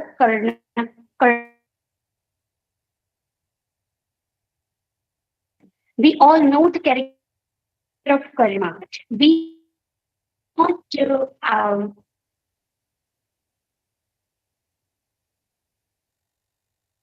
try to present the lesser known characters as the protagonist in all her novels. Her other works are Sita's sister, uh, Karna's wife, Sita's sister, Lanka's princess, Menka's choice, Fisher Twins Dynasty, Ahalya's Awakening, and Saraswati's Gift. She debuted by Karna's wife, and in Sita's Sister, we find the protagonist as Urmila. In Lanka's Princess, we find as the protagonist Shurpankha. And Menka's Choice, there is the Menka is the protagonist. The Fisher Twins Dynasty, we find Satyavati, the wife of King Shantanu. And Ahalya's Awakening, there is Ahalya, the wife of Rishi Gautam. And the last one and the latest work of Kavita Kani is the Saraswati. So we can, the retelling of mythology we find in all the works of Kavita Kani. So Karna's wife is a feminist writing. It is about the tragic plight of Urvi, the second wife of Karna.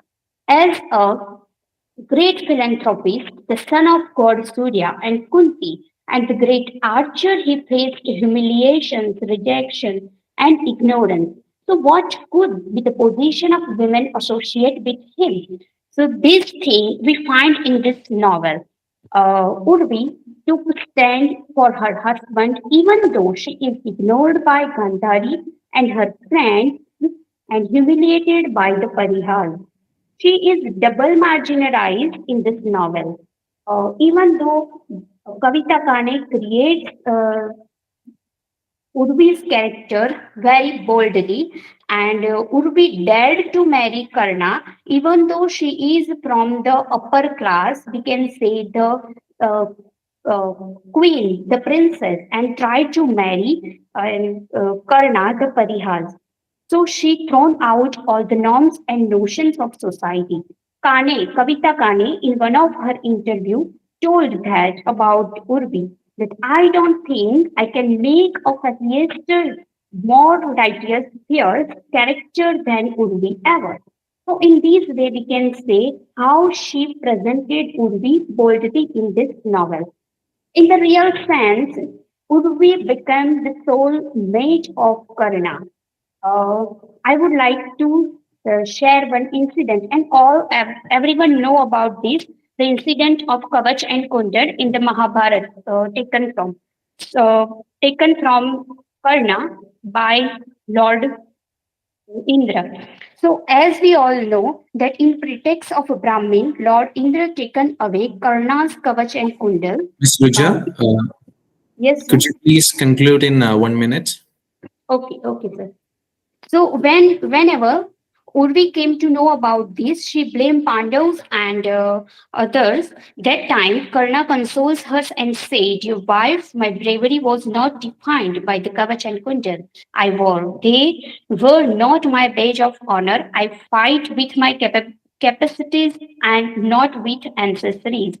So this is all we find and in the novels of Kavita Kane. The tragic plight of Urvi comes with a different point of view. In this work, we also find Karna Kane's presentation of mythology in her novels create a great impact on the youth, and she gave a different point of view to the society through the fictional character of Urvi. Kane tries to give a modern touch and feminist view to the Mahabharata. Once again, thank you very much to the organizer, Achievers Foundation for English Studies, and other organizations. Thank you very much. Thank you so much, Ruja. We can stop presenting. We can switch Yes. on your video.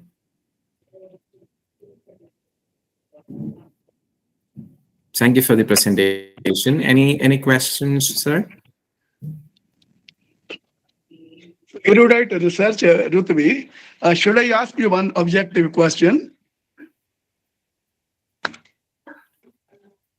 Rutvi, do you hear me? Am I audible? Yes, sir. Yes, sir. Yes, sir. I should like to ask you one objective question as you have discussed mythology in your research paper. What is the scope of prospective research on mythology in context of our great epics and scriptures? I repeat my question. What is the scope of prospective research on mythology in context of our great epics and scriptures? Sir, it is connected with, there is this presentation of society also. In that time, so at that particular society, we find that type of situation. And nowadays, the same situation at some points we find. And modern touch, how she gave that, she create the bold character. In original text, we didn't find this type of character which try to protect themselves. So Okay, in this thank you way very we much. can connect. Thank you. Thank you. Okay, thank you. Thank you. Proceed, Dr. Matthews, if there is no other question, please. Okay, thank you, Ruja, for your presentation related to representation of methodology. The next presenter is Prakhar Medhavi, research scholar, PG Department of English and Research Center, Magadh University, Bodh Gaya. His title is Aesthetics of Pain and Flight, a critical analysis of subaltern characters in the fictions of Arundhati Roy with special reference to Limbale's Akarmashi. Yes, sir. Thank you, sir. Roji, good afternoon to you all. As my subject of today's presentation is Dalit literature and subaltern discourse, and the title I suggested for this aesthetics of pain and plight, a critical analysis of subaltern characters in the fictions of Arundhati Roy with a special reference to Saran Kumar Limbale's Akarnasi. Arundhati Roy has been one. Arundhati Roy has been considered the voice of the oppressed and marginalized classes. She has been vocal on the subject of social harassment and exploitation in last 2 decades. The very concept of Indian constitution is to create an egalitarian society by including the backward and downtrodden communities, especially the Dalits, in mainstream. If after Baba Sahib Ambedkar, if anyone considered to be the greatest thinker of Dalit discourse, then it is certainly Limbale. And Limbale in Akarmasi has painted a picture that is really truly appealing to what is we can say a real pictures. Now, while analyzing the history of Dalit community in great country like India, we find a very painful phase. Dalit related problems like untouchability, caste discrimination, social segregation, etc., are a leprosy on the face of our Indian society. Discrimination on the basis of untouchability, caste, and color pushes any society towards socio-economic backwardness. Since 1960s, we come across many Dalit writers and literatures in the world of Indian literature. In post-colonial period, a revolution take place in the field of Dalit literature. Realistic novels, poems, and other literatures are composed in many regional Indian language. Voices of enlightenment reach the Dalit community and the stream of contemplation starts. As a result, Dalit thinkers feel their anguish and sympathy and turn it toward their pain. Consequently, this paves in a creation of excellent literature. This is the reason why we find a heavenly solace and beauty in getting the history and the structure of Dalit literature. Bigger the struggle, the more the joy there is in overcoming it. And the culmination of the same joy is when a person portrays his pain in his writing and creates an excellent literature. Saran Kumar Limbale's autobiography, Akarmasi, is a living example of this phenomena. The real events and memories that Limbale has depicted in his autobiography reaches the soul and shake it to compel the whole humanity to think as a human being.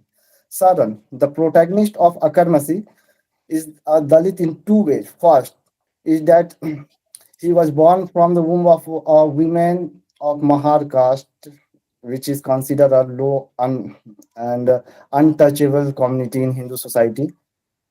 But Saran's tragedy is more something than being untouchable. He is an untouchable as well as akarmasi, means one who is born out of immoral human relationship. Saran's mother was a lower caste, but her father was an upper caste Brahmin. And with this, there was no matrimonial relationship between Saran's parents. Thus, Saran had to face a fierce discrimination and ill treatment in the society. This story, Akarmasi, is the journey of these ill treatments and terrible tortures. Now, Arundhati Roy begins writing in post-Soviet period. His debut novel, The God of Small Things, was published in 1997, for which she won Booker's Prize. In the novel, The God of Small Things, Arundhati Roy is successful in to an extent in showing how many sections of society are deprived of their rights on the basis of caste, color, and the basis of economic class. Valutha, the protagonist of the God of Small Things, is poor and belongs to a lower caste, and he falls in a love with a girl Amu, who is an elite mm, and he belongs to a family where Valutha worked as a servant. See, the whole tragedy of this story revolves around this one issue of discrimination and hatred. And later on, in 2017, Roy published her second novel, The Ministry of God, Ministry of Utmost Happiness. This novel can be called, many postmodern appeals can be traced in this novel, especially in The Ministry of Utmost Happiness. Dalit related issues like when we meet Tilotma Tillo, she is also half Dalit. Her condition is very much more similar to Saran of Akarmasi. And and the next Dalit character we met here, Saddam Hussein alias Dayachand, who was also a Dalit, but disguises himself as a Saddam Hussein because of some intrigue and intentions. Now,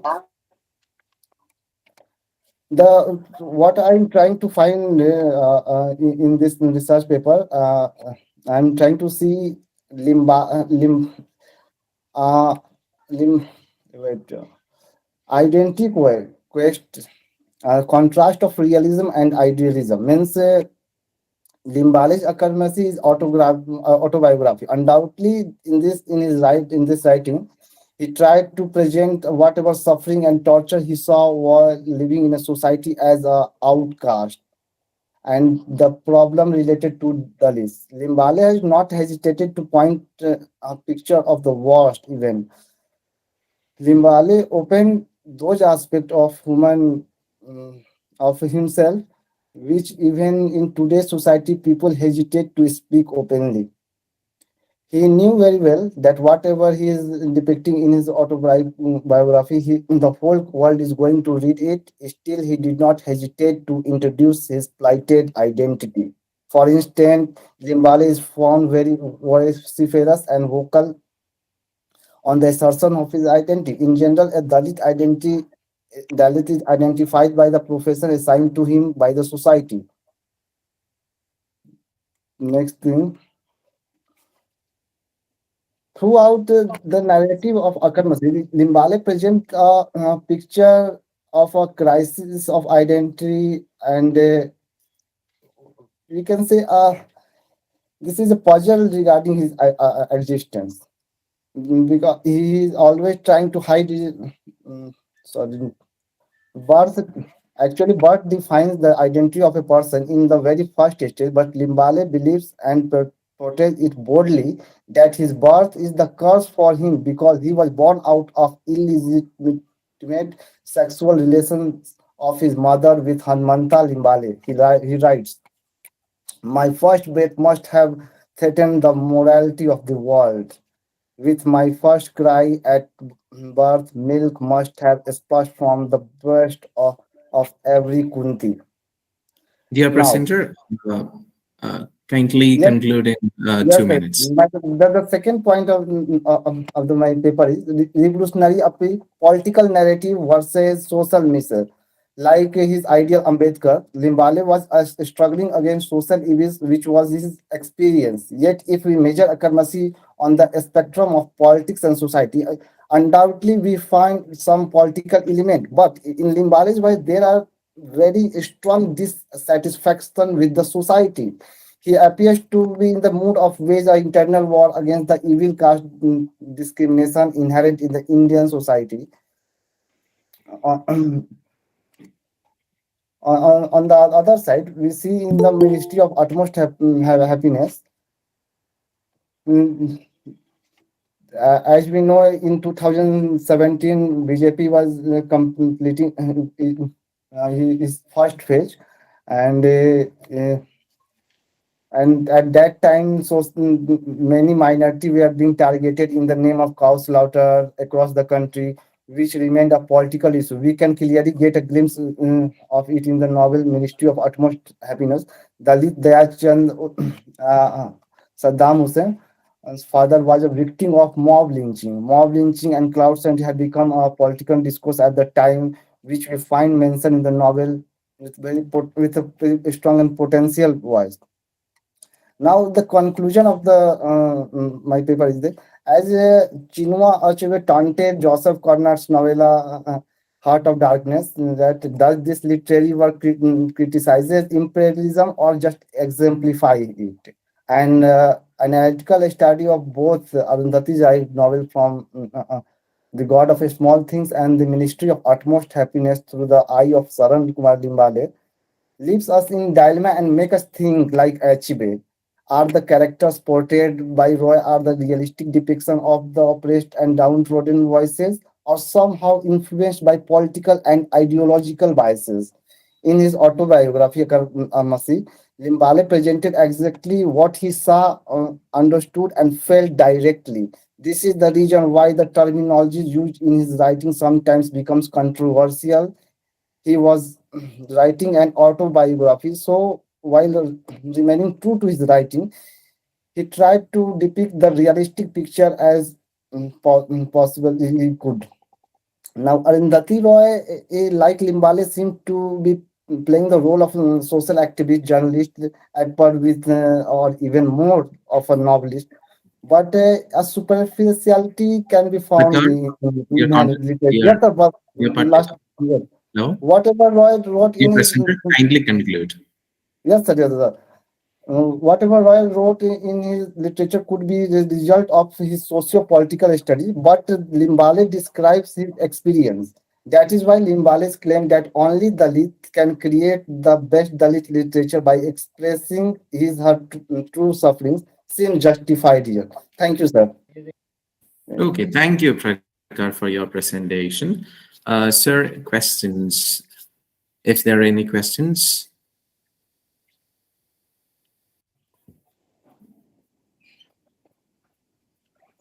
Sir, you're on mute. Kindly unmute.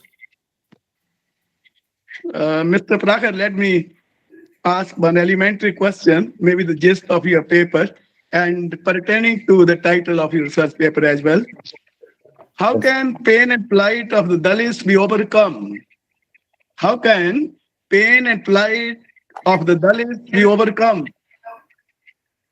So the first thing that they have to break the hegemony which is built up over the period, and the thing that sufferings whatever they feel, this must be give they should be turned it toward their pain and just try to catch a aesthetic experience from the writings. This is the best way by which the pain and plights can be overcome. And Thank you very much. Thank you, Dr. Prakhar. thank you. Thank you, Mr. Prakhar. Dr. Matthew, please proceed if there are no other questions. Yeah, okay, sir. The next presenter is P. Biplin Gotsmadi, and he's a research scholar of English, and also Dr.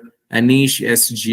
Georgia, who is assistant professor in Scott Christian College, Nagarkoil, and their paper name is Distant Prospect, Nationalism in the Select Short Stories of Jumbalahru. Good afternoon, sir. Yeah, good afternoon. Good afternoon. I'm Yeah. Biblin. My paper entitled Distance Profit Nationalism in the Ma'am, could Selected you please Short switch Stories on of your camera? We cannot see you.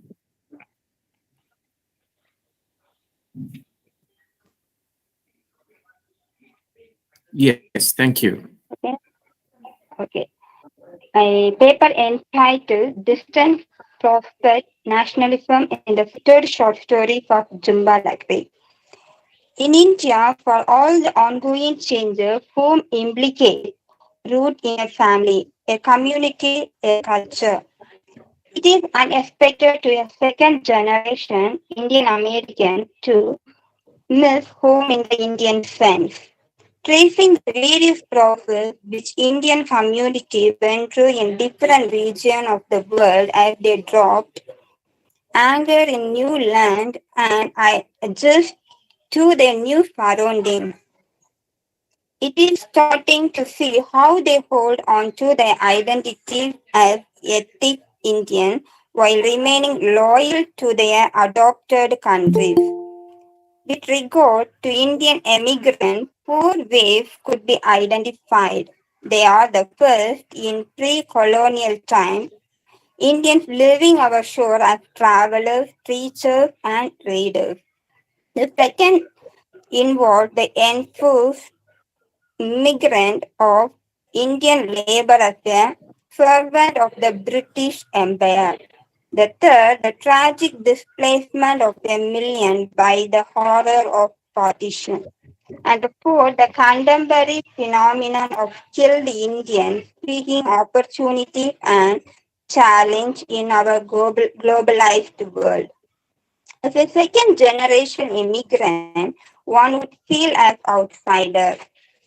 Jimbalakri keeps telling that she does not belong to a particular place. A sense of isolation and state of immigration makes her identity rootless.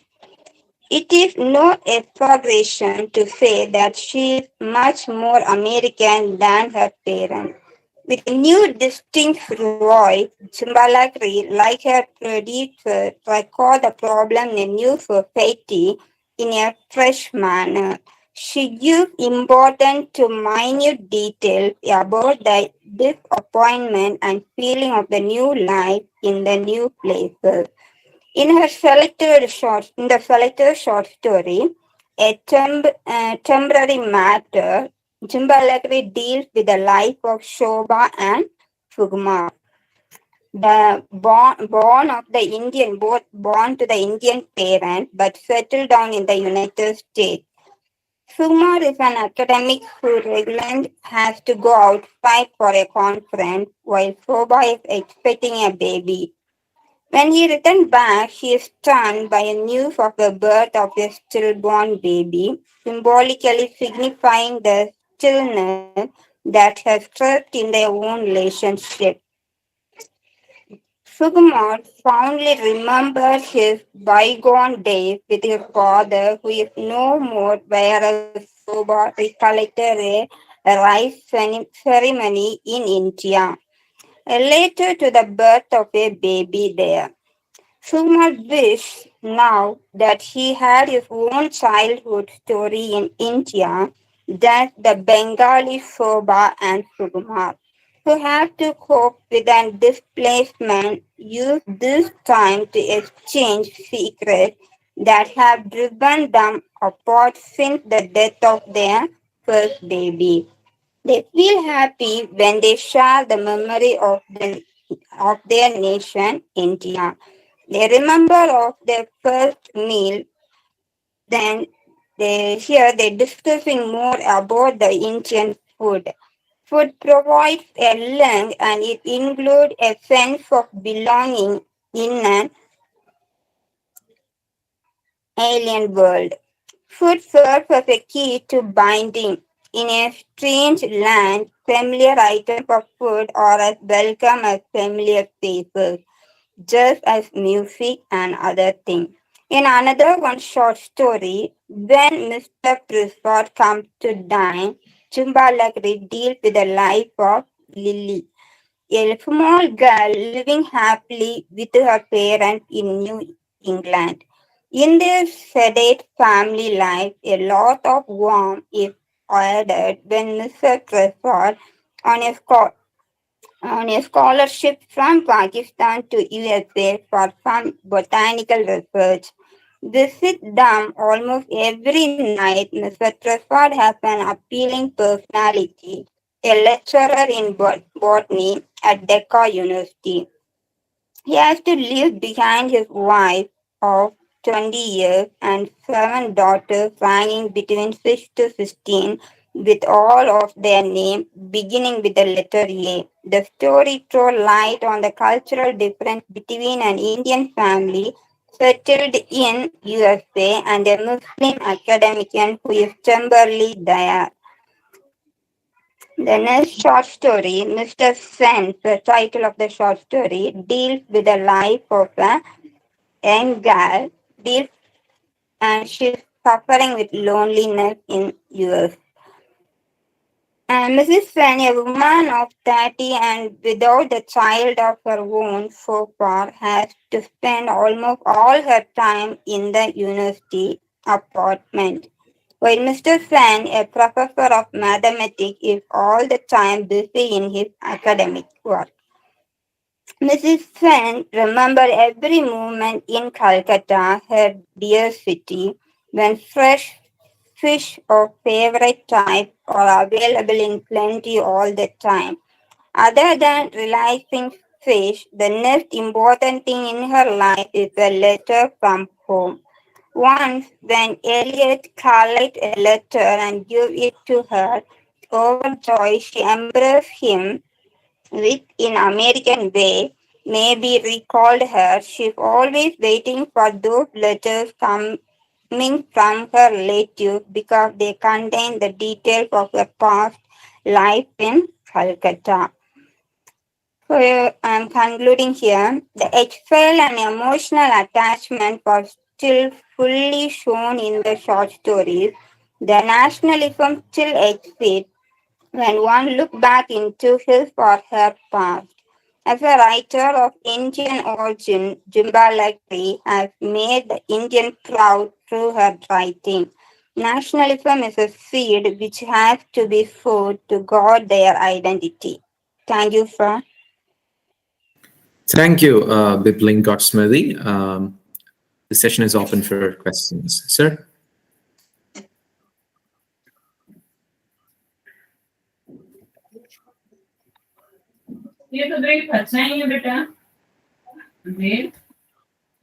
Dr. Sood, any questions? Yes, one question.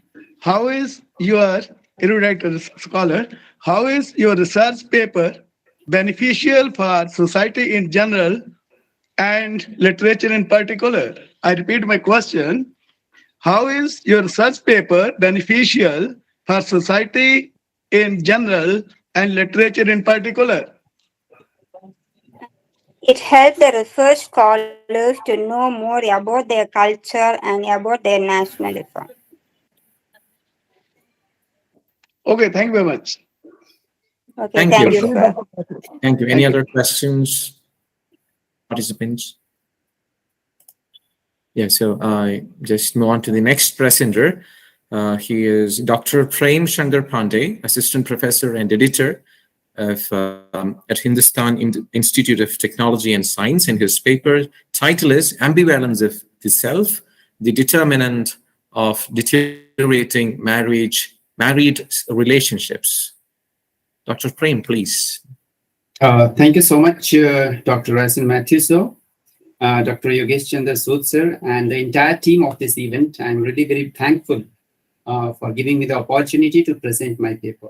Thank you so much, sir. Can you please confirm, am I audible and my screen is visible to you? Yes, sir, very much. Please continue. Okay, thank you so much, sir. So I'm Dr. Prem Shankar Pandey. I'm Assistant Professor and Editor of Hindustan University, Chennai. The paper I'm presenting today is titled Ambivalence of the Self, the Detriment of Deteriorating Married Relationship. This research paper is basically a psycho-social perspective for looking at a social issue from interdisciplinary perspective. So the objective of my research is to analyze the root cause of deteriorated married relationship in our society from psychoanalytical theory of Alfred Adler and Scott Barry Kaufman. The research problem that I'm dealing with in this research paper is whether psychological ambivalence is the root cause of increasing divorces in India and around the world. I have gone through the several research papers in the thesis, and these are the main literature review, which is directly concerned with my own research. One is done by Shelby B. Scott, who published his research in 2013. Where it's time to investigate the reasons for divorce and recollections of pre-marital intervention, implications for improving relationship education. In this research paper, he has tried to find out the major causes of divorces, and he came out that the reasons were infidelity, domestic violence, and substance use. But in this research, I did not trace what is the root cause that is instigating the husband and the wives to go for a divorce. Certainly, if there are two minds, will never go together. But some psychological disorders may be involved into those cases. That what I found as a research gap. So, in spite of reading all these papers, I found that there is no such research available which is trying to investigate the matter from the psychological perspective, looking at the psychological disorders in the individual behind this problem. If we talk about the research methodology, the reason for conducting this research is in the present time, divorce rate is increasing day by day, leaps and bounds. And people are getting socially detached, especially after COVID, post-COVID time. And so ambivalence of self and deterioration of intimacies, although are two different branches of the same tree, but quite related to each other. So this review of existing literature is done through libraries as well as some online resources. This research is basically a qualitative research, and my findings are based on the textual analysis of the primary and the secondary sources. Research is based on the critical study of the psychological theory of Alfred Adler, especially his need for hierarchy needs triangle, and the Scott Barry Kaufman theory of descendants. Then the collection of data has been done from various libraries and online resources like JSTOR, Project News, ProQuest, and Shodan. So in this presentation, I'll be talking about ambivalence of self in brief, and what are the causes of deterioration of relationship, and how to restore those relationships from the psychological perspective before I conclude. So as we know that intimate, long-lasting relationship of husband and wife is the key factor for propelling the human race and civilization. Our population will only increase when the husband and wife are able to maintain their relationship for a longer time. And there has been a very famous maxim that two minds never goes together. So when husband and wife are having two minds, that will definitely not go together because we all have different intellectuals. So that is the reason in the recent time, the alarming divorce rate throughout the world has propelled me to take this concern seriously and find the root cause of such deteriorating relationship, and also to look for an immediate solution. So a healthy relationship is also the key factor in one's life's happiness. And the many divorces are there which reach to the court for legal resolution, but there are many which remains uncounted. They are not in the list of the primary or the secondary sources because they do not reach to the court and they are resolved virtually. So such divorce are not recorded in this research as well. If I look at the data, this is the secondary data that is not collected by me. This is secondary data already available. This shows that I have used this data just to emphasize my problem that such kind of problems are not there only in India, but around the world. So we can see here that from 1913 to 2013, how the divorce rate is increasing alarmingly day by day. Not only in India, but let's see the condition of divorce rate in United Kingdom. In 1961, the divorces in were total 27,000, but by 2002 it has reached to 1,60,000. And what about the USA?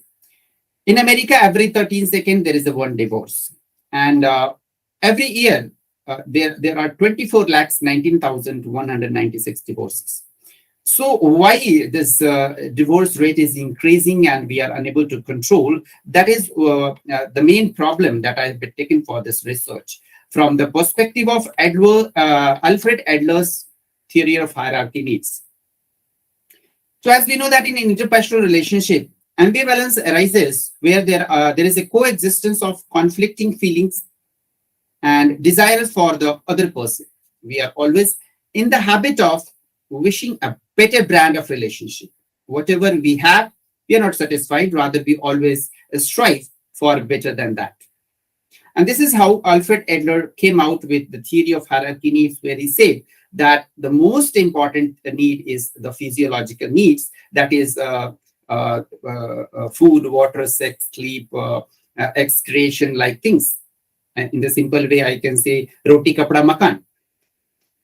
But the idea of Alfred Adler was that, first of all, once physiological needs are completed, then only we need to go for a next level of need, that is safety needs, followed by love and belonging, esteem, and self-actualization.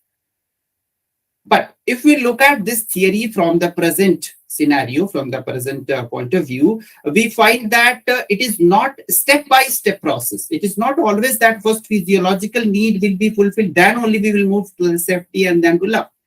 Why not love comes as the first and it comes as a physiological needs? Once love develops, the rest of the things automatically goes together. So according to my research, I believe that the third need, that is the love and belonging, comes as the physiological need, followed by all other needs.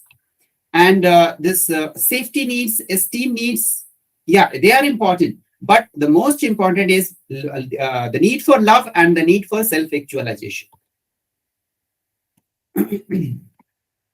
The partners are sometimes in the state of ambivalence because we always have conflicting thoughts going in our mind that we call it as a good wolf and a bad wolf. So always we have a conflicting attitude in our mind, and because of that, many times in our life our thoughts are not matching with our partners, maybe with the wife or the husband.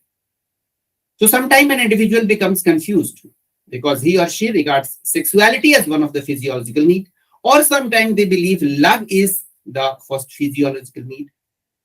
So they try to satisfy the third need mentioned by Marlowe as the first need. That is the need for the love.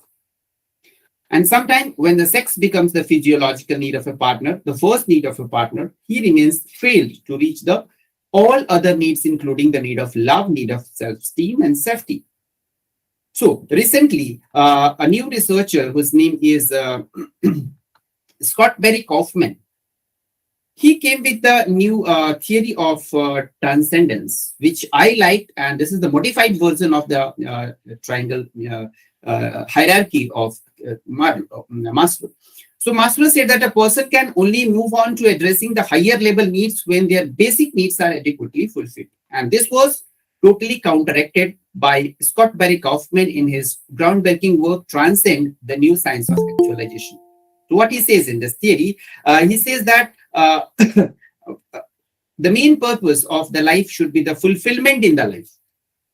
We should feel ourselves complete, not by striving for money or by safety or success or happiness, but by becoming the best version of ourselves. That is self-realization and self-actualization.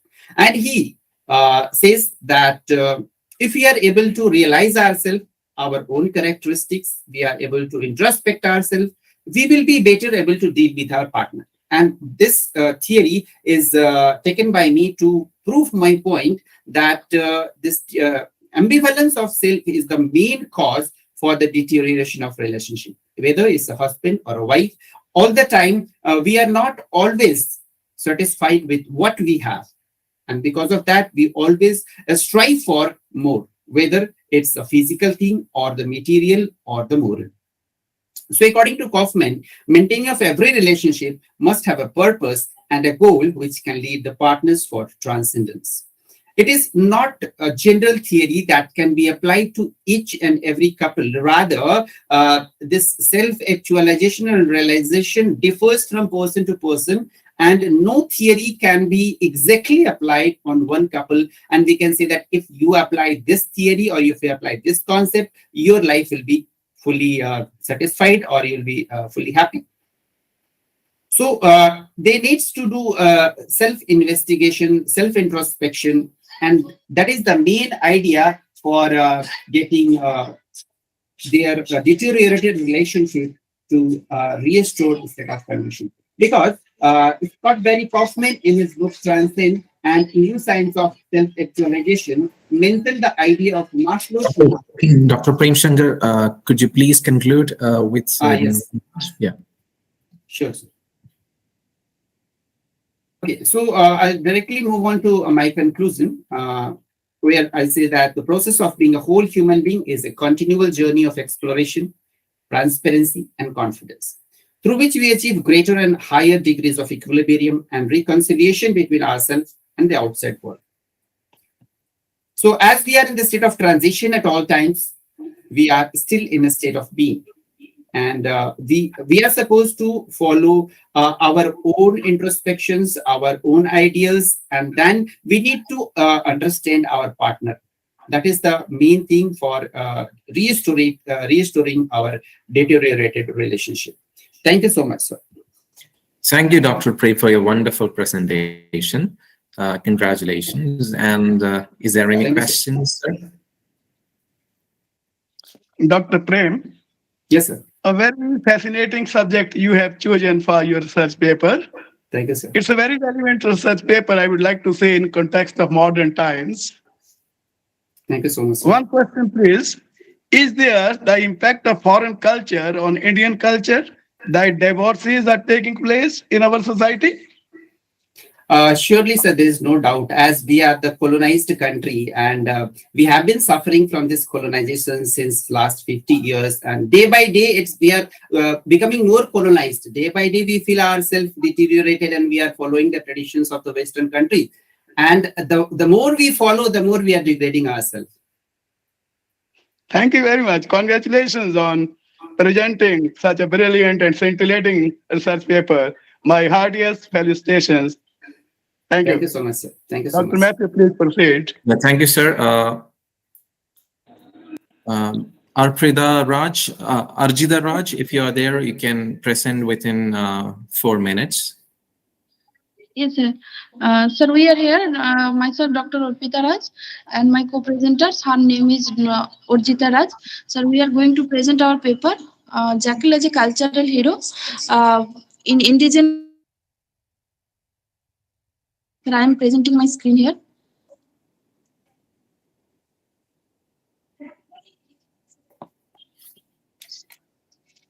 Yes, sir.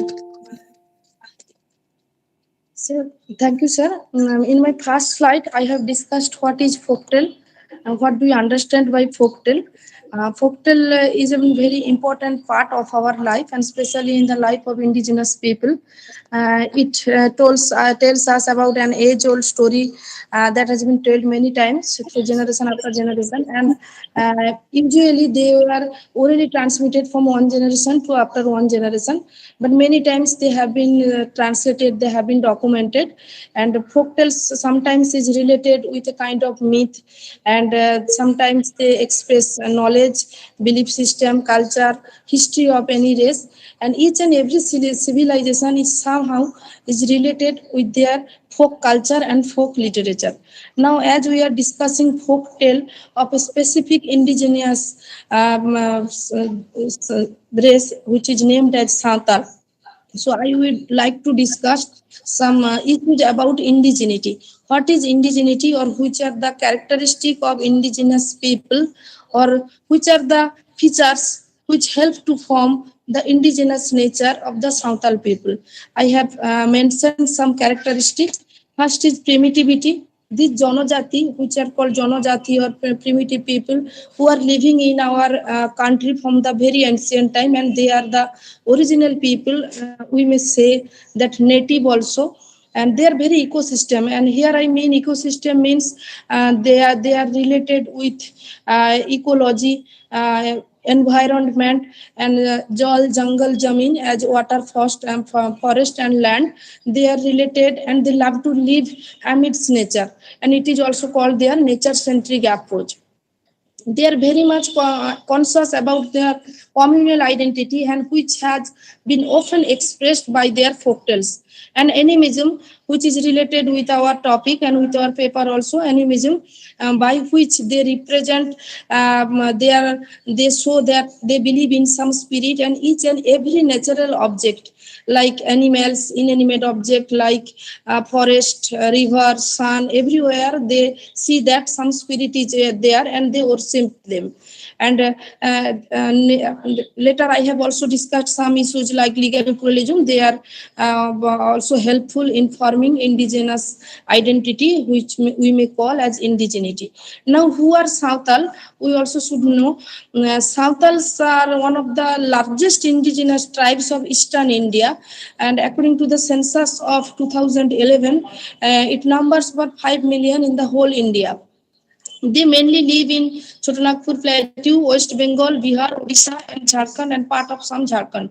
And this definition of the Santals, who belong to the so-called scheduled tribe, is given in the constitution, and in our article they have been mentioned in article schedule number 5 and 6 and 366 also. They live in a particular part or in a particular area, and they have been their own judicial system, own administrative system, which they follow and maintain. And like us, that means the mainstream people, we have a specific legal system, but they don't follow them, and our constitution has allowed them to follow that. We don't, our constitution, our legal system don't interfere in their matters. And these indigenous tribe have their own system, and they have their own folk tales also, and they have some features of folk tales, especially the Santal people and the indigenous people, like they follow a tradition and they have some rural culture. Sorry to interfere. Could you please move on to your findings to conclude? Yes, sir. Yes, sir. Actually, I have tried to show how jackal plays the role of a cultural hero. Cultural hero, by that we mean actually that a kind of mythical or historical figure who presents the idea or ideas of a society. He may be specific to some group of people, like we say Arjuna, Karna, or Lord Krishna. We in our Hindu culture. So how we find out jackal plays that kind of role in Santal folktale.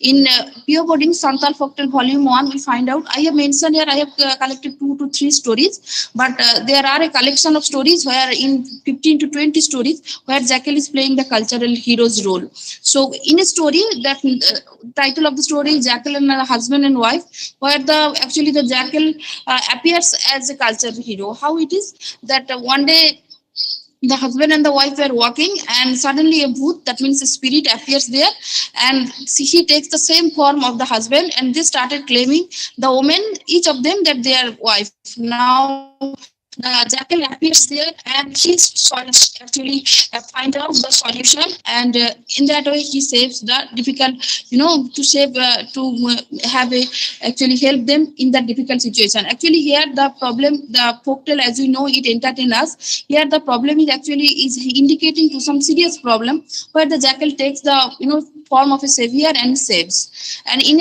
another short story, that the jackal and the leopard, we find out that in the same way the leopard was causing much problem to the villagers and to another animals in the forest. And now we find out that jackal appears there, and he tries to help the leopard, and finally it is killed. Now the leopard is just a symbol, because here the symbol, it is symbolizing some social issues, some problems that actually is very much harmful to human civilization, and jackal plays the role and he saves the mankind in that way. So actually here I am the conclusion, the last slide, we find out here that jackal appears in indigenous folktale at a time when the other systems of justice have already failed, and always at the climax of the story. Now, like a hero, it helps the people going through the distress and suffering. And in the next point, that if I finally find out that the indigenous folktales that deal with the judgment of the jackal leave and actually it leaves an impact on the mind of the readers and gives instruction so that the next generation does not commit the same mistake. As we know that the folktales, fables, they always teach us a lesson. So that in the jackal here plays that role, that it actually teaches us that how to solve a problem, how to what the mistake with the mankind should not commit as cultural hero does. That's all, sir. Thank you, Arpita Raj, for your presentation. Sir, any questions? Sir, sir, I want to mention here, sir. Can I please? Yes, please. Sir, actually, in the list that there was the name mention of only one name, my co-presenter Orjita Raj. My name was missing, sir. I mailed actually in your email ID and in the group also I had written. Sir, please take my name also, Dr. Orjita Raj. Okay, could you please message me here so that I can get the correct ID? Okay, sir, I am mentioning here my name also. So should I only mention my name or my designation also? Please message in the message box in this session. I will note it. Okay, sir. Thank you, sir. Thank you very much. Any questions, Yogesh, sir? Yeah, learned scholar. One question. Folk tales are fast disappearing. My question is, how can folk tales be revived? Folk tales are fast disappearing. How can folk tales be revived?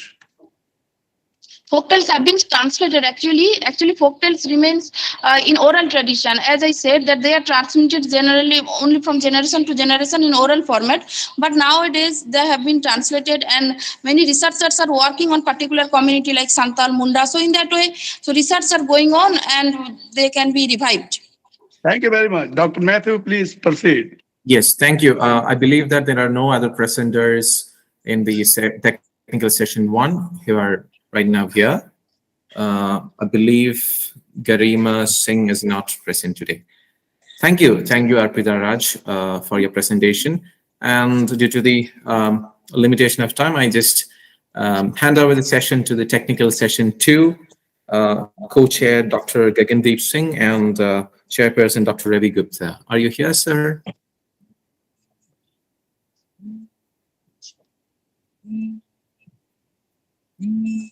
Hello. Yes, I'm here.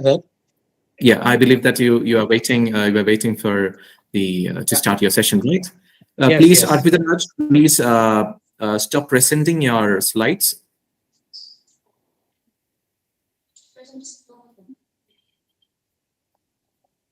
Dear Arpita Raj, please stop presenting your Okay. Sorry. screen. Extreme sorry. I'm doing. Yeah. Over to you, Ravi Gupta, sir, and Gagandeep, sir. Thank you, presenters.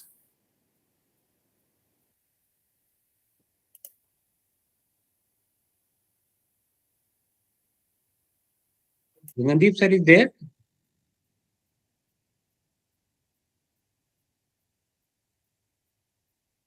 Hello. Dr. Gagandeep Singh is there? Okay, I don't think he has joined. So, anyhow, so today we are going to have a presentation in this technical session 2. We are today going to have 5 presentation. One is by Sonal R. Selekar, Research Scholar, Department of Visual Arts, Graphic Era, Hill University, Uttarakhand. Then second one is Sanjana Rawat, students of BFA from Department of Visual Arts, again Graphic Era, Hill University, Dehradun. Then Urvasi Srivastava from Dehradun. Then TK Sahu, that is from MIT University, Noida. Then Srishti, that is research scholar in Graphic Era, Hill University, Dehradun. So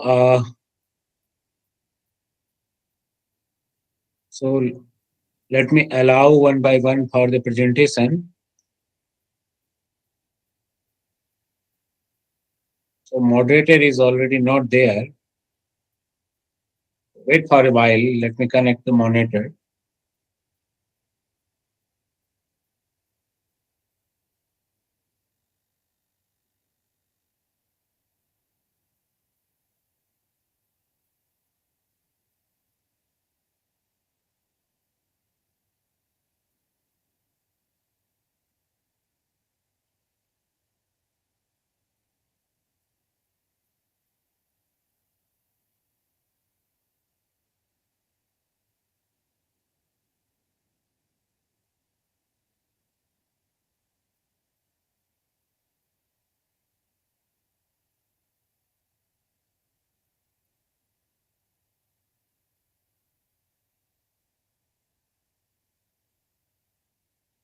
Okay, I'm not able to connect him. So whether Sonal R. Selekar, Research Scholar, Department of Visual and Graphic era, Hill University, Dehradun, she is there. Sonal?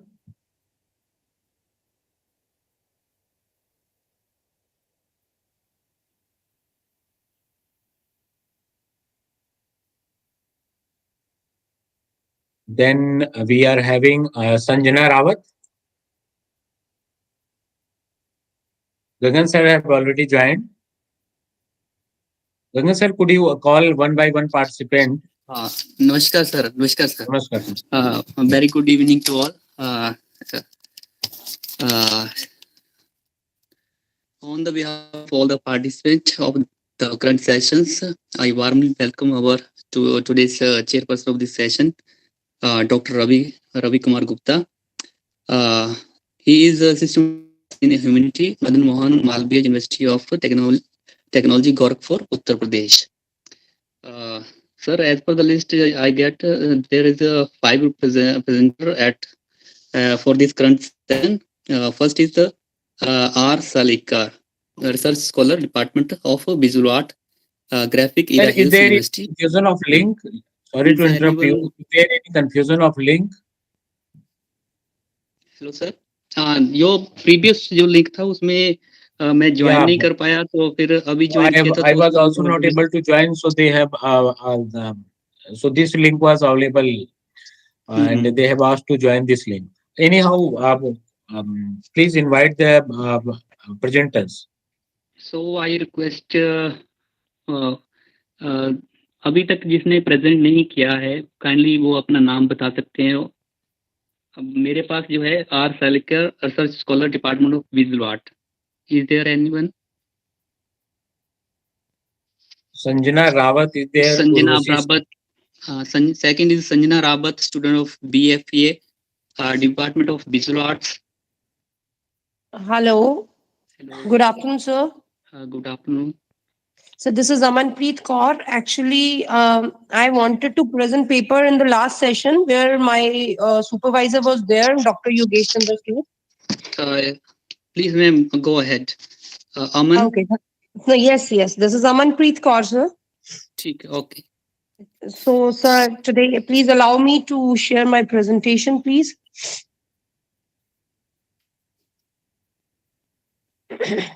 Meeting host is requested to allow Amanpreet Kaur for presentation.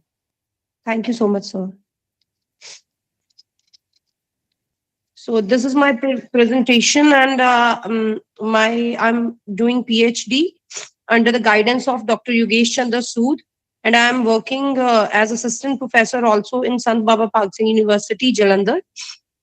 So today my topic is role of digital advancement in the promotion of research with an easy access to literature.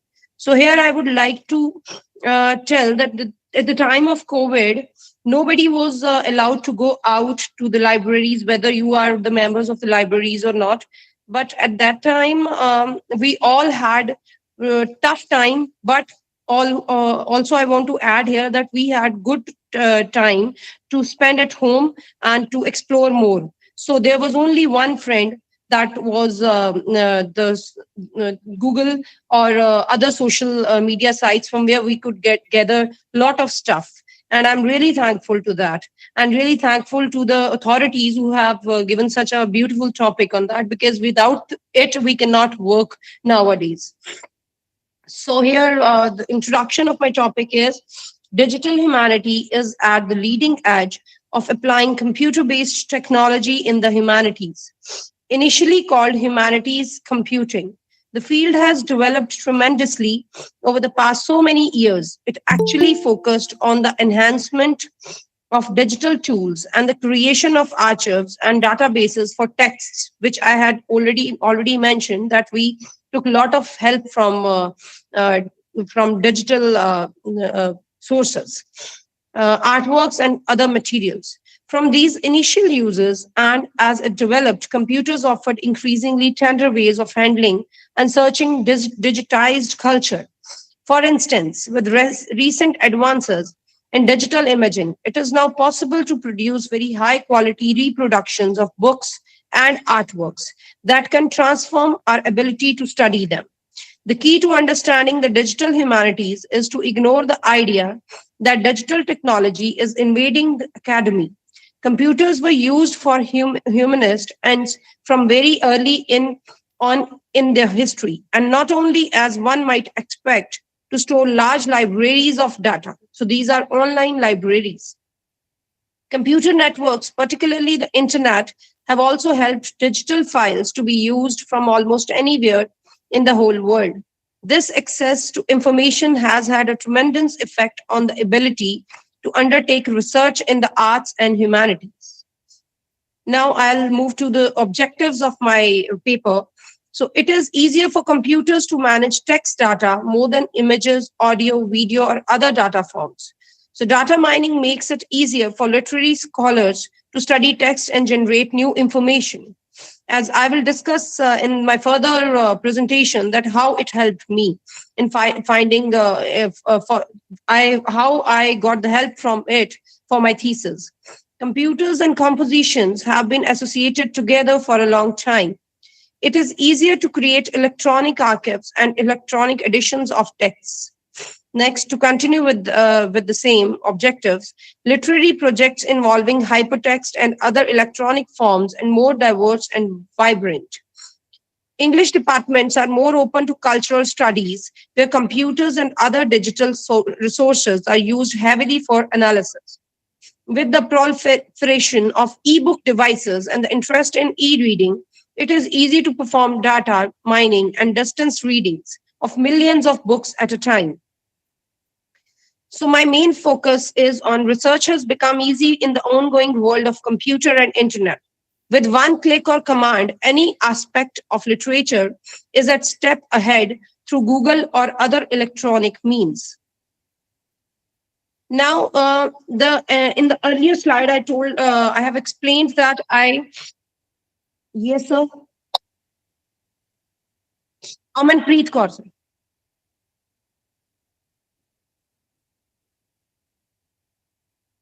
Okay, sir. 1 second, sir.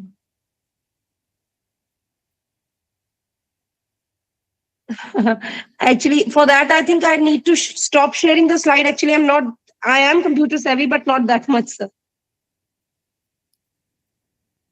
Kindly conclude within 3 minutes. Okay, sure, sir. I will definitely.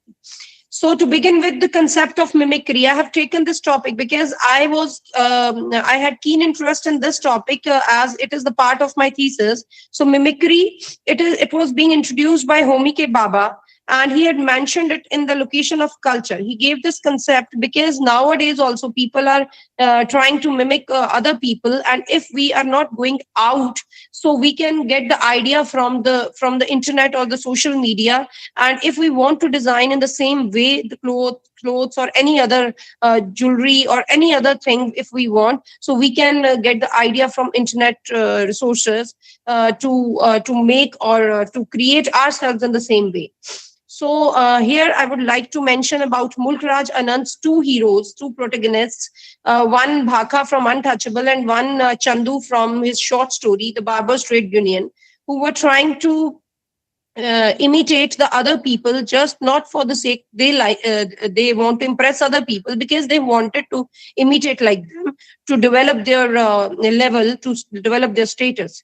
So here he gave this concept to differentiate between colonized and colonizers. It is a post-colonial theory that got its existence when it was civilized. So as I'm having less time, so I'll move to the next slide.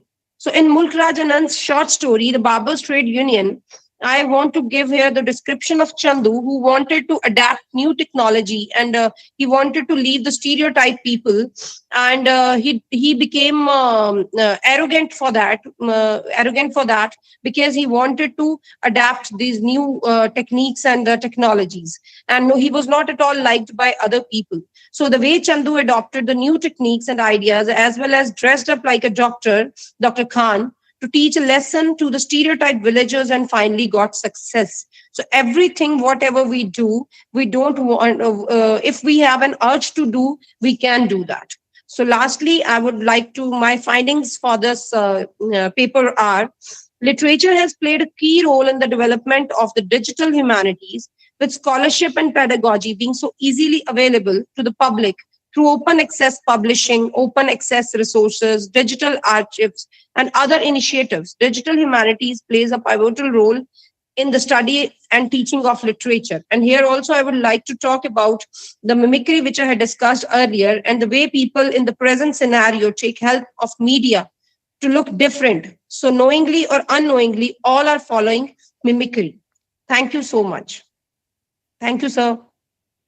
Thank you, Amanpreet Kaur. Sir, any question?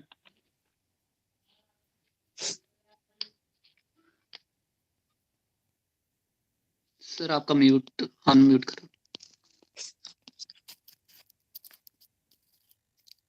Sir आप unmute कीजिए अपने उसको Hello.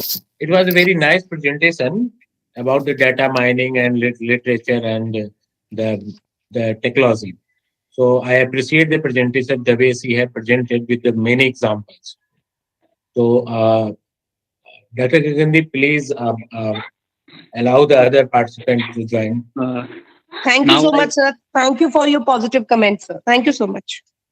Now I would like to invite here Srishti Mamgen, research scholar of Graphic Era Hill University, Dehradun. अगर वो जहाँ पर है Yes. Good afternoon to everyone. So I'm Shrishti Mamgai, research scholar from Graphic Era Hill University, Dehradun, and here I'm presenting my PPT.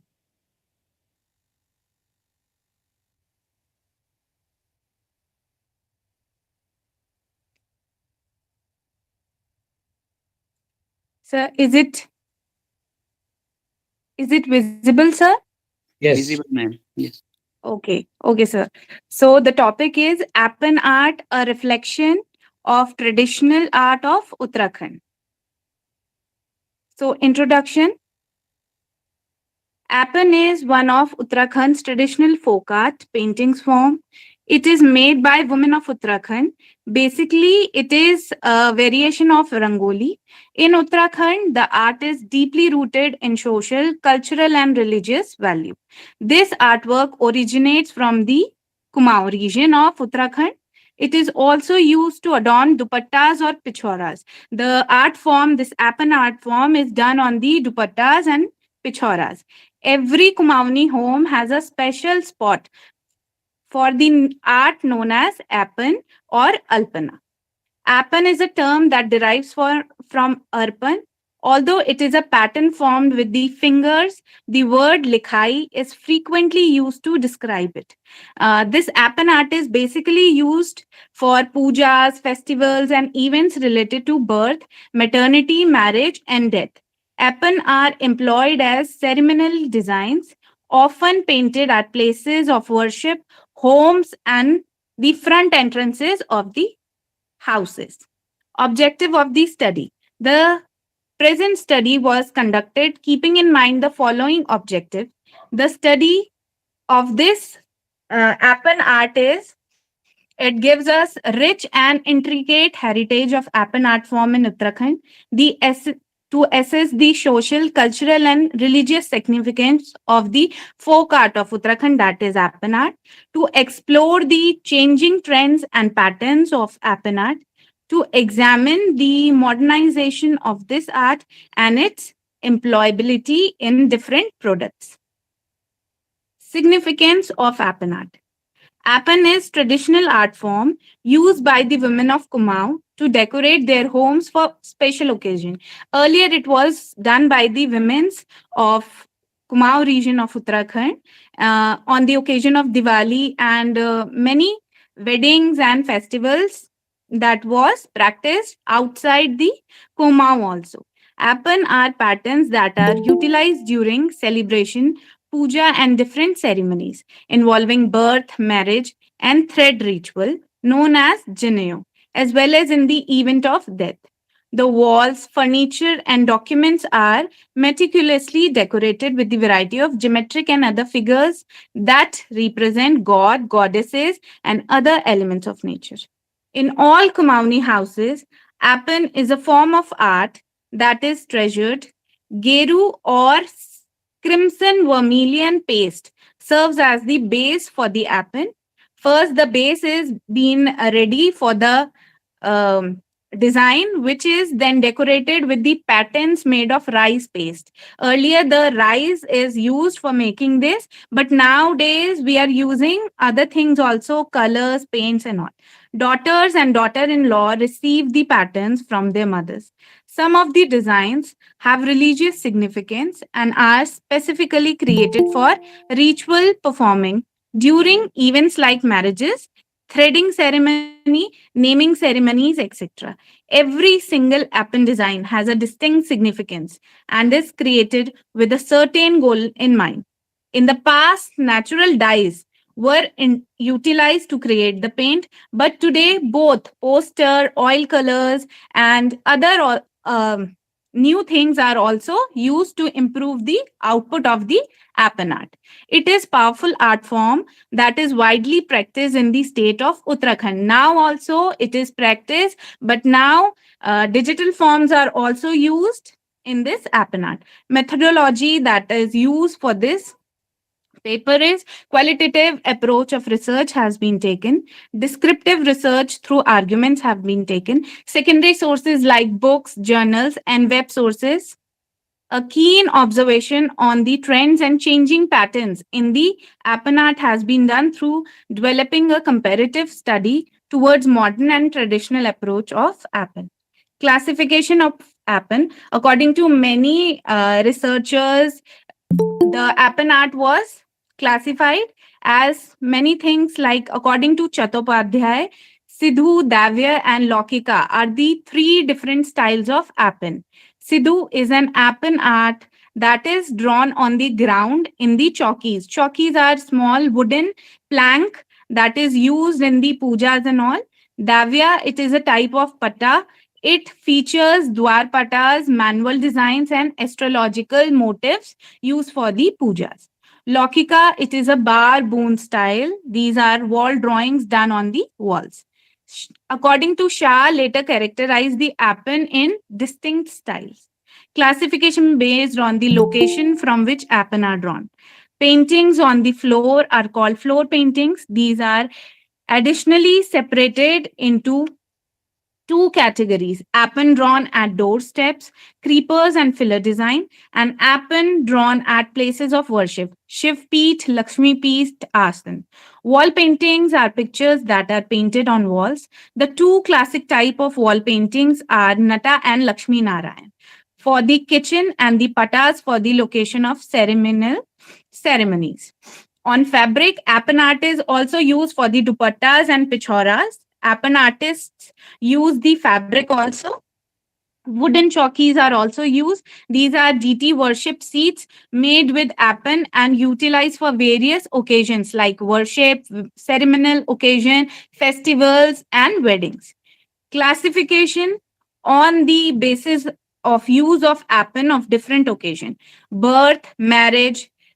So different chokis are used for these ceremonies like Acharya Chauki, the groom is always accompanied among others by his own Pandit or Acharya. Vivah Chauki, this seat is specially prepared for the occasion of marriage. The wooden seat is provided by the groom side and the background color is yellow. Dhuli Arghya Chauki. This chauki is mainly made to welcome bridegroom. Jyoti Patta, in the hills of Kumaon, among the Brahmin and Shah families, there is a practice of drawing a jaunty on the wedding or a sacred thread ceremony. When thread ceremony is done, then these chaukis are used. Durga Thapa is painted on paper by the women of Kumaon for Durga Pujas. Lakshmi Yantra in the hills of Kumaon, as in other parts of India, the goddess of wealth, Lakshmi is worshipped during the festival of Diwali, Kali Puja. Janmashtami Patta, for the purpose of worshipping Lord Krishna on the day of his birth.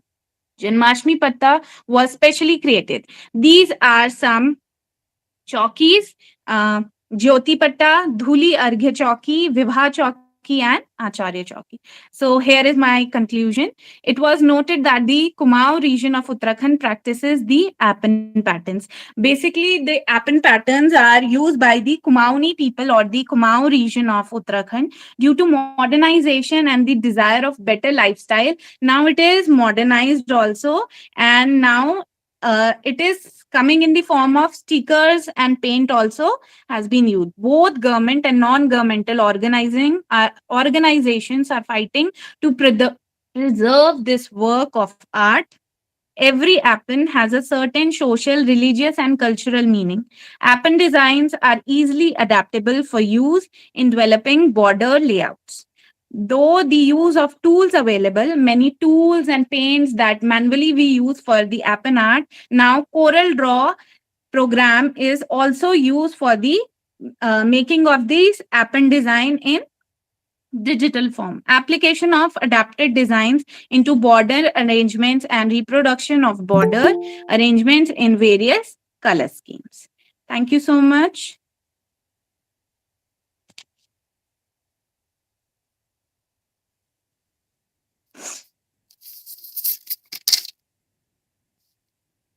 Thank you, Srishti ma'am again.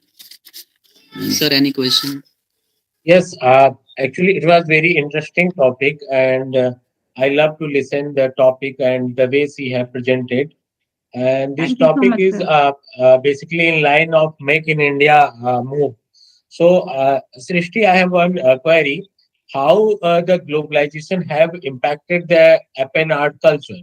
So, is it positively impacting or it is negatively impacting? Sir, actually now Appen art is the folk art of Uttarakhand. It is globally developing also. But sir, according to the digital work, the ladies that work in the field are not getting that much of importance. That's why, sir, according to me, I think so that it is degrading, and we have to preserve the art form. And what about the government stand? Whether the government is supporting the local art like Yes, Appen art? sir. Is, Yes, is there any sir. scheme? Sir, some organizations are also made for the preservation of this Appen art. So government is also thinking about this to preserve the folk art of Uttarakhand.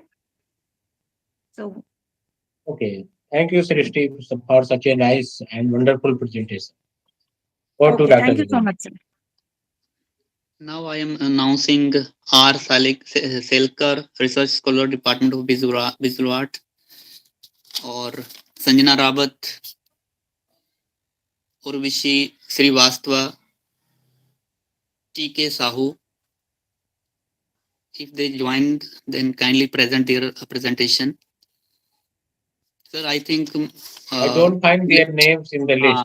मैंने भी जो है list में इनके नाम जो है नहीं मतलब तो अदर्स को अलाउ करें सर जो जिनका लेफ्ट रह गया मतलब जो छूट चुके हैं प्रेजेंट करने में पूछ लीजिए सर से बात डियर कीजिए। पार्टिसिपेंट अगर कोई जिसकी प्रेजेंटेशन नहीं हुई है तो वह अपनी प्रेजेंटेशन जो है प्रेजेंट कर सकता है।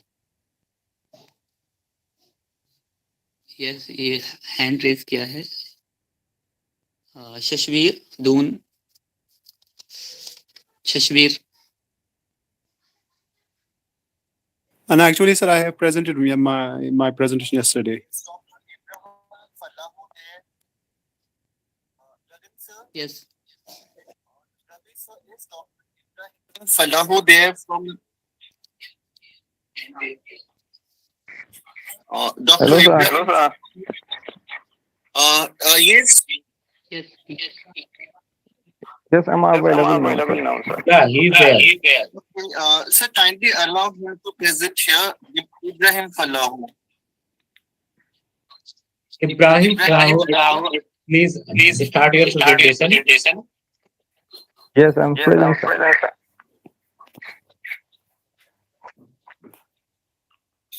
Ibrahim, can you switch on your camera?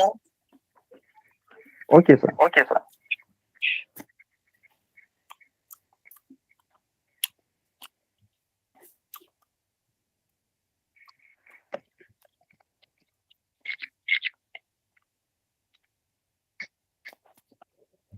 Good morning, Good sir. morning, sir. Am I Good audible? morning, Ibrahim. I am I am Ibrahim Ibrahim Falalacha from Bauchi State University, Nigeria. And my topic. Sir, please mute yourself. Yes, sir. Please mute yourself. Yes, Ibrahim, please start. Should I continue, sir? Yes, please continue. Okay, sir. Good morning, because here in our country it's morning, sir. But good afternoon, sir. Anyhow, good morning and good afternoon both to you. Thank you, sir. So, sir, my topic is depiction of poverty and illiteracy in Zainab's Alkali, the stillborn. And introduction of this topic is African continent experiencing great discrimination among them as a result of worldly material. These issues bridge a huge gap between upper class and working class in the daily activities. So Zainabat Alkali portrays issues and problems that lead the happiness of poverty and illiteracy shouldered on the lower class. Alkali, as an indigenous of northern Nigeria, she portrays the virtues of the region in terms of marriage, famine, joblessness, and domestic matters. So this is an introduction of what she already depicted. And I use the theoretical framework as Marxist theory. Marxist theory adopts the method of reading and the text and the other theories to interpret the text. He famously wrote in his first significant economic work, Introduction to Critique of Political Economy in 1859, the ideas of ruling class are in every epoch the ruling ideas. In capitalism, it is ideology of capitalist class which constitutes the dominant ideology of the society. So in this novel, the depiction of poverty and illiteracy in stillborn presents social environment in which the major characters such as Li, Awa, Fau, and Hawa, which were both in these societies. So Li, she was the major characters. He was the major characters exist in an already structured black society, and she views her life in terms of meaning imposed by her society. So poverty is prevalent, as it was mentioned in page 37. She says, on Friday at dawn, Awa, Li, and Faku headed towards the hills behind the hill station in search of firewood. So Awa carried a big clay jar of water. Li and Faku followed their cutlasses balanced on their heads. So this in page 37. So situation of his economic family made propose her husband and direct her for not immediately take her to the city. That made a subject of discussion among the villagers. As mentioned in page 60, she says, what kind of husband keeps a bride waiting for 4 years? She persisted, either he has got himself a city wife or he is impotent. Also, there is a prevalence of exploitations and oppression, where we see Al-Hajj Bature was the richest person in the village, and he was above 60 years of age, but he did not respected his age due to his wealth, so he exploiting and manipulating people, especially girls of 17, 18, and 20 age, to marry. When he see another girl, then he divorced the first and remarry another. So Lee mentioned in her discussion, she said, Lee made clear interpretation on Alhaji Bature's attitudes. She says, Alhaji Bature was none of these things. He was a greedy, selfishness man who spread his wealth to get what he wanted, even at the cost of other people's happiness. He was cunning, dirty, he showed no interest in a woman until another man did. So no, Alhaji Bature was a born hunter who adorned himself with the number of women he acquired. This is in page 64. So illiteracy were also mentioned in the acts of Alkali, where it played its part in Alkali, and where she portrays lack of education and frustration lead Faku into deep prostitution, as mentioned in the novel. She said, I heard she was left for Kano for some other town and is deep in prostitution. So as a result of illiteracy, a lack of good fortune, so she decided to leave her society, or she decided to leave her community in search of earning a good environment. So she fell deep into prostitution. She left her society and went to the city to look for a good shelter.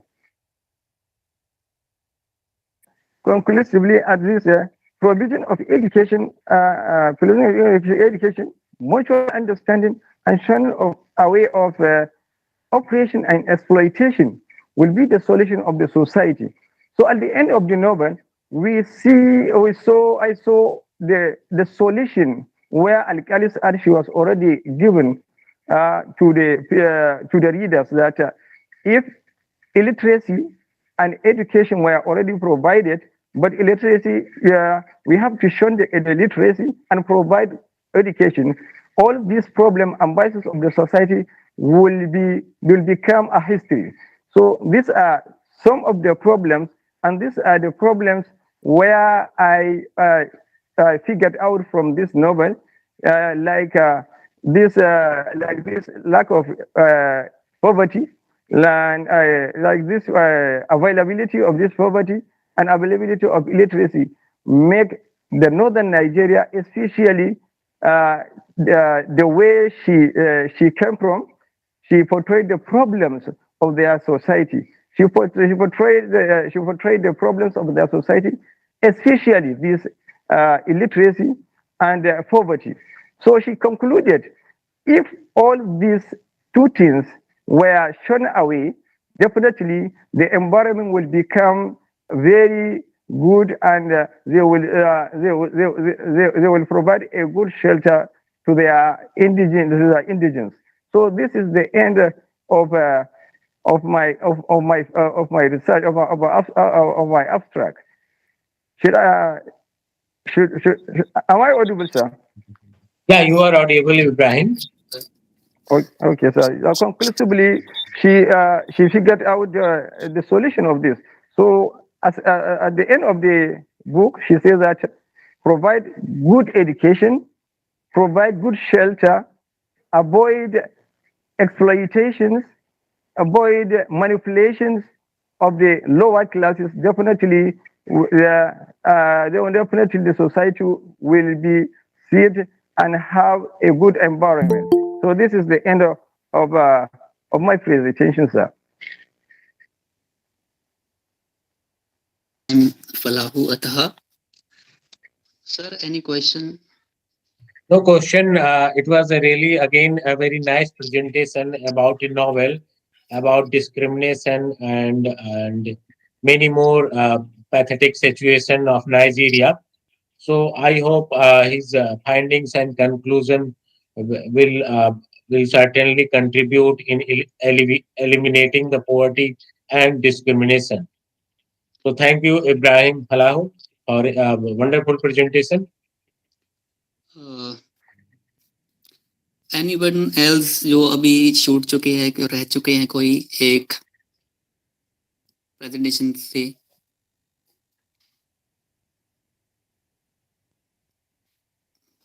अगर किसी की presentation नहीं हुई है तो बता सकते हैं अभी फिलहाल. Sir, can we conclude now? Yes, please conclude. हाँ, इस सेशन में जैसे हम 5 कैंडिडेट थे, लेकिन उसमें से सिर्फ एक ही कैंडिडेट ने जहाँ पर प्रेजेंटेशन दिया, और कुछ जो अदर्स प्रेजेंटेशन जो छूट चुके थे, जैसे अमनप्रीत कौर और इब्राहिम फलाहू है, इन 2 प्रेजेंटेशन ने जहाँ पर प्रेजेंटेशन दिया है. इन सब के लिए धन्यवाद. Sir, doctor Ravi Kumar Gupta, coordinator of this conference, international conference on digital humanities. Sir, I humbly thanks to you that you spare your valuable time from very busy and schedule. So, sir, I thank you very much, sir. Thank you, Dr. Gizandeep and the Achievers Foundation for giving the opportunity to interact such a wonderful presentation. So thank you all to all the presenters.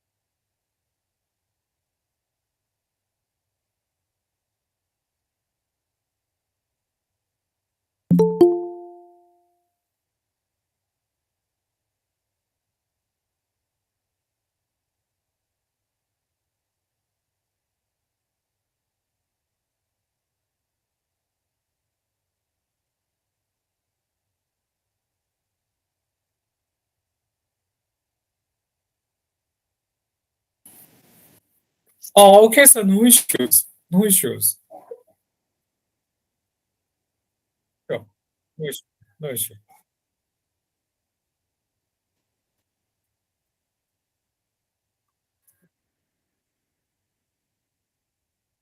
Okay. Okay, sir.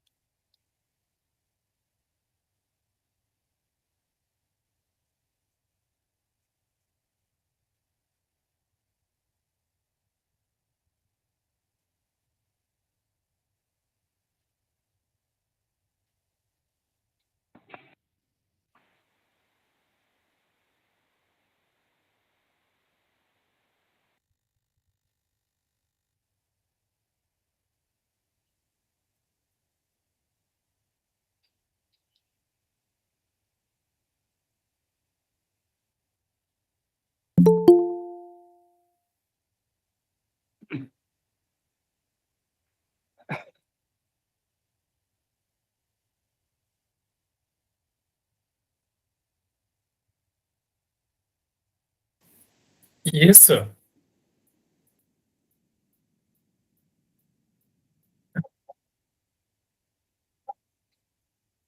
Okay, sir. Okay, sir.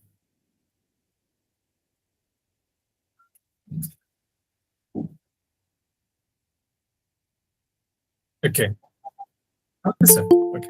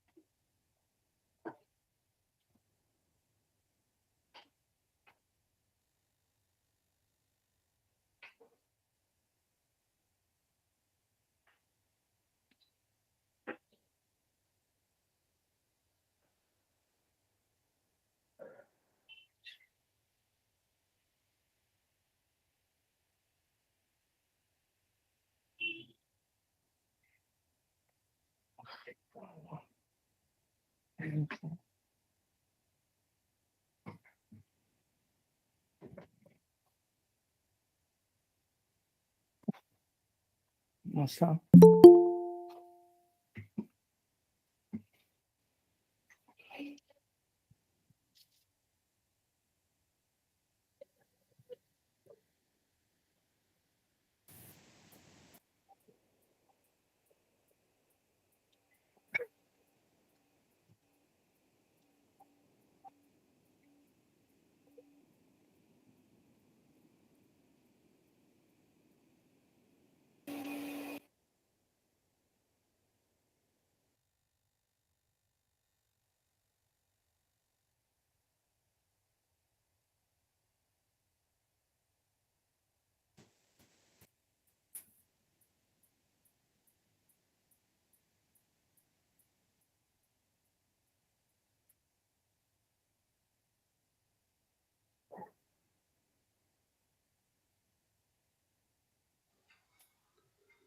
Dr. Sudhir? Yes, sir, I am in. Okay, Dr. Raman?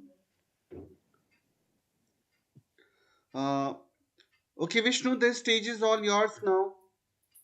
Thank you, sir.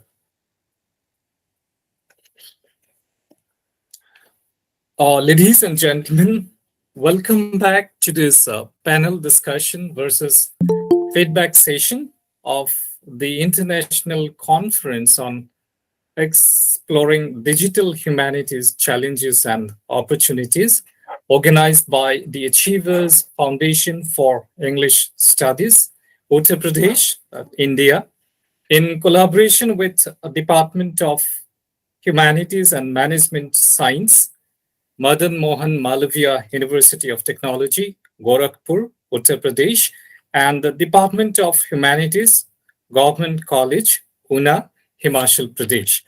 In order to participate in this particular panel discussions as well as the feedback session, I would like to invite the first panelist, the conference convener, Dr. Sudhir Narayan Singh.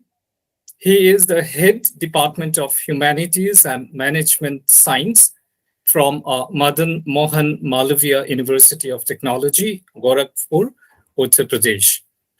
As the second panel member of this session, I would like to invite the conference chairman, Dr. Sanjay Prasad Pandey, president of the Achievers Foundation for English Studies, Uttar Pradesh, and he is acting as a professor in the Department of English from Lovely Professional University, Punjab, India.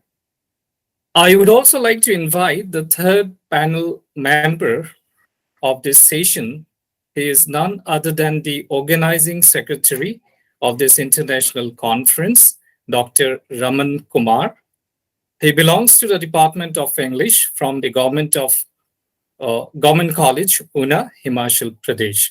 So we would like to invite all of you to participate very proactively and to come to a consensus and also a discussion on the feedback of the participants as well as other distinguished delegates. The floor is yours, sir.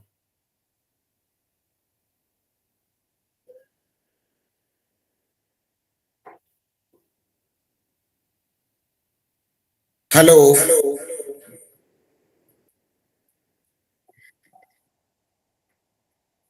So, dear friends, 2 days academic interaction and Mahakumbh on digital humanities came to an end.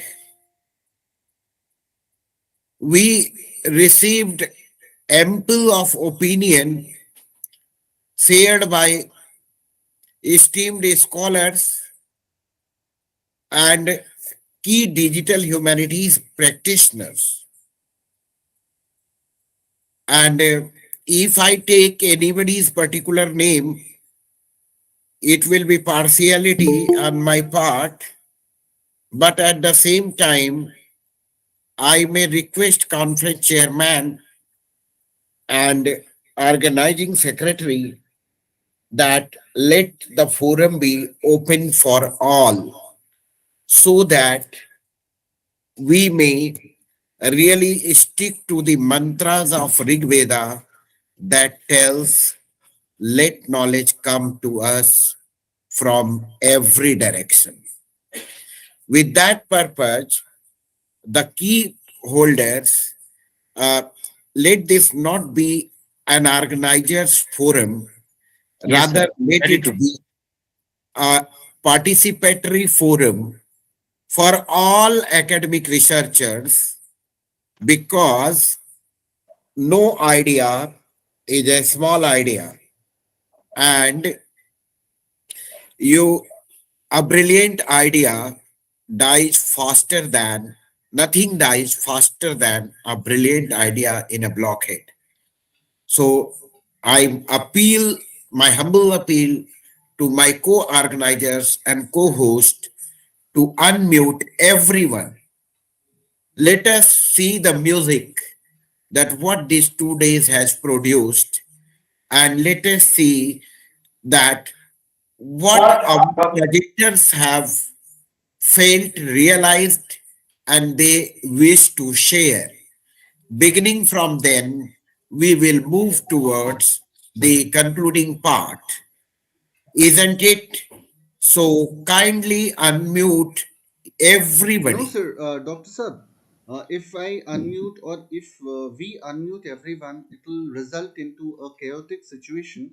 So I may Oh, request. let it be. That is also a digital humanities problem. So That is also a digital. that will You be are chaotic, talking sir. about challenges and opportunities. Yeah, So let Yes, definitely. us naturally. face the challenge. Let us face the music. Let us face the problem. That is what this forum made So, for. so, We so will you try want to to welcome experiment? So you only want I to once agree to what experiment? Suresh while sir said. the speaker I, first raise the hand and then start speaking. Yeah, yes, so we yes, yes. can see Arpita Digitally, Mukhopadhyay, speakers doctor. first raise their hand Yeah, and then they will start speaking, right. and let everybody be unmuted, and we three will be silent listeners Absolutely, for absolutely. Yes. 15 minutes. Okay. So I can see Arpita Mukhopadhyay over there. So Arpita, please, your feedback, right? So and now we would speak anything in between and would request the participants to give their feedback. Will that be okay, Doctor And Sir? everybody is requested to switch on their videos Yeah, and Yes. yes, that's my start humble request. Yes, yes, the yes, real yes. discussion. Yeah, my humble request to all the participants to switch on their camera. All the participants to switch on their camera. Humble request. Yes, please.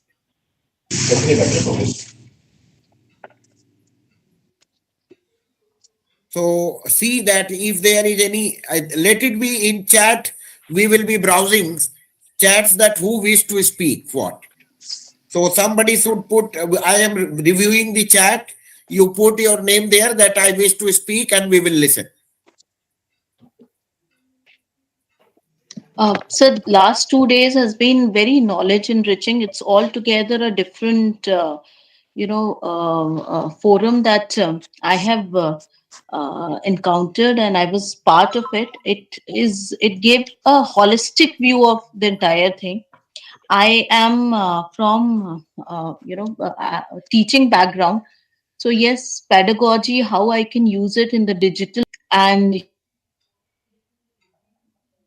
humanities has really been very enriching, and I'm taking a lot from these 2 days, which I'm sure not only I'm going to apply it on my thesis, on my work, but otherwise also, because today digital humanities has approached loud and clear. It has approached. So yes, we have to face it, and that's it, sir. It has been really enriching, and thank you so much We see making. Sunita Goyal is there. Yes, sir. Please. It was a nice Thank you, experience. Arpita. Thank you very much for your feedback. It was nice Okay. experience, sir. We listened to many dignitaries, and our knowledge was enhanced.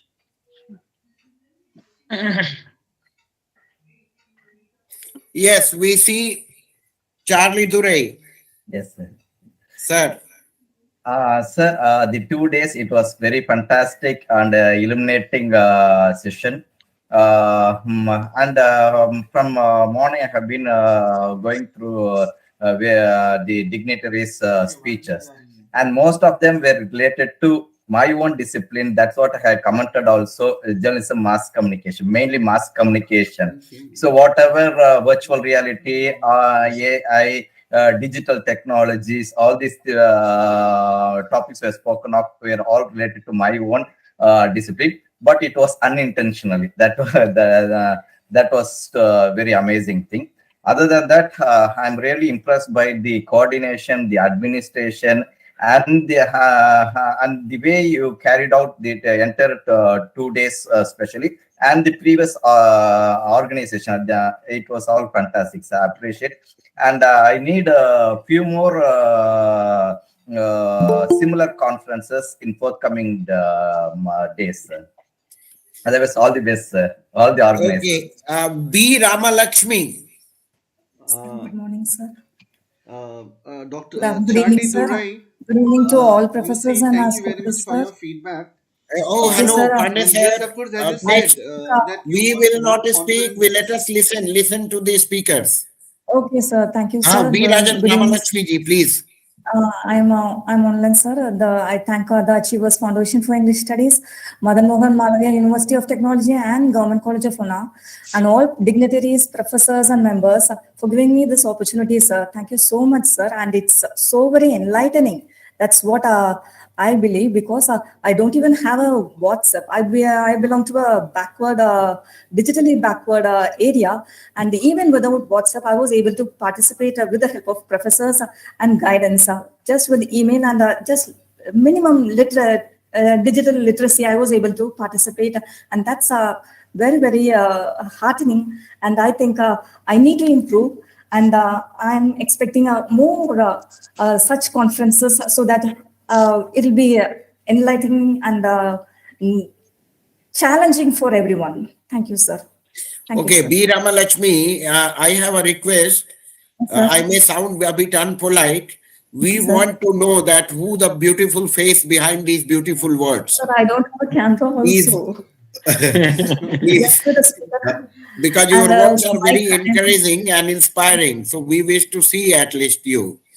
Yes, sir. Had it been physical conference, we might have been knowing each other. Yes, sir. Yes, sir. Yeah. Thank you for giving me such a wonderful opportunity. And I also will upgrade myself, sir. I'm sure. Okay, Shah Shabir from Doon University. Yes, good evening, everyone. Really, it was a wonderful, conference. I feel fortunate enough myself that I have been given a chance to share my presentation and my paper with you people. Really, everything happened very great.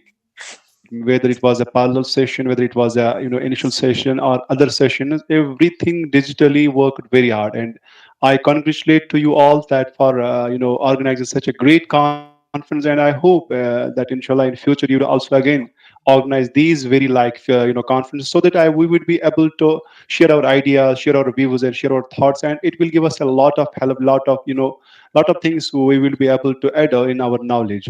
So congratulate to all of you people for organizing such a great conference. Thank you very much. We have Vilasha Shati. Abhilasa Sati raised her arm. Okay. Pallavi, Madam Pallavi, ma'am. Good afternoon, Galaxy of Intellectuals. I'm very grateful to Professor Pandey, Professor Sudhir, and Dr. Raman Jaswal for giving me this wonderful opportunity to put in record my views on this highly competitive and brilliant academic pedestal. International Conference on Digital Humanities, Challenges and Opportunities has been a very pertinent area of research taken into consideration by the esteemed organizers. Exemplary research papers were presented and discussed, imparting innovative insights for further research in the academia. Notable keynote speakers and chairpersons across various fields pan-globe have contributed immensely in making this conference a huge success. Looking forward for further future engagements with this esteemed organizing team. Once again, I extend my heartfelt thanks to one and all and wish bright future. Thank you, sir. Okay, Miss Rohina Prasad. Thank you, sir, for giving the opportunity. I am really feeling blessed that I was a part of this session since last 2 days. But the things which I have observed here, it was really, I am learned and I am very much grateful, and my thirsts are growing day by day. I wish I could have attended all the sessions and all the halls together, because I was a single and I have listened to all those researchers and all, but I was interested in listening to the others also. So I am very much thankful to everyone. And this was organized well and systematically. So I will love to join again and again. Chirag Patil ji. First of all, thank you all the organizers for conducting these enlightening online seminars. I was so excited and I'm still excited for last 2 days. I'm sitting in Godhra here, and this is really united us, all of us, all across the country and beyond our country. So I'm really grateful to all of you guys for conducting this seminar. We are expecting many more. Okay, thank you, Madam Krishna Singh. Good afternoon to all the dignitaries. I feel very privileged to be a part of this organization. Actually, this is my second time with this team. I have attended the last conference too. So, feel very proud to be a part of this and looking forward for more such conferences. And the best example of the digitalization that we are all connected through WhatsApp and Google Meet, and also the new venture that is YouTube Live. So thanks to the team. Thank you, ma'am. Thanks, Akhila Mohan. Ma'am Akhila Mohan, you are required over here. Please unmute. Yes, thank you, sir, and thank you to all the dignitaries. So, first of all, I was very intrigued by the topic itself, digital humanities, which is very new to me. So, I learned a lot, especially from the keynote speakers, as well as through the presentations by my co-scholars and presenters. And it was a very well organized conference. Plus, we were, given enough time to present our papers. So I'm, leaving this conference with a lot of satisfaction and learning. So congratulations to the entire team, and I wish to be connected with the group and look forward to attending more such conferences. Thank you so much. Madam Rutvi Upadhyay. Hello, everyone. Thank you so much for providing us such a wonderful platform for paper presentation. And I hope I would get more and more if you organize this type of such a seminar. I will again and again participate in it. Thank you so much. Madam Bushra Naseem.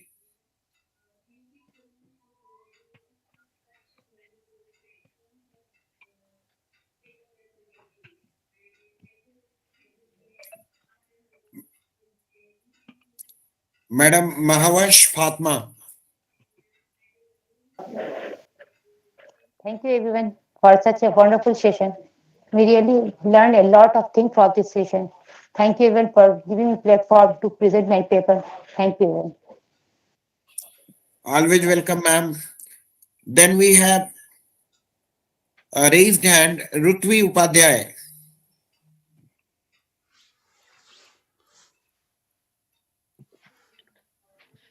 Devkant Sharma ji.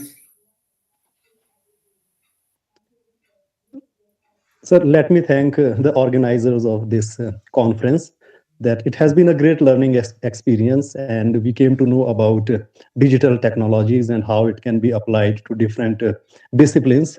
So it was an enriching experience for me as a teacher, and it will help me a lot in the years to come, in the times to come. So all in all, it was a great learning experience, sir. Thanks a lot.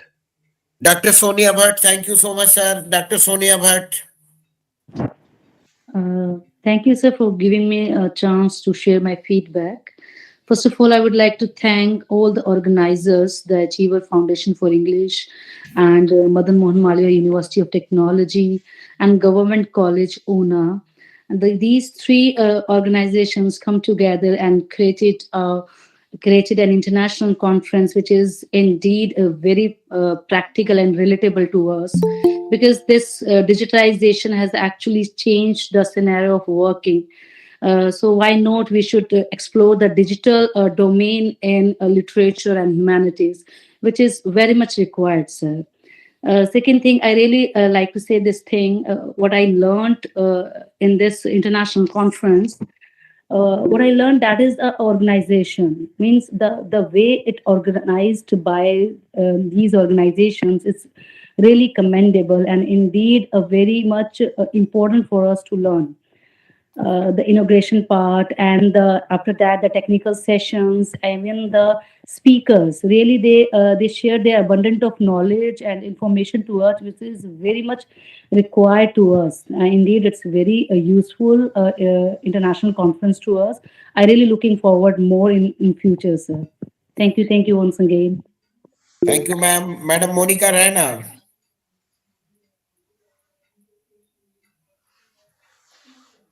Everyone, a very warm good evening. Sir, it was a wonderful and highly commendable thing which we have witnessed for the past 2 days. And it was really good to listen to the wonderful speakers. Especially, I like the keynote speakers, and you have covered all the aspects of the digital thing. That was very wonderful thing. And really proud to be a part of this team. Thank you very much, sir. Welcome, ma'am. Most welcome. Madam Mahavish Fatma. Your hand is raised. Sir, I already given feedback. Okay. Your hands are showing raised. That's why. Then anyone, it's open. I can see this galaxy of vibrant scholars, and the whole of this team is vibrant on your vibrant faces. Your bright faces are indicating the success story of this conference. And so any participant would love to. We have Hina Mani, ma'am. So Yeah, over to Hina. you. It is Hina Moini, sir. Moini, sorry. It was yes, sir. It was really a pleasure working for the past 2 days. It was really a pleasure, and we were, I don't know about others, but I think we were enthused by all the participants and the academicians who you had called, especially Deepthi ma'am, who had taken the past and the future of the digital world, and it was really enthralling and enlightening. The topic was really current, and people at this present age have to face all the researchers, and in fact you have covered all the subjects including arts and humanities and English. All the subjects were there, and it was a pleasure to be a part of this grand workshop. Thank you so much. We have a friend from Nigeria, Ibrahim Falau Ata. Yes, sir. Good afternoon, sir. I want to show my appreciation and to extend my appreciation and to the esteemed organizers of this conference, because I am very happy to see how the importance of this digital technology, the way they entail all the world in one platform. I'm very, very appreciative about this conference. Thank you very much. I really want, once again, I want to congratulate the team organizers for organizing this a great conference. Thank you very much. Little one.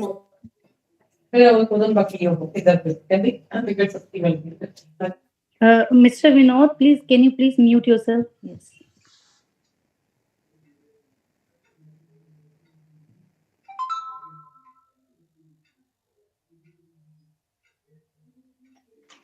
He has been muted.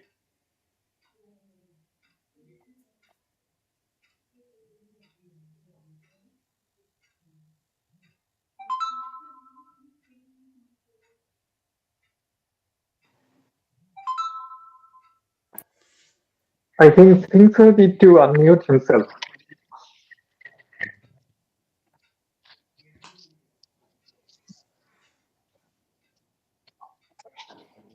Hello, sir. Sudhir sir, please unmute yourself. Please unmute Rishikesh Raji. He is there. Rishikesh Raj. Yes, sir. Good evening to all of you over here. It's a really grateful and wonderful experience we have had. Like it covered both the areas of literature as well as technical communication. Also, from the beginning, I listened to each and everything. Thank you very much to the organizations organized that you have organized this beautiful conference where we have come to know each and every areas of literature, technical communication, philosophy, and different things. I was very like I was in the I listened to all the keynote speakers as well. I was only in one of the like in my part only, but I was like willing to listen to rest of the thing. Had it been a offline conference, I would have listened to each and everything. So anyway, thank you very much to all of you over here, even the organizers that have organized this program conference. Thank you very much, sir and ma'am. Thanks so much. So any speaker who wish to speak, forum is open. If you want to share your knowledge, your experience with regards to digital humanities, forum is open.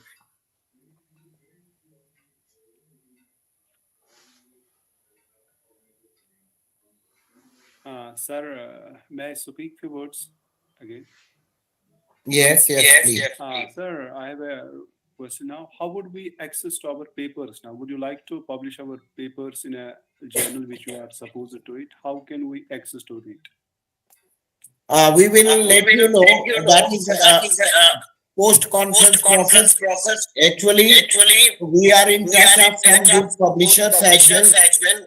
And let us see what best can we offer. Yes, sir. Thank you. Thank you very much. We hope best. So we will let you know. Without your consent, nothing will be done.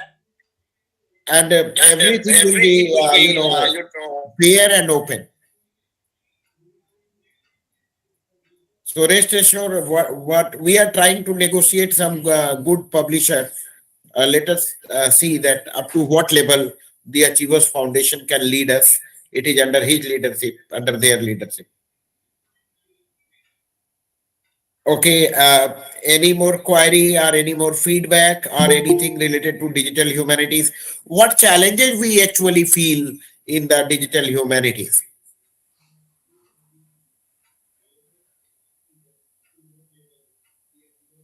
So, sir, with your permission, may I allow? Sir, please. The question is that when we are talking of challenges, everything is having merit and demerit both. We are happy that we are using this technology and we are one.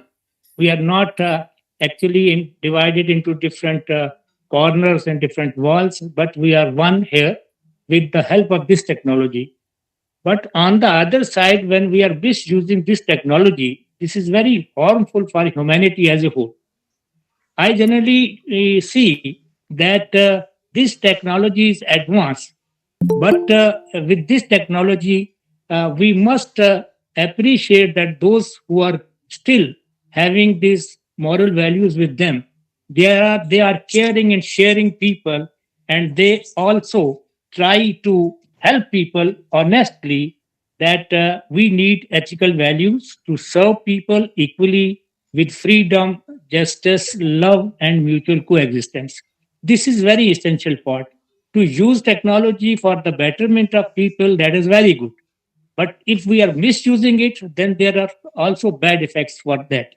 So I request all the literary person, scholars from different corners, from different fields of life, that they must unitedly think that our education, our business, our literature, our thesis, our book, our monograph, our paper must be human service oriented. If it is so, then digital is very good. Then there is no dangers. We must work because we all are one. And if we all are one, we must take care of others and we must serve others because COVID tell us that life is very short. During this short period, we must get lesson. If we are getting lessons and we are spreading and our religion, social structure, our history, our philosophy, everything is actually man oriented. Human service is very important because uh, for those who believe in the existence of God, God doesn't need anything. Human bodies, human beings, they need something. So I thank you all. We all belong to one family. That is why I'm not using the word this or that. But the head of family may be one person who is working actually for not for but just name and fame, but for the service. So I can't, and we all can't say what you have experienced, especially for organizing such a grand conference, and in which people from different parts of the world, and especially from India subcontinent, they are involved. Thank you, Professor Pandey, and thank you especially for you all who participated. There are some merits and demerits also in the conferences because some points we are not having to discuss them. Question answer must be there. Just the people are coming just presenting within 5 minutes. But if you are able to publish these papers, then this will be a very nice contribution for all of us. Thank you very much. Thank you, sir. Thanks for your blessings and encouragement. We, from your keynote address, it has left a lasting impact on our, soul. Kind of. I also studied philosophy as a subject in my graduation, but listening to you is like, living that philosophy for a moment. Another important actually thing which I wanted to share with you, we must not confine ourselves to one a simple place, that we must study other religious scriptures to know what is common among us. We must study Bhagavad Gita, we must study the Holy Quran, Old Testament, New Testament, and then Guru Granth and all these, because all these scriptures, they give good actually a method to serve people. And if we are divided, if we are not going, if we are not understanding our brothers and sisters, having simple soul and simple actually joys and sorrows, simple feelings, and then we are actually divided, and this should not be there. We must be critical enough. If my mother, if my father, if my teacher is doing something wrong, respectfully we must say that we are here to serve all, and you should not have done like this. So by saying this, when you are raising questions, admiration, respect, honor, that is separate thing. But when you are talking of this honesty, when you are talking of this is not the words just for practice and for writing. We must adopt these words, especially in our day-to-day life. So in that very case, every human endeavor, every aspect of our life, every our creative and innovative aspect must be used just for others. We should not, if we are educated, our degree must be for useful for others. Otherwise, it is just a form of paper. We are educated, but we are destroying humanity as a whole. Economic problem, social problem, environmental problem, and in religion everywhere there is a crisis. In politics everywhere there is a crisis. We have left political field that for others. We must take part in active politics also. We must just guide people that religious spirit is not just for hate, it is for love.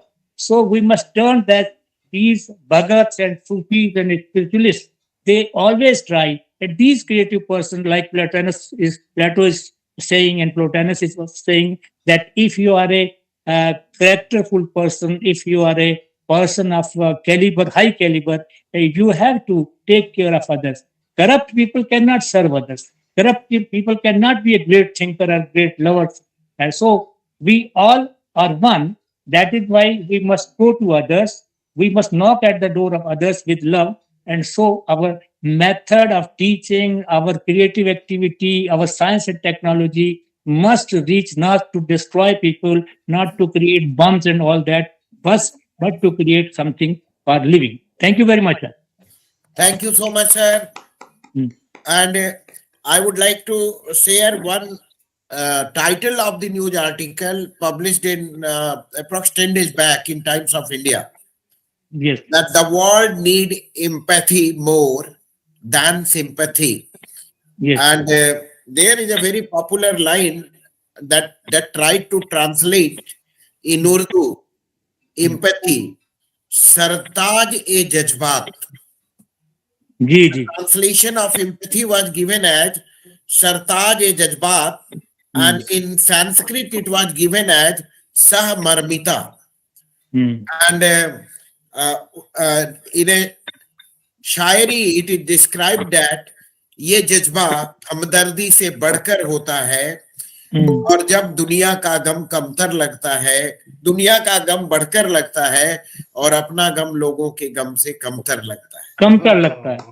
जी, तो आपने उसको पूरा brief किया, और probably that is required.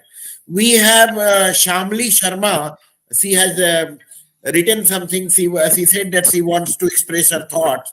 So over to Shamli Sharma, please. And after that, Gurvinder Singh ji. After Shamli, please.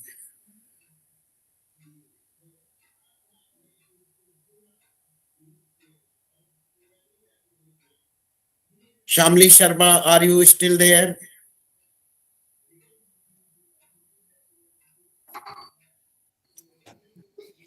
Yes, sir. I'm there, and it is a really, really wonderful experience for learning. It is a really learning experience for us as a research scholar. It is a great exposure for me that I have heard from so many people, the knowledgeable people, and they have appreciable views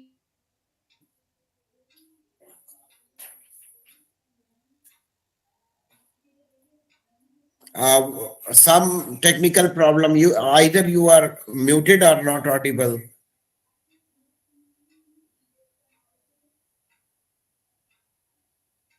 So any participant, before we move to the, conference chair and, organizing secretary, because that way we will be closing the opportunity to Dr. other. Sudhir, we can see Dr. Inan Zaid from Egypt.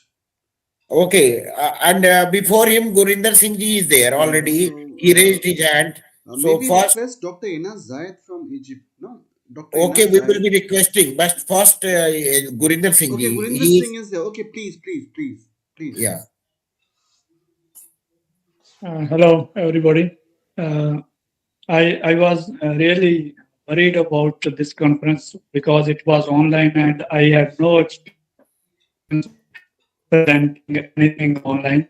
And when I was put in a WhatsApp group, and then I was contacted back on my email ID, and I was really surprised yesterday when I presented my paper. It means really is a revolution in technology that I could represent my paper from my room, bedroom actually, and everybody was so helpful that it almost made me feel like a family. And there was means my supervisor, Dr. Daisy Verma.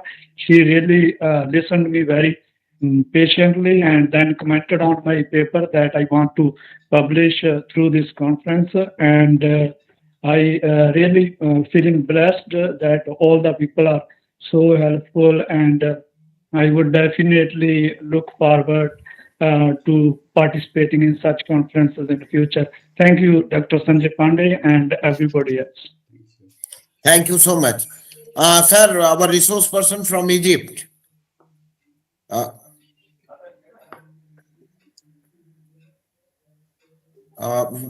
Please call the worthy person, Sanjay Pandey.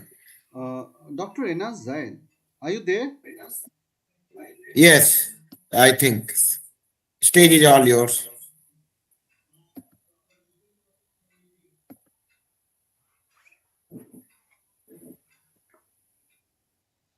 Hello. Dr. Anas Jaid, please.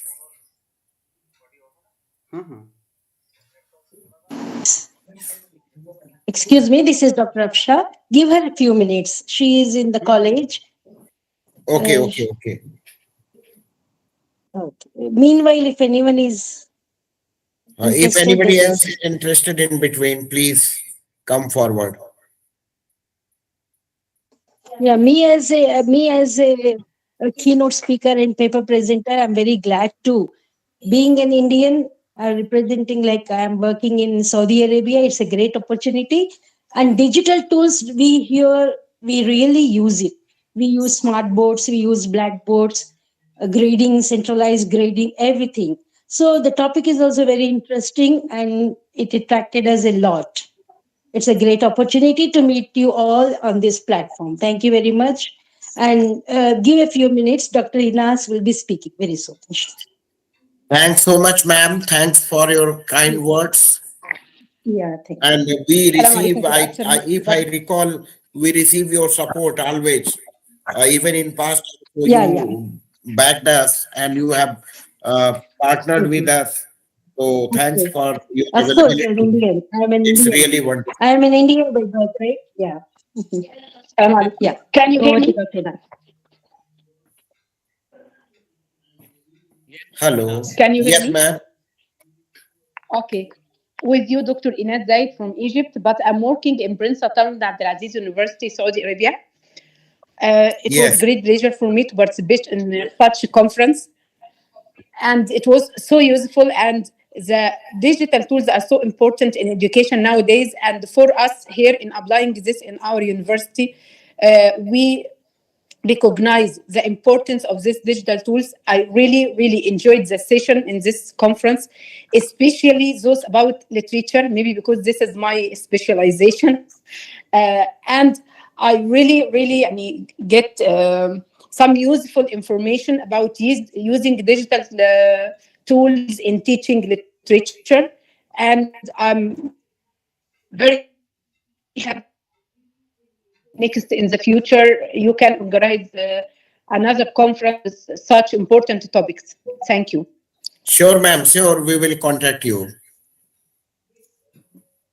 All the participants and resource person, let us make this digital forum and carry the legacy for the longer duration, where we can mark our digital presence, because in India, Jadavpur University was probably the first to introduce digital humanities as the subject. Then 2008, probably government gave it nod to approval to this discipline, and the School of Digital Humanities. We are working in the close knit, group, and we wish to come up with the forum of experts where we can plan, execute, and work together to mark such events as an exemplary event, with the motive that this is just a start, this is just the beginning, not the valedictory.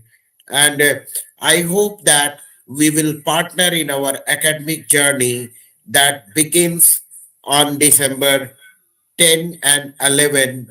It will be we will be able to carry it, or I particularly wish to carry it and make it a lifelong journey.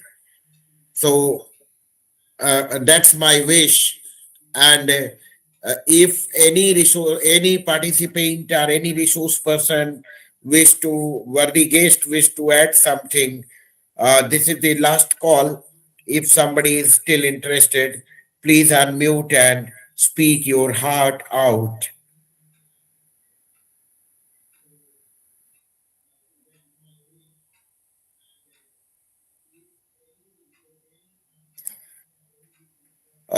So over to Dr. Sanjay Pandeji for and the Achievers Forum chairman, who has been always at our back, and probably this conference could not have been a possibility without his technical support as well as physical workouts, you can say he mental workouts, and his technical support, that everything he soldiered from sitting in Jalandhar. So hats off to the Achievers Foundation, and hats off to the Government College Una, where we have, you know, our very dear brother Raman Jaswalji, and whenever I meet with him, it's a landmark in my life, and we create something good, something great. So this is, he might not be recalling, this is fourth time we have done something different. So two he may be remembering, two I will let him know later on. So over to Dr. Sanjay Prasad Pandeji, Chairman, Conference Chair. Thank you, Dr. Sudhir. Uh, See, I don't have words to express, and I'm so happy after the successful completion of.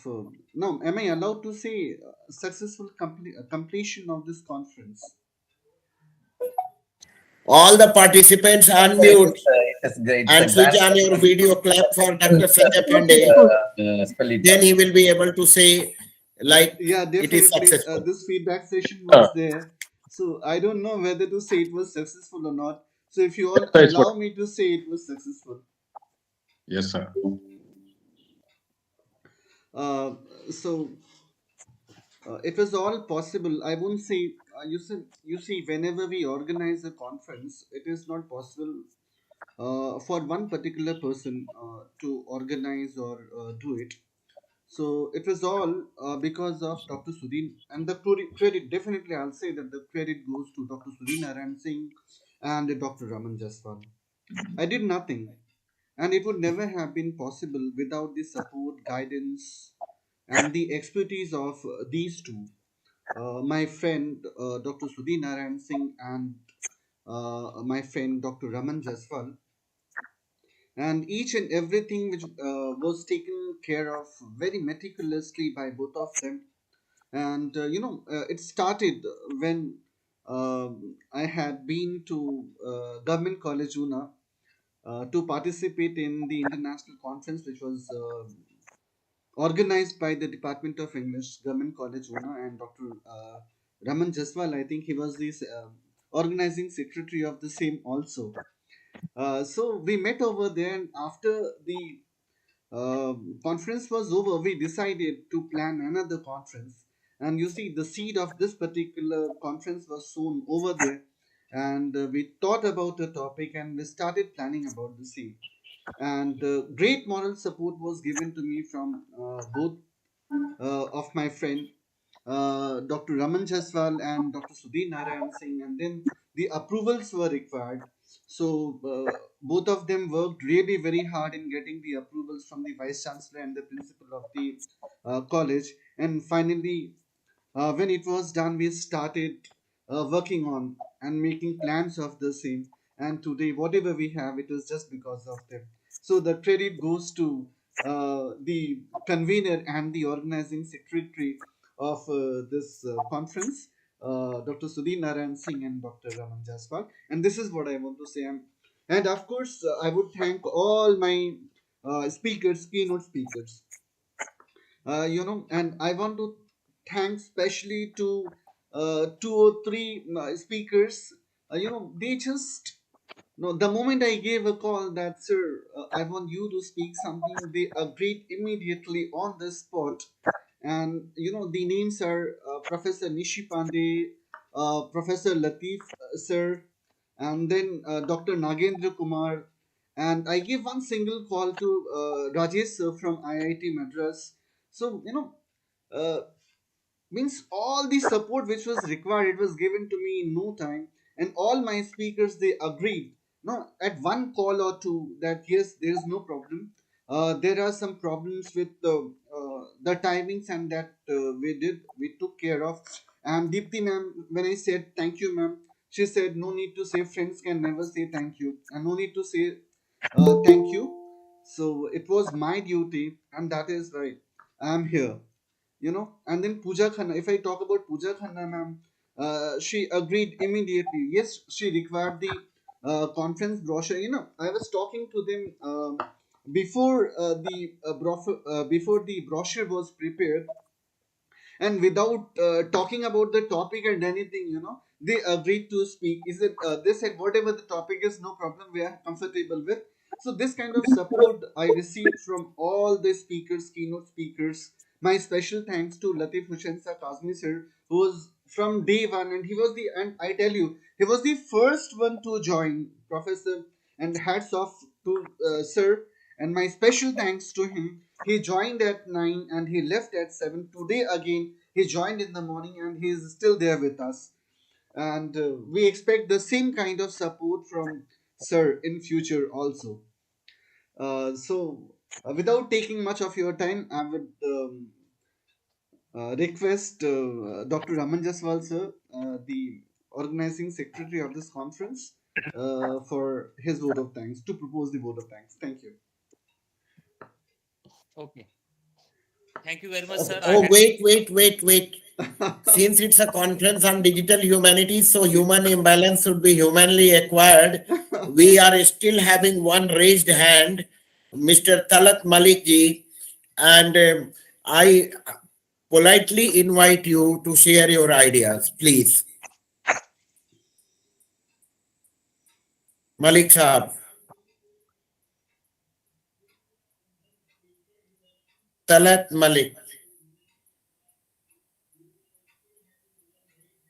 We also have a person by the name of Charlie. I don't know who he actually is. Please, you He can spoke speak. first. I think we will allow her.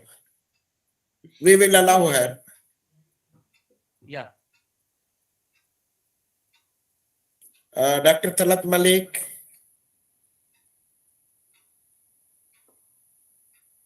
Okay. We have Ibrahim Falau Ata. That's how you wish to share anything else?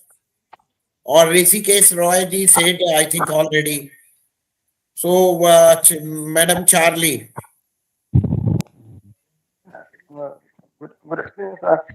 I want to put another appreciation to you, sir, for the organizing this conference, and I like to thank Professor Fande for his maximum contribution towards this very good conference, and I'm very happy to show my appreciation to all the extreme organizers. It is a very wonderful event.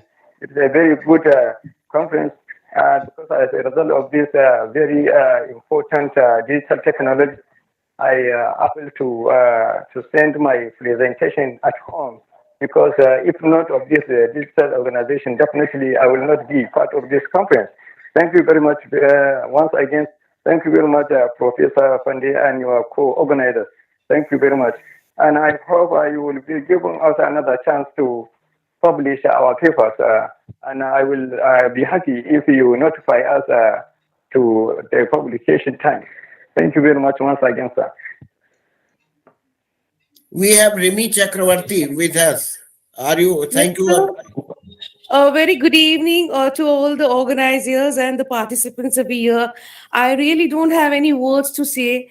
I'm really overwhelmed by these 2 days. Really, it was a wonderful learning session. Thank you so much, sir. And thank you, Dr. Sanjay Pandey. I really had a lot of interaction with you. And I think you are very down to earth. And what I have come to know about you, and really, sir, I can say only one word, Vasudeva Kutumbukam. We are really a one world, one family, sir. Thank you so much. Thank you.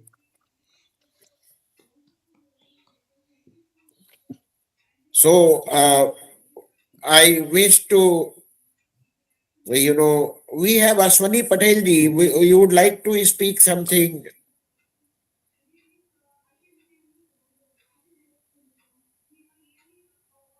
Ashwani Patel ji.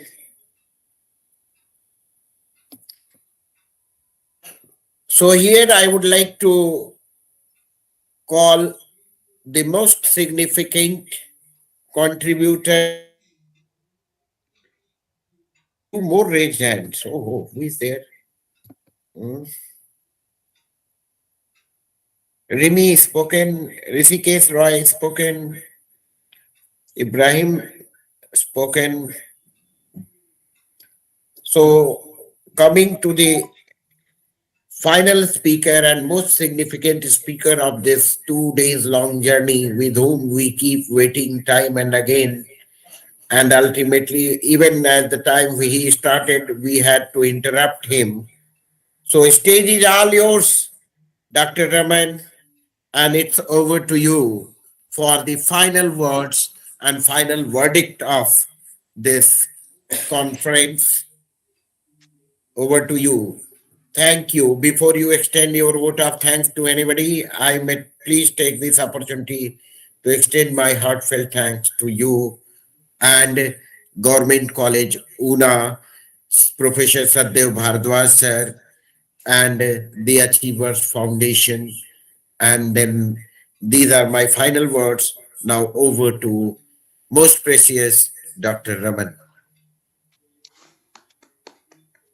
Well, thank you, my big brother, Dr. Sudhir Narayan Singh. Am I audible, sir? Yes, yes, very much. Actually, I had been waiting for my turn as as a person sitting there in the court, waits for the final judgment of the judge. Oh. So I was waiting that eagerly. So thank you very much, sir. Finally, you have given me the chance. And before formally I propose vote of thanks, I want to share some beautiful things, some challenging tasks about the conference since I did not speak earlier. Well, when this whole idea of organizing an international concept conference was proposed by my elder brother, Professor Sanjay Prasad Pandey, while he was here with us in Government College Una in connection with our earlier conference that was in April this year only. So it was a challenging task because I was not free uh, of the trouble we came across while organizing the earlier conference. But since it was proposed by him, and I do not spare any opportunity, I do not miss any opportunity where we all three can sit together, we can work together, and uh, work something which is there in the welfare of academia, which is there in the direction of research and innovation. Since it was proposed by him, and I do not spare any opportunity, I do not miss any opportunity where we all three can sit Hello, together and work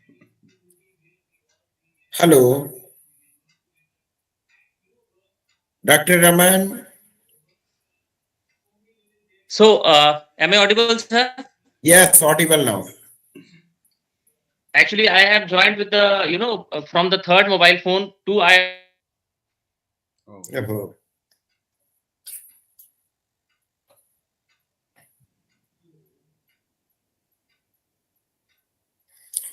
Doctor, your voice is gone again.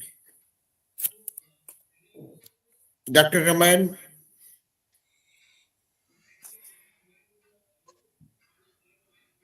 Hello. Hello. Now you are So audible. these are the challenges which we come across in digital humanities. And So particularly in Himalayas. particularly in Himalayas, since morning I had been rushing from one session to the other session and joining, leaving, and all that was I was doing uh, to ensure that everything goes smooth. So before it gets disconnected once again, I would like to formally propose my vote of thanks. I, Dr. Raman Kumar Jaswal, the organizing secretary of the 2 days international conference, feel much honored and privileged as I appear in front of this august gathering to propose my vote of thanks on behalf of the whole organizing committee of this international conference, and that is on exploring digital humanities challenges and opportunities. It is indeed the overwhelming response of the participants which motivates us to work more in this direction. And I'm happy to share that we uh, had participants from more than 6 countries, including India. The number came up to about 250. Uh, So it was a very thrilling experience for all of us. So organizing an event of this magnitude is not possible without the help of others, particularly the cooperation of the peers and the guidance of the seniors. And this event being no exception to this, required collective efforts and commitment on the part of many individuals who worked day and night to make this conference a resounding success as it came out to be. There is a long list of people who played their own particular role in the preparations of this whole conference. But first of all, with deep sense of gratitude, I express my heartfelt thanks to Professor Dr. Jay Prakash Pandey, the Honorable Vice Chancellor of Madan Mohan Malviya University of Technology, Gorakhpur, India, who very kindly granted his permission for this conference and provided his collaboration, his consent for this international conference. Next, I feel deeply humbled as I convey my deep sense of gratefulness to Professor Saddev Bhardwaj, the revered principal of my own college, that is Government PG College, Una in Himachal Pradesh, India, because he readily agreed to our proposal of organizing this conference. Sir is always kind enough to accord his approval for anything which is in the welfare of the students and academia. I feel much blessed and thankful to the Almighty when I share with all those present here in this conference that I have two very special friends with me, uh, my elder brothers, Dr. Sudhir Narayan Singh and Dr. Sanjay Prasad Pandey, with whom I am associated since the year 2007. So it was the time when three of us joined lovely professional university one after the other. Since then, we have been in constant touch with one another, and as I told earlier, also we do not miss any opportunity where we can all sit and work together. Uh, the conference organized earlier this year in April on diasporic literature was the fruit born out of this friendship. This conference being the second. So I feel really grateful to both these brothers of mine. I express my deep sense of gratitude to Professor Sanjay Prasad Pandey, the president of the Achievers Foundation for English Studies and chairman of this international conference. It was he who came up with the idea of organizing an international conference of this repute, that too with collaboration with three different institutes or agencies. I convey my heartfelt thanks to Dr. Sudhir Narayan Singh, Head Humanities and Management Science Department, Madan Mohan Malviya University of Technology, Gorakhpur, India, who along with Professor Sanjay diligently selected the elite panel of literary luminaries who acted as the keynote speakers during the plenary sessions spread over these 2 days. I also express my gratitude to Professor Rakesh Sharma, the chairman of the Students' Council, Madan Mohan Malviya University of Technology, for his inaugural address on the first day of the conference. I also express my sense of soulful gratefulness to Professor Nishi Pandey, Professor of Feminist, Department of English and Modern Languages, as she, in her opening address, blessed us with her insightful ideas and thoughts, which helped setting the tone of the conference. I also thank Professor Latif Hussain Kazmi, the chairman in the Department of Philosophy, Aligarh Muslim University, UP, who deliberated upon the philosophical aspect of the topic digital humanities. I express my heartfelt thanks to Professor Deepthi Gupta, who is a professor of English in the Department of English and Cultural Studies, Punjab University, Chandigarh. She was kind enough to spare her valuable time for this literary mega event and bless us with her spellbinding address. I also express my deep sense of gratitude for Dr. Pooja Khanna, Professor, Department of English, Aditi Mahavidyalaya, University of Delhi, as she touched upon the technical aspect of the topic and laid bare the intricacies involved therein. I convey my words of gratefulness to Dr. Rajesh Kumar, Professor in the Department of Humanities and Social Sciences, IIT Madras, who very well talked of the role of digitalization in language and linguistic aspects. I also thank Dr. Nagendra Kumar, Professor, Department of Humanities and Social Sciences, IIT Roorkee, Uttarakhand, who spared his valuable time for us from his busy schedule and deliberated upon the various aspects of the topic. Particularly Miss Santosh Ram, she being a bilingual poet, a teacher, and an academician from England, has always made us feel very special, as she has always acceded to our request and joined us uh, whenever we requested her.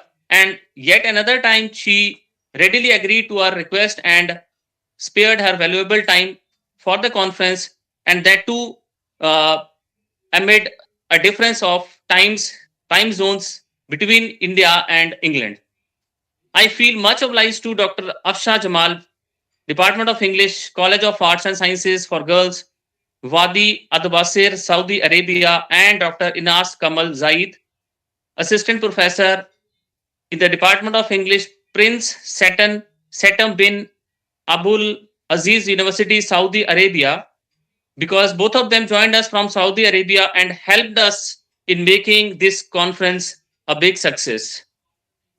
I also thank Dr. Abid Hadi, Associate Professor, Department of Fine Arts, Aligarh Muslim University, who joined us as a keynote speaker and talked of the role of digital humanities, particularly in the area of fine arts. We also had the privilege to invite and welcome some scholarly and learned resource persons from 5 different countries of the world and listen to their dignified views. My special thanks to Dr. Sudhir Narayan Singh, because he played a double role of being the convener and also being one of the keynote speakers during the conference. I also salute him for the team work which he executed during the inaugural session of the conference, because that was organized in the almost in the offline mode. I also express my deep love for the family members of Professor Sanjay Prasad Pandey, including his wife and his son Nishit and daughter Nishi, who worked tirelessly in these 2 days, because the whole technical aspect was taken care of by uh, Dr. Sanjay and his family members. There were 5 different laptops which were simultaneously used by him in order to uh, organize 5 different technical sessions. So special thanks to them too. Uh, Along with this, I also thank him because the whole session was organized. It was aired on the YouTube, that is on the YouTube channel of the Achievers Journal. It was a very unique type of step which was taken, which was initiated by Dr. Sanjay Prasad Pandey only, and it was executed by him. So he deserves, and he and his family deserve, special accolade for this. I extend my heartfelt gratitude to all the participants who joined us in this literary journey of 2 days and presented their papers based on scholarship and deep research. I also express my heartfelt thanks to the faculty members of lovely professional university. Since Dr. Sanjay Prasad Pandey is professor in the Department of English, LPU, so many faculty members from LPU also contributed in making this mega event a success. So I also express my heartfelt thanks to them also. Not but least, I also express my sense of thankfulness and gratitude to the whole team of government postgraduate college Una in Himachal Pradesh, because being a faculty member here and being a staff member here, whenever I requested them for their help and consideration, their cooperation, it was rendered to me unconditionally. So all the staff members of my own college, they also deserve a lot of applause and thankfulness. Please accept my apologies if I have missed somebody's name. So once again, from the core of my heart, Let me add. We also extend jointly the chairman IT Resource Center of Madan Mohan Malviya University of Technology, Professor UC Jaiswal, for providing us the access of all IT resources that is available in Aryabhatta Hall for our complete inaugural session. And we are thankful to the faculty member, staff, and technical support team of Department of Humanities and Management Science, Madan Mohan Malviya University of Technology. And whosoever is left, we are apologetic, and we are also thankful to Professor uh, of Professor Nagendra Kumar of Indian Institute of Technology, Roorkee, Head Department of Humanities and Management Science.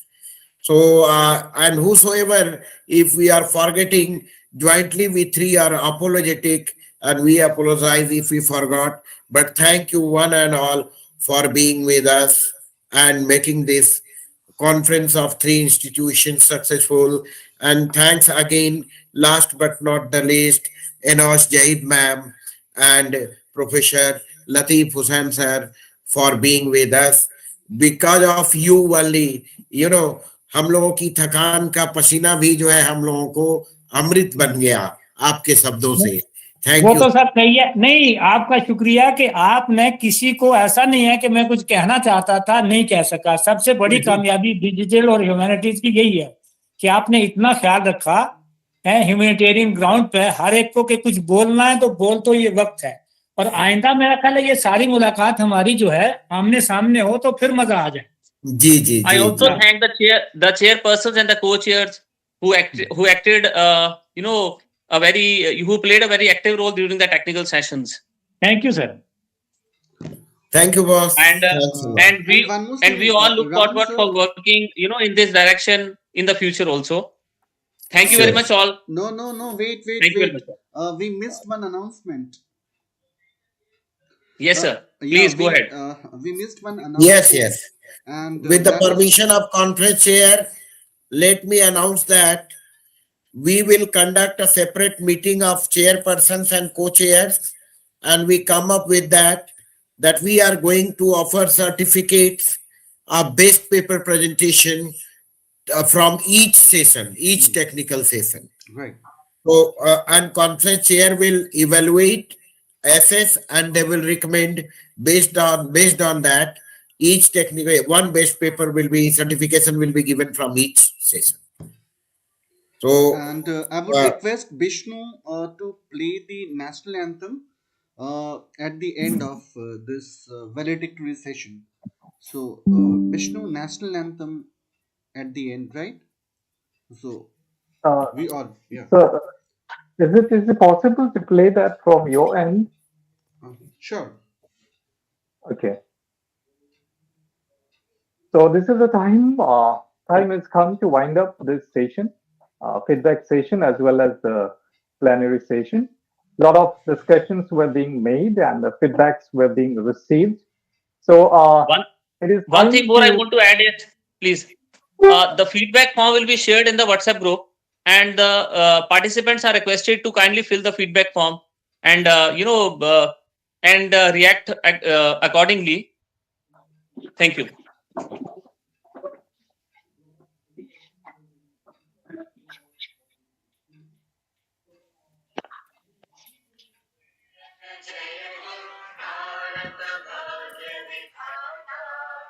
Punjab Sindh Gujarat Maratha Dravida Utkal बंगा विंध्य हिमाचल यमुना गंगा उच्चल जलधि तरंगा तव शुभ नामे जागे तव शुभ आशीष मांगे गाहे तव जय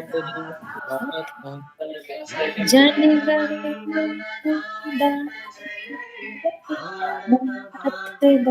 के विधाता जय हे जय हे जय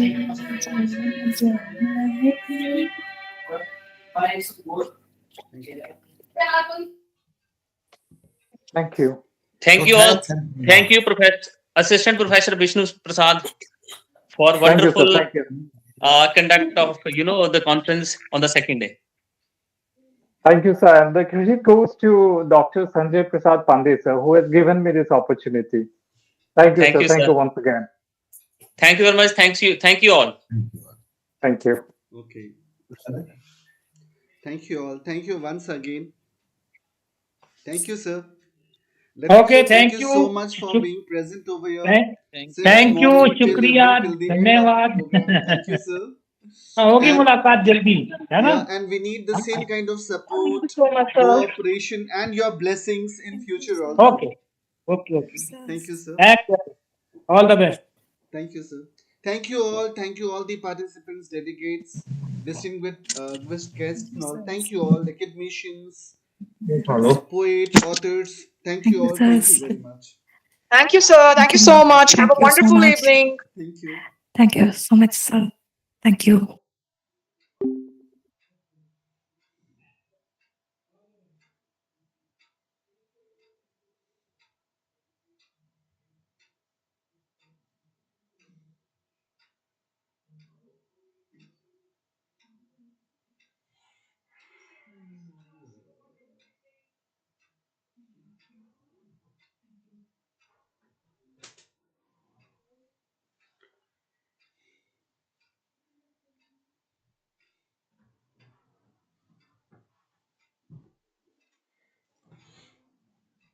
ये कट तो नहीं गया निश्चित इसमें से मेरा जो रिकॉर्डिंग था वो मैंने बंद